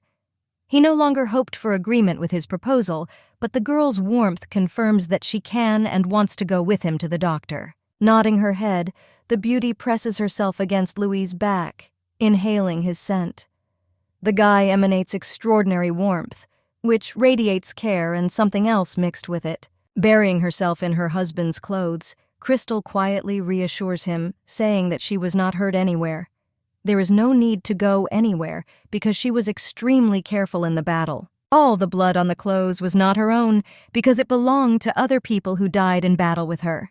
A quiet, "thank you," suddenly escapes your lips. The blonde intends to ask why he receives gratitude, but the maiden precedes him, finishing the phrase. She is glad that the young man was not afraid of her, even after everything happened. Extending his palm, the hero squeezes the Duchess's hand, quietly reassuring his wife. He understands her experiences, but clearly does not share them. Everything is just the opposite because it is the young man who should be grateful to Ljubljana for the protection she showed him. If this had not happened, it is not clear whether he would be next to her now. Bia is used to cruel remarks. She had never heard anything like this because, as a rule, people always blamed her for all their troubles. Kissing the back of his hand, the blonde repeats how grateful he is that the Duchess was able to protect him, and on top of all this, remain completely safe and sound. The beauty is unable to utter a word. She stands frozen and looks somewhere down at the guy who continues to kiss her hand. It seems that now another problem has been added. Embarrassment closes her mind. But the girl is still clearly aware that she wants to take possession of this person, not just for 3 years, but preferably not for the rest of your life. Going down, the woman sighs and offers to continue the wedding ceremony. The young man freezes, looking at his beloved as if he had seen a ghost. Now there is a complete mess all around, which would definitely be a hindrance. Trying to convince Crystal, the blonde offers to arrange everything another day, to which he receives an objection. The girl wants to do it now, and no one can convince her. If the ceremony is interrupted right now, the Duchess will again have to make a request to the Empress, and then wait for the appointed date. Only after this will it be possible to start preparations for the wedding again, which will have a bad effect on their 3 years together. The man is no longer able to argue, only quietly asking if the lady will regret her decision a little later. Extending her hand, the girl asks Louis to continue the ceremony and keep her company. If a man is okay, then there are no obstacles. The guy looks fascinated at his wife, who looks too beautiful even in her dirty dress, soiled during the battle. There is something special about this. Receiving the palm, the hero rises from the ground. This was something that he himself wanted to do, but in the course of events, he did not dare, simply not finding enough courage for this trick. Smiling, the red-haired woman nods her head. She is pleased to hear that someone listened to her, no matter how absurd the idea may be from the outside. Looking back at her servants, the Duchess carefully examines the arrivals. The smile disappears from the face on its own, leaving only thoughtfulness. The 2 attackers at the very end were different from the rebels. People first tried to kidnap Louismond, while the latter had the goal of killing him. There was a third person in the chain who attempted to kill Louis. He hoped that everything would go smoothly, so the prince would not cause him any trouble. But he failed. The ceremony must continue as quickly as possible. The servants approached the altar, rescuing the monk from under the thing that was lying heavily pressing him on top. The people around who were asked to return looked extremely worried. No one understood why they really decided to continue the ceremony if it didn't end in the best way. The Duchess, however, was a real monster. Lisanna, standing in the distance, intently examines the ground in the hope that she will be allowed to fall right under it. Everything she had to do just failed. The altar was restored again, making it shine as if nothing had happened. After adjusting their clothes, the couple moved on for the ceremony. "If you just sign the marriage contract, then everything will be over. Despite how the ceremony turned out, you shouldn't miss your chance." Taking the pen, the girl carefully writes the desired signature on the paper, but notices drops of blood that seem to have dropped by themselves next to her. Turning to the priest, the Duchess asks a question about what happened. It shouldn't be a big problem even if it turned out that way. He promises that everything will be fine. Louis is next in line. Straightening his hair, he also takes the pen and carefully writes his first and last name on the sheet. Now the marriage of these two is officially fixed in heaven and on paper in the palace. Their hearts belong only to each other for the immediate allotted time. The guy, impressed by what he's been told, reaches out his hand to Louis's palm, who doesn't quite seem to want to feel any kind of touch on her body. Raising her hand in the air, the girl avoids Louis, who looks at her lover in bewilderment, trying to find some logical explanation. Placing her palms on the dress on which red marks remain, the girl shakes them off, angrily reminding her that her clothes and body are all covered in blood after the fight. The words are interrupted by a velvety voice, which again calls the main character by name. The man tries to attract her attention before committing his plan. A second later, the Duchess finds herself in the arms of her lover, looking around in horror. Her eyes widen a little as she starts asking questions. Trying to slap the guy on the shoulder, the girl becomes indignant. It seemed to Louismon that the woman was avoiding him, not wanting to have anything to do with him, which in general was not true. If things go like this, he can definitely hold her in his arms further. Sighing, Crystal asks about the blood. You just need to take a closer look to understand the whole problem. The snow-white suit is stained with scarlet spots. The guy seemed completely oblivious to little things like this. He asked to look at him in order to make it easier to say what he wanted to say. Approaching just a few centimeters closer to Ljubljana's face, the man seems ready to kiss her, but instead he tries to calm the Duchess. Being just a few centimeters from his beloved's face, Louis vows to be the most faithful husband who will always take care of his wife. A smile itself appears on the face of the hero, who always wanted to say similar words to the heroine. He hopes that 3 years will pass unnoticed, causing her to change her mind about the contract. The hand reaches out to the cheek, gently stroking the skin with its fingers, trying to give an answer to what was said. She also promises to do everything possible to remain faithful and good to him. With a name that belongs to God and a name that belongs to the earth, they swear to be only for each other. The oath was given in all the names of the Duchess, because she promises to do everything possible for their happiness together. People in the audience blush, turning away out of embarrassment. Such a moment seems something special, even for those who are present there. Lisanna, standing to the side, is shaking with indignation. Even in such a situation, everyone finds a reason to rejoice and smile. This couple is simply made for each other. The hand angrily squeezes the hem of the dress, which remains calmly lying on the heroine's lap. She cannot calmly look at this picture without the desire to take revenge. No longer wanting to endure anything or try to say anything, the girl turns around and runs as fast as she can towards the exit, causing tears to fly in different directions. Louis acted in the most terrible way by falling in love with Duchess Ashley instead of Odile. The choice was just such a terrible woman, terrifying everyone. The carriage stops at the estate. Crying can be heard even beyond its borders, forcing the servants around to understand what the problem is. The butler moves closer, opening the carriage door, allowing the heroine to step outside. She had already arrived without any warning, having done so much earlier. Wiping her eyes, the girl tries to hide the red marks after tears, adjusting her voice. There weren't many things that ended earlier than planned. Going out into the street, the lady heads to the estate. She would really like to snuggle and cry to the nanny, or at least the maid, But because of her status, of course, this weakness is not allowed. All this is because this palace has its own rules. Walking inside, heading to the desired room, the girl stops in front of the door covered in writing, which is the right one. Walking inside, Lisanna sits down and curtsies, notifying her father that she has already returned. Indeed, only 2 hours had passed since her departure, which could not but be alarming. Looking out the window, the man quietly recalls what happened at the event. Colonel Gale had already begun to act, even if the whole plan had failed. The beauty shrinks, looking intently at the floor, so as not to incur the wrath of her father, which usually had no end. Turning towards his daughter, the guy notes that this was a good choice for him. He did what he had to do, knowing full well that failure was guaranteed for him. The colonel has always been radical, which is why everyone thinks he will stay. As you know, the family was deprived of influence, but even in defeat it will not bring them any harm. Everything went smoothly, only if the fox did not leave a thread that could serve as a clue and lead to unpleasant consequences, which could be regarded as treason. Concealing her identity, the girl went to the capital and conveyed the message through an unsuspecting maid. It wasn't the worst choice, even if she didn't say anything. The beauty shrinks, trying to pull herself together, but all attempts remain failed somewhere in the distance after everything that happened.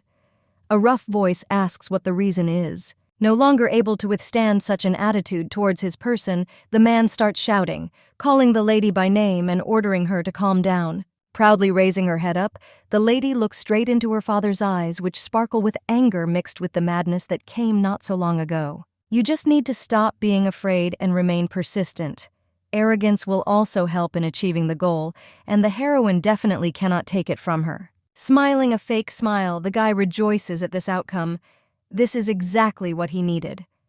Only the future Queen of Edina can lead in this way, so it is worth training to be persistent. An example is given of Queen Alina, who was able to protect her first prince from the tyranny of His Majesty. She, like Lisanna, was elegant and unshakable under any circumstances. In order to become a princess or empress, a girl needs to take care of Louis-Monde, who, as it turns out, really loves the Duchess he married. Trying not to show his nervousness, the man quietly asks again, trying to understand what just happened.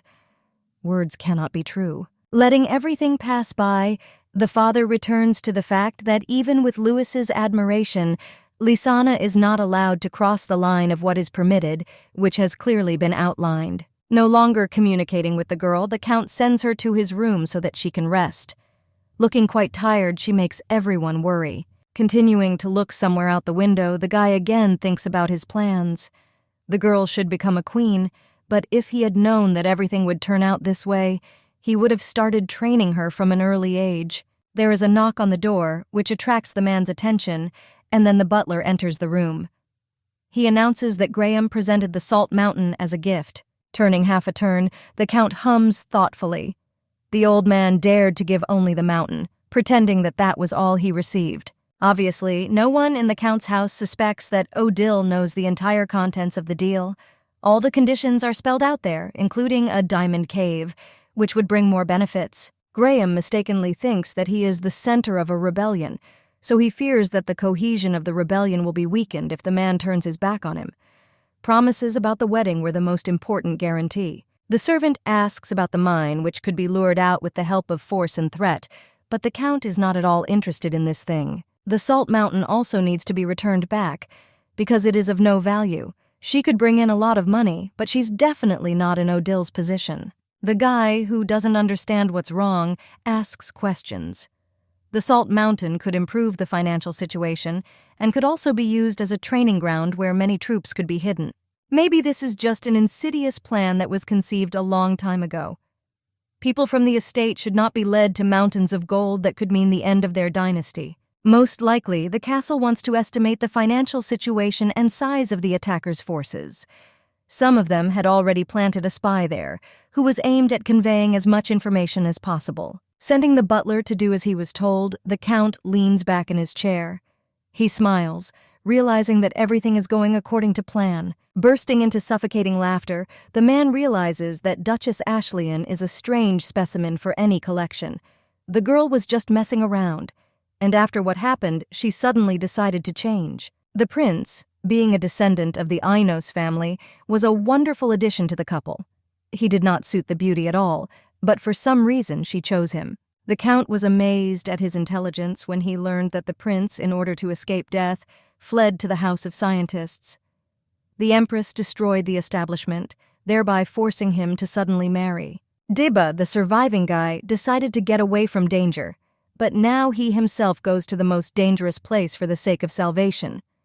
Duchess Ashley'n is that seething point that will definitely not give him peace. Seeing such courage and wisdom, the Duke's soul grows stronger.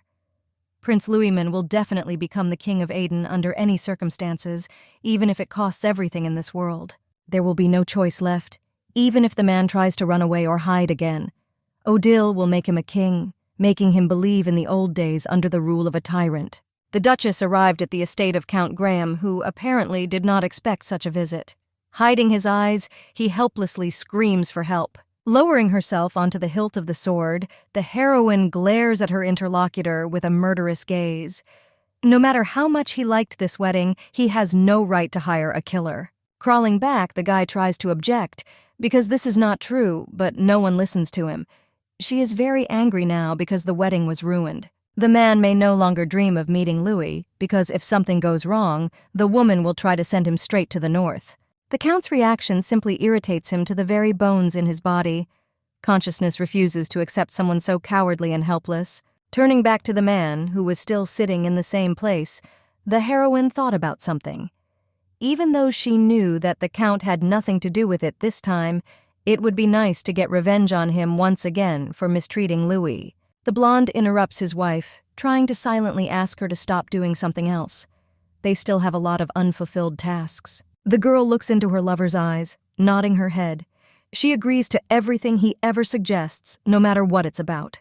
Louis suggests continuing with the wedding reception. They need to complete everything as quickly as possible, while still having time to enjoy each other's company. Already in the middle of the banquet, members of the Imperial Administration arrived from the House of Scientists.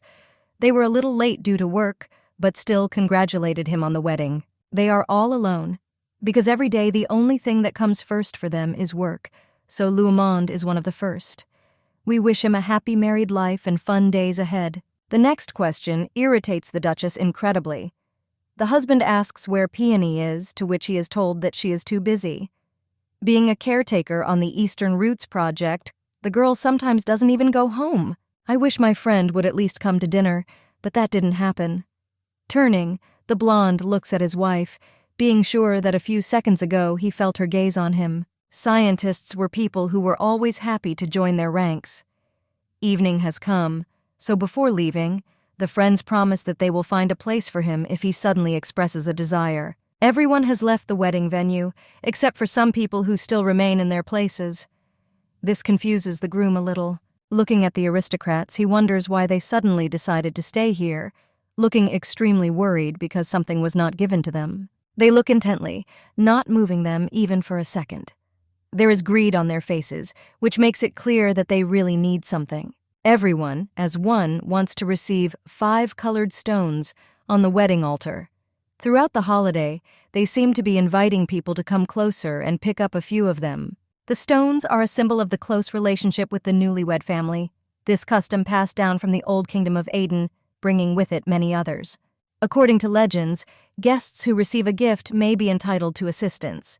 If people fall on hard times, you can always put the item in a box, and then the family will be obliged to do everything for their well-being. These decorations were an excellent chance to receive support from Duchess Ashley'n, who usually remains extremely cold and indifferent to the problems of her acquaintances. One of the men, not intending to wait another minute, comes closer to the Duchess, asking her what he needs starting from afar. Turning and glaring at the guy with the piercing gaze of a killer, Ljubljana asks what needs to be said in her direction. She didn't hope that anyone would have the courage to ask for anything. The young man, almost crying, steps aside, claiming that he does not need anything. Pointing to the boxes, the heroine says that she has prepared small gifts. You can accept them and quickly leave the event.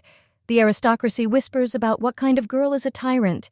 It seems as if the lady has no concept of noble manners. The woman haughtily watches the guests, who cannot get enough of what they are given. Staying grateful is the most important trait in this life. The real altar, which Louismond made, remained in the mansion, because the lady did not plan from the very beginning to distribute the stones to the guests. She wasn't attracted to it at all. Memories of the very day when the tyrant brutally killed the parents of the heroes still remain in my head. No one responded to the call for help. That day, the Duchess took out all 5 colored stones that the family treasured so much and sent each of them with a letter asking for help for the first time. In total, there were more than 12 decorations that were supposed to somehow brighten up the future, but no one responded to that call. Everything went exactly according to schedule, exactly as it should have been. A wedding and then a buffet that remained in the memories of dukes and aristocrats. It was time for the wedding night, but Louismond looked embarrassed. Sitting in the warm water, he gently asks if they have to go that far. Bowing, the guy actively nods his head.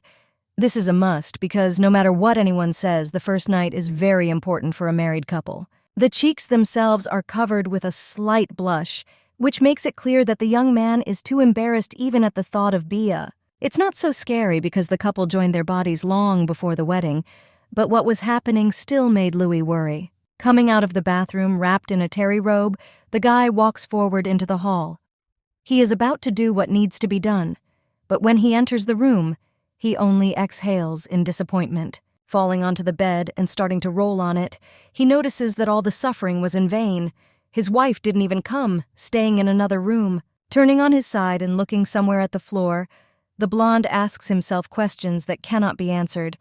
Perhaps the lady still has work to do. The girl is in her office with one of the knights. She ordered an investigation into who the attacker was, later revealing that it was Gale O'Dreck, who was tasked with guarding the outskirts of the capital. It was he who capitulated before the battle at dawn, where the tyrant was beheaded. After what happened, the man had no choice but to follow the new queen, but they say that when he is drunk, he always glorifies the kingdom of Aden. It looks like he pulled it off without any help. Duke Dominant continued his investigation, but at the moment more information could not be obtained even through force. Rising from her seat, the Duchess also orders to find out about the 2 who attacked Louis.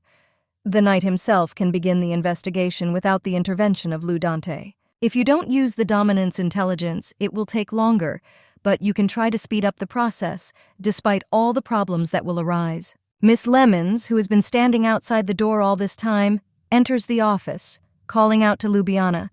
She immediately asks about the maid's condition after what happened this afternoon. Bowing her head, the lady assures that everyone who was in the mansion was not harmed. There is something more important now. A lady should not leave her husband unattended on the first night, even if she was about to go to him right now. After all the arguments with the maiden was incredibly tired, realizing what this promised her. The woman offered a silk shirt, which Luby refused, because it was all see-through. Walking further into the hall and stopping near the desired door, the lady extends her hand, hesitantly lowering it on the handle. It's the first night that everyone is a little nervous about. Opening the doors, the girl sticks her head in, quietly calling Louismond's name. She wants everything to go as well as possible, but it seems that this was not heard. The guy lies on the bed with his eyes closed and snores peacefully with his mouth open. It seems that too much time has passed, which was taken up by conversations in the office. Coming closer, Ljubljana quietly calls her husband again, to which she receives no response other than heavy snoring. She was late. The hand clenches into a fist which tries to control the anger. The young man actually fell asleep, although he promised to wait, as befits newlyweds. Looking at the peaceful expression imprinted on the prince's face, the girl becomes increasingly bogged down in the aggression that wells up. She didn't think that they would treat her like this on her special day. Kneeling down, the Duchess quickly changes her mood at the sight of her seductive face. His sleeping appearance is too cute to be angry. Holding out the blanket to cover the guy, the girl sighs quietly. The young man was too exhausted from the last day and weeks of preparations. Carefully crawling under the blanket next to the man, the red-haired woman tries to turn on her side as quietly as possible and hug the sleeping body. Feeling movements on the side, the blonde suddenly turns to face the Duchess, who freezes. He still sleeps, but now in a different position. The couple lies in the same bed, not even knowing how lucky they are to be next to each other after everything that happened. Every moment becomes more valuable than ever. This wedding night also seems quite ideal. It became more comfortable for the girl to fall asleep listening to the breathing of another person next to her. She was always afraid of such a cozy feeling that was not available before. The only one awake seems to be Duke Feldharg, who is sorting through documents with some graphs in his office. A man in a cloak materializes as if out of nowhere, getting down on one knee in gratitude.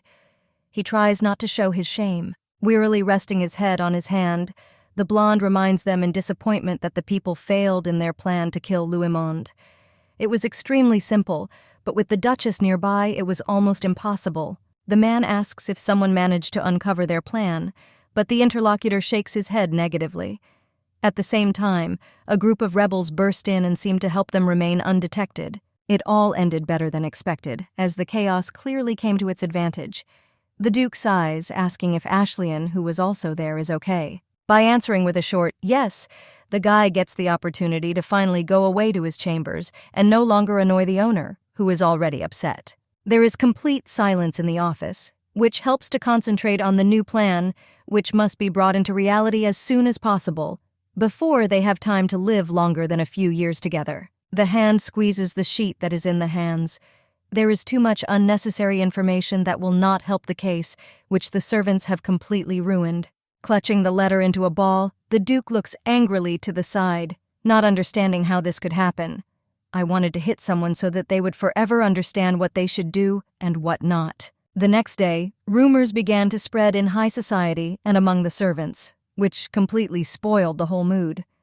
Some thought that the Duchess would bring beasts from the north to destroy the capital. The woman became quiet, showing no signs that anything was wrong. Maybe she's just being cautious because of the Empress's hatred. She married the illegitimate son of a tyrant king. There are rumors floating around that relate to Ashley, who overslept again today, waking up too late hand in hand with Louis. Approaching the lady's face, the blonde sleepily asks how she slept. He almost pushed her off the bed, but overall everything was fine. The remark was interrupted by a kiss that took away the words intended to be spoken. The eyes themselves widen from the surprise that overtakes. Stopping the kiss, which is developing into an impulse, the guy moves away, quietly pronouncing the name of his beloved, almost whispering it in her ear. Instead of responding to such an impulse, the girl jumps up, pushing Louis-Monde further away. They have things to do, so they should get out of bed as soon as possible. They cannot continue in the same spirit, otherwise it may not end entirely favorably. The girl has not been able to get out of bed for 2 weeks now, gathering her strength. The couple went to bed last night, and perhaps it was a reserve of energy for the following nights. Louis had an excess of adrenaline in his blood, which made him do strange things. Sitting at breakfast, the heroine examines a cup of tea, asking Madame Lemons about her husband, who may be being fed something. The answer is negative, which seems quite logical. Even more questions remain about what happened to him. They lived together before, but perhaps something is changing for the newlyweds. Not everyone is like this, but Louis seems to be madly in love, which the mistress must reciprocate. Trying to justify herself, the heroine stumbles, noticing the fact that she is also in love with her husband.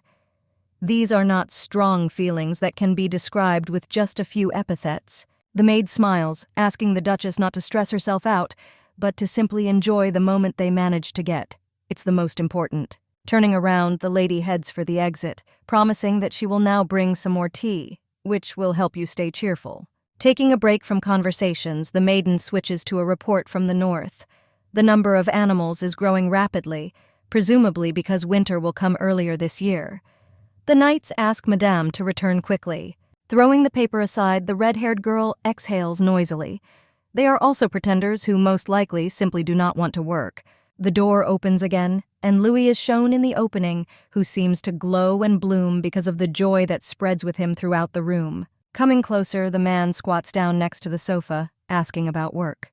Ljubljana still hasn't finished all the paperwork, leaving some for later. Lowering his sad gaze, the guy, like a puppy, steps aside. If it is something urgent, then there is nothing you can do except take the time to solve the problem. Realizing that there is no choice left, the girl promises that all matters can wait, at least until tomorrow. The joy on the prince's face becomes genuine. Coming closer, the man takes the girl into his arms, asking if she really doesn't need to deal with this right now. All that remains is to ignore the sister's instructions. Smiling, the beauty turns away because she is ticklish from her lover's kisses. Since they are newlyweds, they have the right to have a little fun. Miss Lemons appears in the room, bringing with her a cart with tea and a kettle. The heroine completely forgot about her promise. Louisman doesn't know that the maid is here, so he will feel awkward. The best thing to do would be to leave the room, so Bia waves her hand towards the exit. Nodding, the lady understands everything from half a word, getting ready to leave. The last thing she wanted was to interrupt the newlyweds who had earned their time together. Leaning towards the girl's lips, the guy talks about how much he loves her.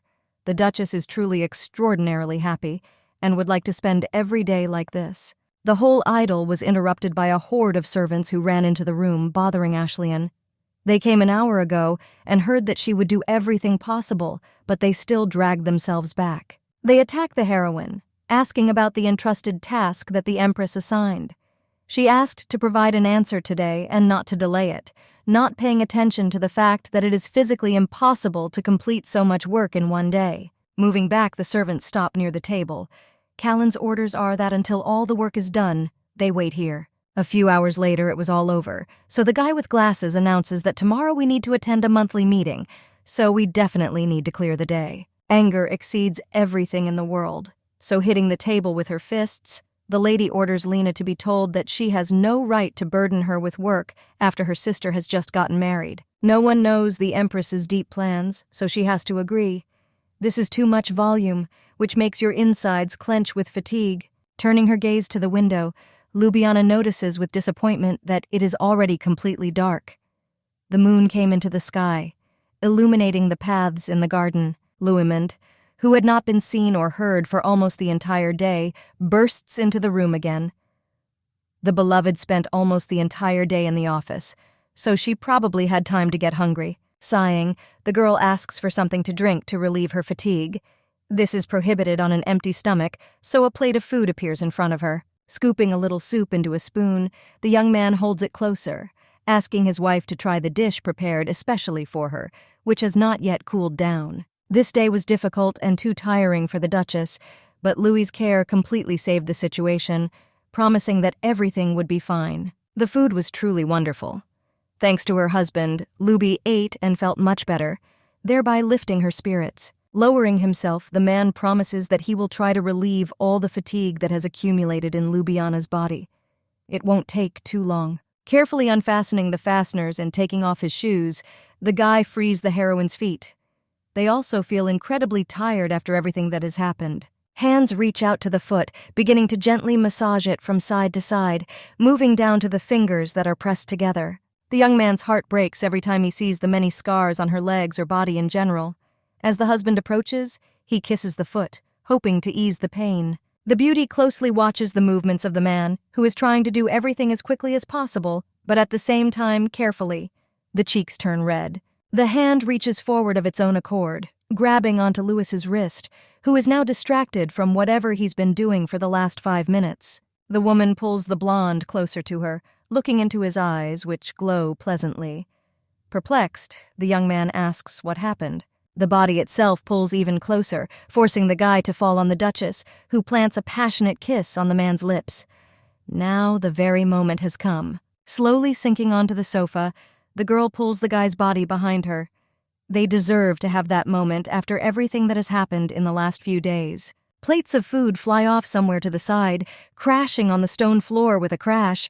Now this doesn't bother any of the newlyweds at all. The couple looks into each other's eyes, being very close and feeling each other's warmth. The moment seems to be the most pleasant in their entire lives, not counting the last time this happened. The man looks at Luby, who is intently looking at the beautiful features of her man. He says her name quietly, trying not to choke from lack of air. The woman always thought that the guy was a rabbit who could be easily controlled regardless of the circumstances. However, everything turned out to be much better. The beloved is more like an animal who is waiting for that very moment to go on a rampage and start doing whatever he wants. Not wanting to endure it any longer, the beauty grabs the back of her head and pulls the prince straight towards her, realizing that a little more and she will explode due to the overabundance of emotions that overtake her. The next morning came completely unnoticed because of the time that flew by like crazy. The maids knock and come in to bring water for washing. Once in the room, the girls cover their faces with their hands from the blinding light, which seemed to spread throughout the room, sparing no one. The couple stretches in bed. which is completely disheveled due to yesterday's pleasures. The blush on your cheeks glows, giving off a pleasant feeling to everyone around you. Smiling, the beauty seems happy. She feels an influx of strength after so many body movements that have occurred. Until now, she really lacked physical activity. Approaching Bia's cheek, the blonde kisses her carefully. Such a sweet sight seems too wonderful for the maids who witnessed all this. After the wedding, the lady changed for the better. Especially when she spends time with Louismond, it becomes noticeable how happy she is. The maiden used to be scary, having changed in just a few weeks. Rising to the mirror, the lady gets ready, straightening her tie. Today she is going to her monthly meeting, which will take place at the Empress's palace. Nodding, the man offers his help, carefully tying the bow tie, which still did not want to obey its owner. The Virgo did not marry so that the guy would do such simple things, but he is pleased to see his wife in a shirt that he ironed and a tie that he tied himself. Turning away, the lady agrees. She can allow a man to do things the way he wants. Almost crying, the blonde realizes how much he does not want to let Bia go, even if she returns to the palace very soon. Seeing off the cart, which inexorably evaporates in the distance, the young man waves his hand, hoping that the girl will return home as quickly as possible. The meeting room always brought out strange feelings in Ljubljana's body. It is too large to be used for meetings between the Empress and the three dukes. Turning around, the girl notices men who react differently. Ludante waves his hand in greeting, rejoicing at the appearance of his sister, when Kadrik, as usual, grumbles. The brunette looks at her friend in surprise, noticing the fact that she has blossomed, probably having fun during her reclusive life in the castle. You can tell by Feldharg's face that he doesn't like this kind of talk. He was not prepared for the lady to feel better so quickly surrounded by Louis. Scratching the back of her head, the red-haired girl decides to tease her friends. If they want to feel better about themselves, the best thing to do is to just get married quickly. She really likes it, so both of them should definitely get married. The dominant is offended and says that this is what he wanted, so he asks for help with Kina. Unable to stand it any longer, the blonde raises his voice, asking what she likes so much in a marriage that does not judge her anything good. If you think about it this way, you can't even single out anything unusual, because the lady likes absolutely everything about being with her loved one on a regular basis. Moving to the side, the guy hits the table with all his strength, which is located in the middle of the room, occupying almost the entire space. Looking into the Duke's eyes in surprise, Luby tries to understand what is wrong. It seems that the young man has some complaints about the product supplied for negotiations. Ludante pats the table as if it hurts after being hit while the lady asks about what went wrong. It's made of stone, so Kadrik's hand probably hurts. Nudges the man with her shoulder, the red-haired girl laughs. They are just joking, and if he is so bored she can let him hit her for complete happiness or fulfillment. Not lagging behind her friend, the Duchess suggests doing something else to make everything normal. Only one knight realizes that in this way, sometimes the boil begins. Her Majesty enters the room, passing almost silently. It seems that the people left alone here are having a lot of fun, even without her. If they've been looking forward to having some fun, they might start the meeting that's been waiting all month for that very moment. The dukes bow their heads respectfully to Kina, who seems to share their spirit even with all the current problems in the kingdom. Sitting down at the negotiating table, those gathered begin discussing a project to install structures in the east. The Duchess offers information about the rebel forces, which also remains important. They came from the old kingdom of Aden, thereby trying to seize power through Lumond, whom they wanted to kidnap at the wedding. The words seem to fall on deaf ears of the blonde, who feels absolutely nothing. She announces the end of the meeting. Saying that they will see each other in a month, the queen continues to ignore her sister, who is already screaming for an audience with her. Instead of discussing the rebels, Callan says that Ashley is forbidden from coming to the imperial palace until the next meeting, which takes place that day. Freezing, the beauty tries to understand what's what, quickly getting her bearings and almost begging her sister to talk to her, to which she receives another refusal. Approaching the exit, the blonde calls Duke Dominant to follow her, who looks back in surprise at the remaining people in the room. The guy joyfully says that he is leaving with Her Majesty, leaving the girl alone with her aggression. Hitting the stone table with her fist, the girl shouts after him that she wants to reduce the amount of work sent, which takes up almost the whole day. They don't hear her, but the table crunches under the hand, and a web of cracks crawls from the point of impact. Smirking, Kadric decides to use the Duchess's move, asking why she wants to break the bones of her own hand in this way when there are many others. Walking down the corridor, the girl heads towards the exit, thinking about what she should do next because of the prohibitions that have now been put in place. If Ashlyan leaves the estate now, he will not be able to appear here for the next month, which means that everything will be over. You can hide here and come to your sister in the middle of the night, which of course won't work. Stopping in thought, the heroine does not immediately notice a figure standing right a few steps away from her. Jumping up, the beauty puts her hands forward in a protective gesture. Kadric frightened Ljubljana, who was so lost in thought that she did not even notice his approach. Setting out on the road again, the lady listens to reproaches that after the wedding she completely lost her vigilance.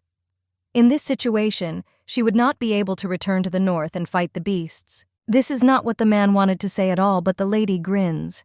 The presence of animals is much more noticeable, which means that the girl will be able to defeat everyone without any problems. As a result of the words, it becomes unclear why the lady cannot feel anything, closing her eyes to the rest. Pushing the guy with her shoulder, the Duchess menacingly asks why he is trailing right next to her despite the fact that their path lies in the same direction. To others in the castle, the two look like someone who is on good terms. The servants can only wonder what they are talking about so friendly. Grabbing Ljubljana's hand, Feltarg leans closer and asks her where she will go first. Perhaps the girl will decide to immediately return to the mansion. Smiling, the beauty remembers her husband. Louis is waiting for her, and she promised to return as soon as possible, even if some problems arise in the castle. Frowning, the Duke notices that such a relationship is clearly to the liking of Bia, who has relaxed lately without giving any results at all. The man also noticed that the heroine's face was now shining, replacing the usual frowning expression that had become familiar to everyone over the past 10 years. If you think about it, the lady certainly looks happier and more lively, but this does not change anything at all. Despite all of the above, the Duke is angry with his friend. His Luby was happy, but the downside was that all the changes happened thanks to some other man who didn't care about the Duke's love at all. Approaching the horse, which is intended to take the carriage home, the woman offers to introduce her friend to some beautiful lady who will please him. One beauty comes to mind with a dragon heart on her head and sitting on a throne made of dragon skin. All hints lead to the Empress. Frowning, the man tries to restrain his new outbursts of anger. He asked for a long time not to say such things, even as a joke. Jumping on her horse, the girl laughs. It might not even be a joke, which means it doesn't count as anything. The beauty remains serious. Sighing, the guy realizes that he shouldn't say anything, saving his face for himself. The consequences can be dire. Nothing can be done, because in reality Ljubljana does not have the slightest interest in Feltarg. From the outside, he probably looks funny, trying to win her love. Just about to leave the palace, Bia freezes, remembering one important thing that she completely forgot to mention. There were forces at the wedding trying to kill her husband. Trying to hide the nervousness that makes cold sweat run down his back, the guy asks why they are telling him about this. He has no idea who it was. Kadric should ask about the forces that had nothing to do with the rebels. These were two different groups that had nothing to do with each other. The blonde freezes, realizing that perhaps he has now made the most fatal mistake by giving just such a reaction. Don't underestimate the Duke's strength, because he also has his own ears. He checked everything, figuring out even the smallest details. It's strange that Kadric knew everything long before the Duchess announced it to everyone. Even Duke Dominant was not aware and was not told about it. The man freezes, realizing that hiding his motives will be much more difficult than it seems at first glance. He didn't hope for it. Ashlyan doesn't think about the fact that they were some kind of mercenaries. To begin with, it is worth assuming that there were some other forces that used this for themselves. Colonel Gale was trying to take Lumond, and the other group was just out to kill him. Everything was done with the help of weapons, which are very difficult to get, because a crossbow with iron arrows is extremely expensive on the black market. Most likely, it was not a chapter, because it would be difficult for an ordinary person guarding the borders to get something like that. The assassination attempt was carried out for other purposes. The girl did not intend to somehow press the Duke, and there was only one goal for this. She trusted him from the very beginning of their work together. Grunting, the guy asks about suspicions that might make sense. From the very beginning, he thought that this was why the conversation started. The Duchess doesn't look like she's trying to threaten anyone right now. These accusations sound too funny, but in Kadrik's eyes they make sense. Turning around to go on the road, the main character slowly exhales, saying that she believes Feltarg. Until now, everything he has done been done fairly, without any gaps in the form of revenge.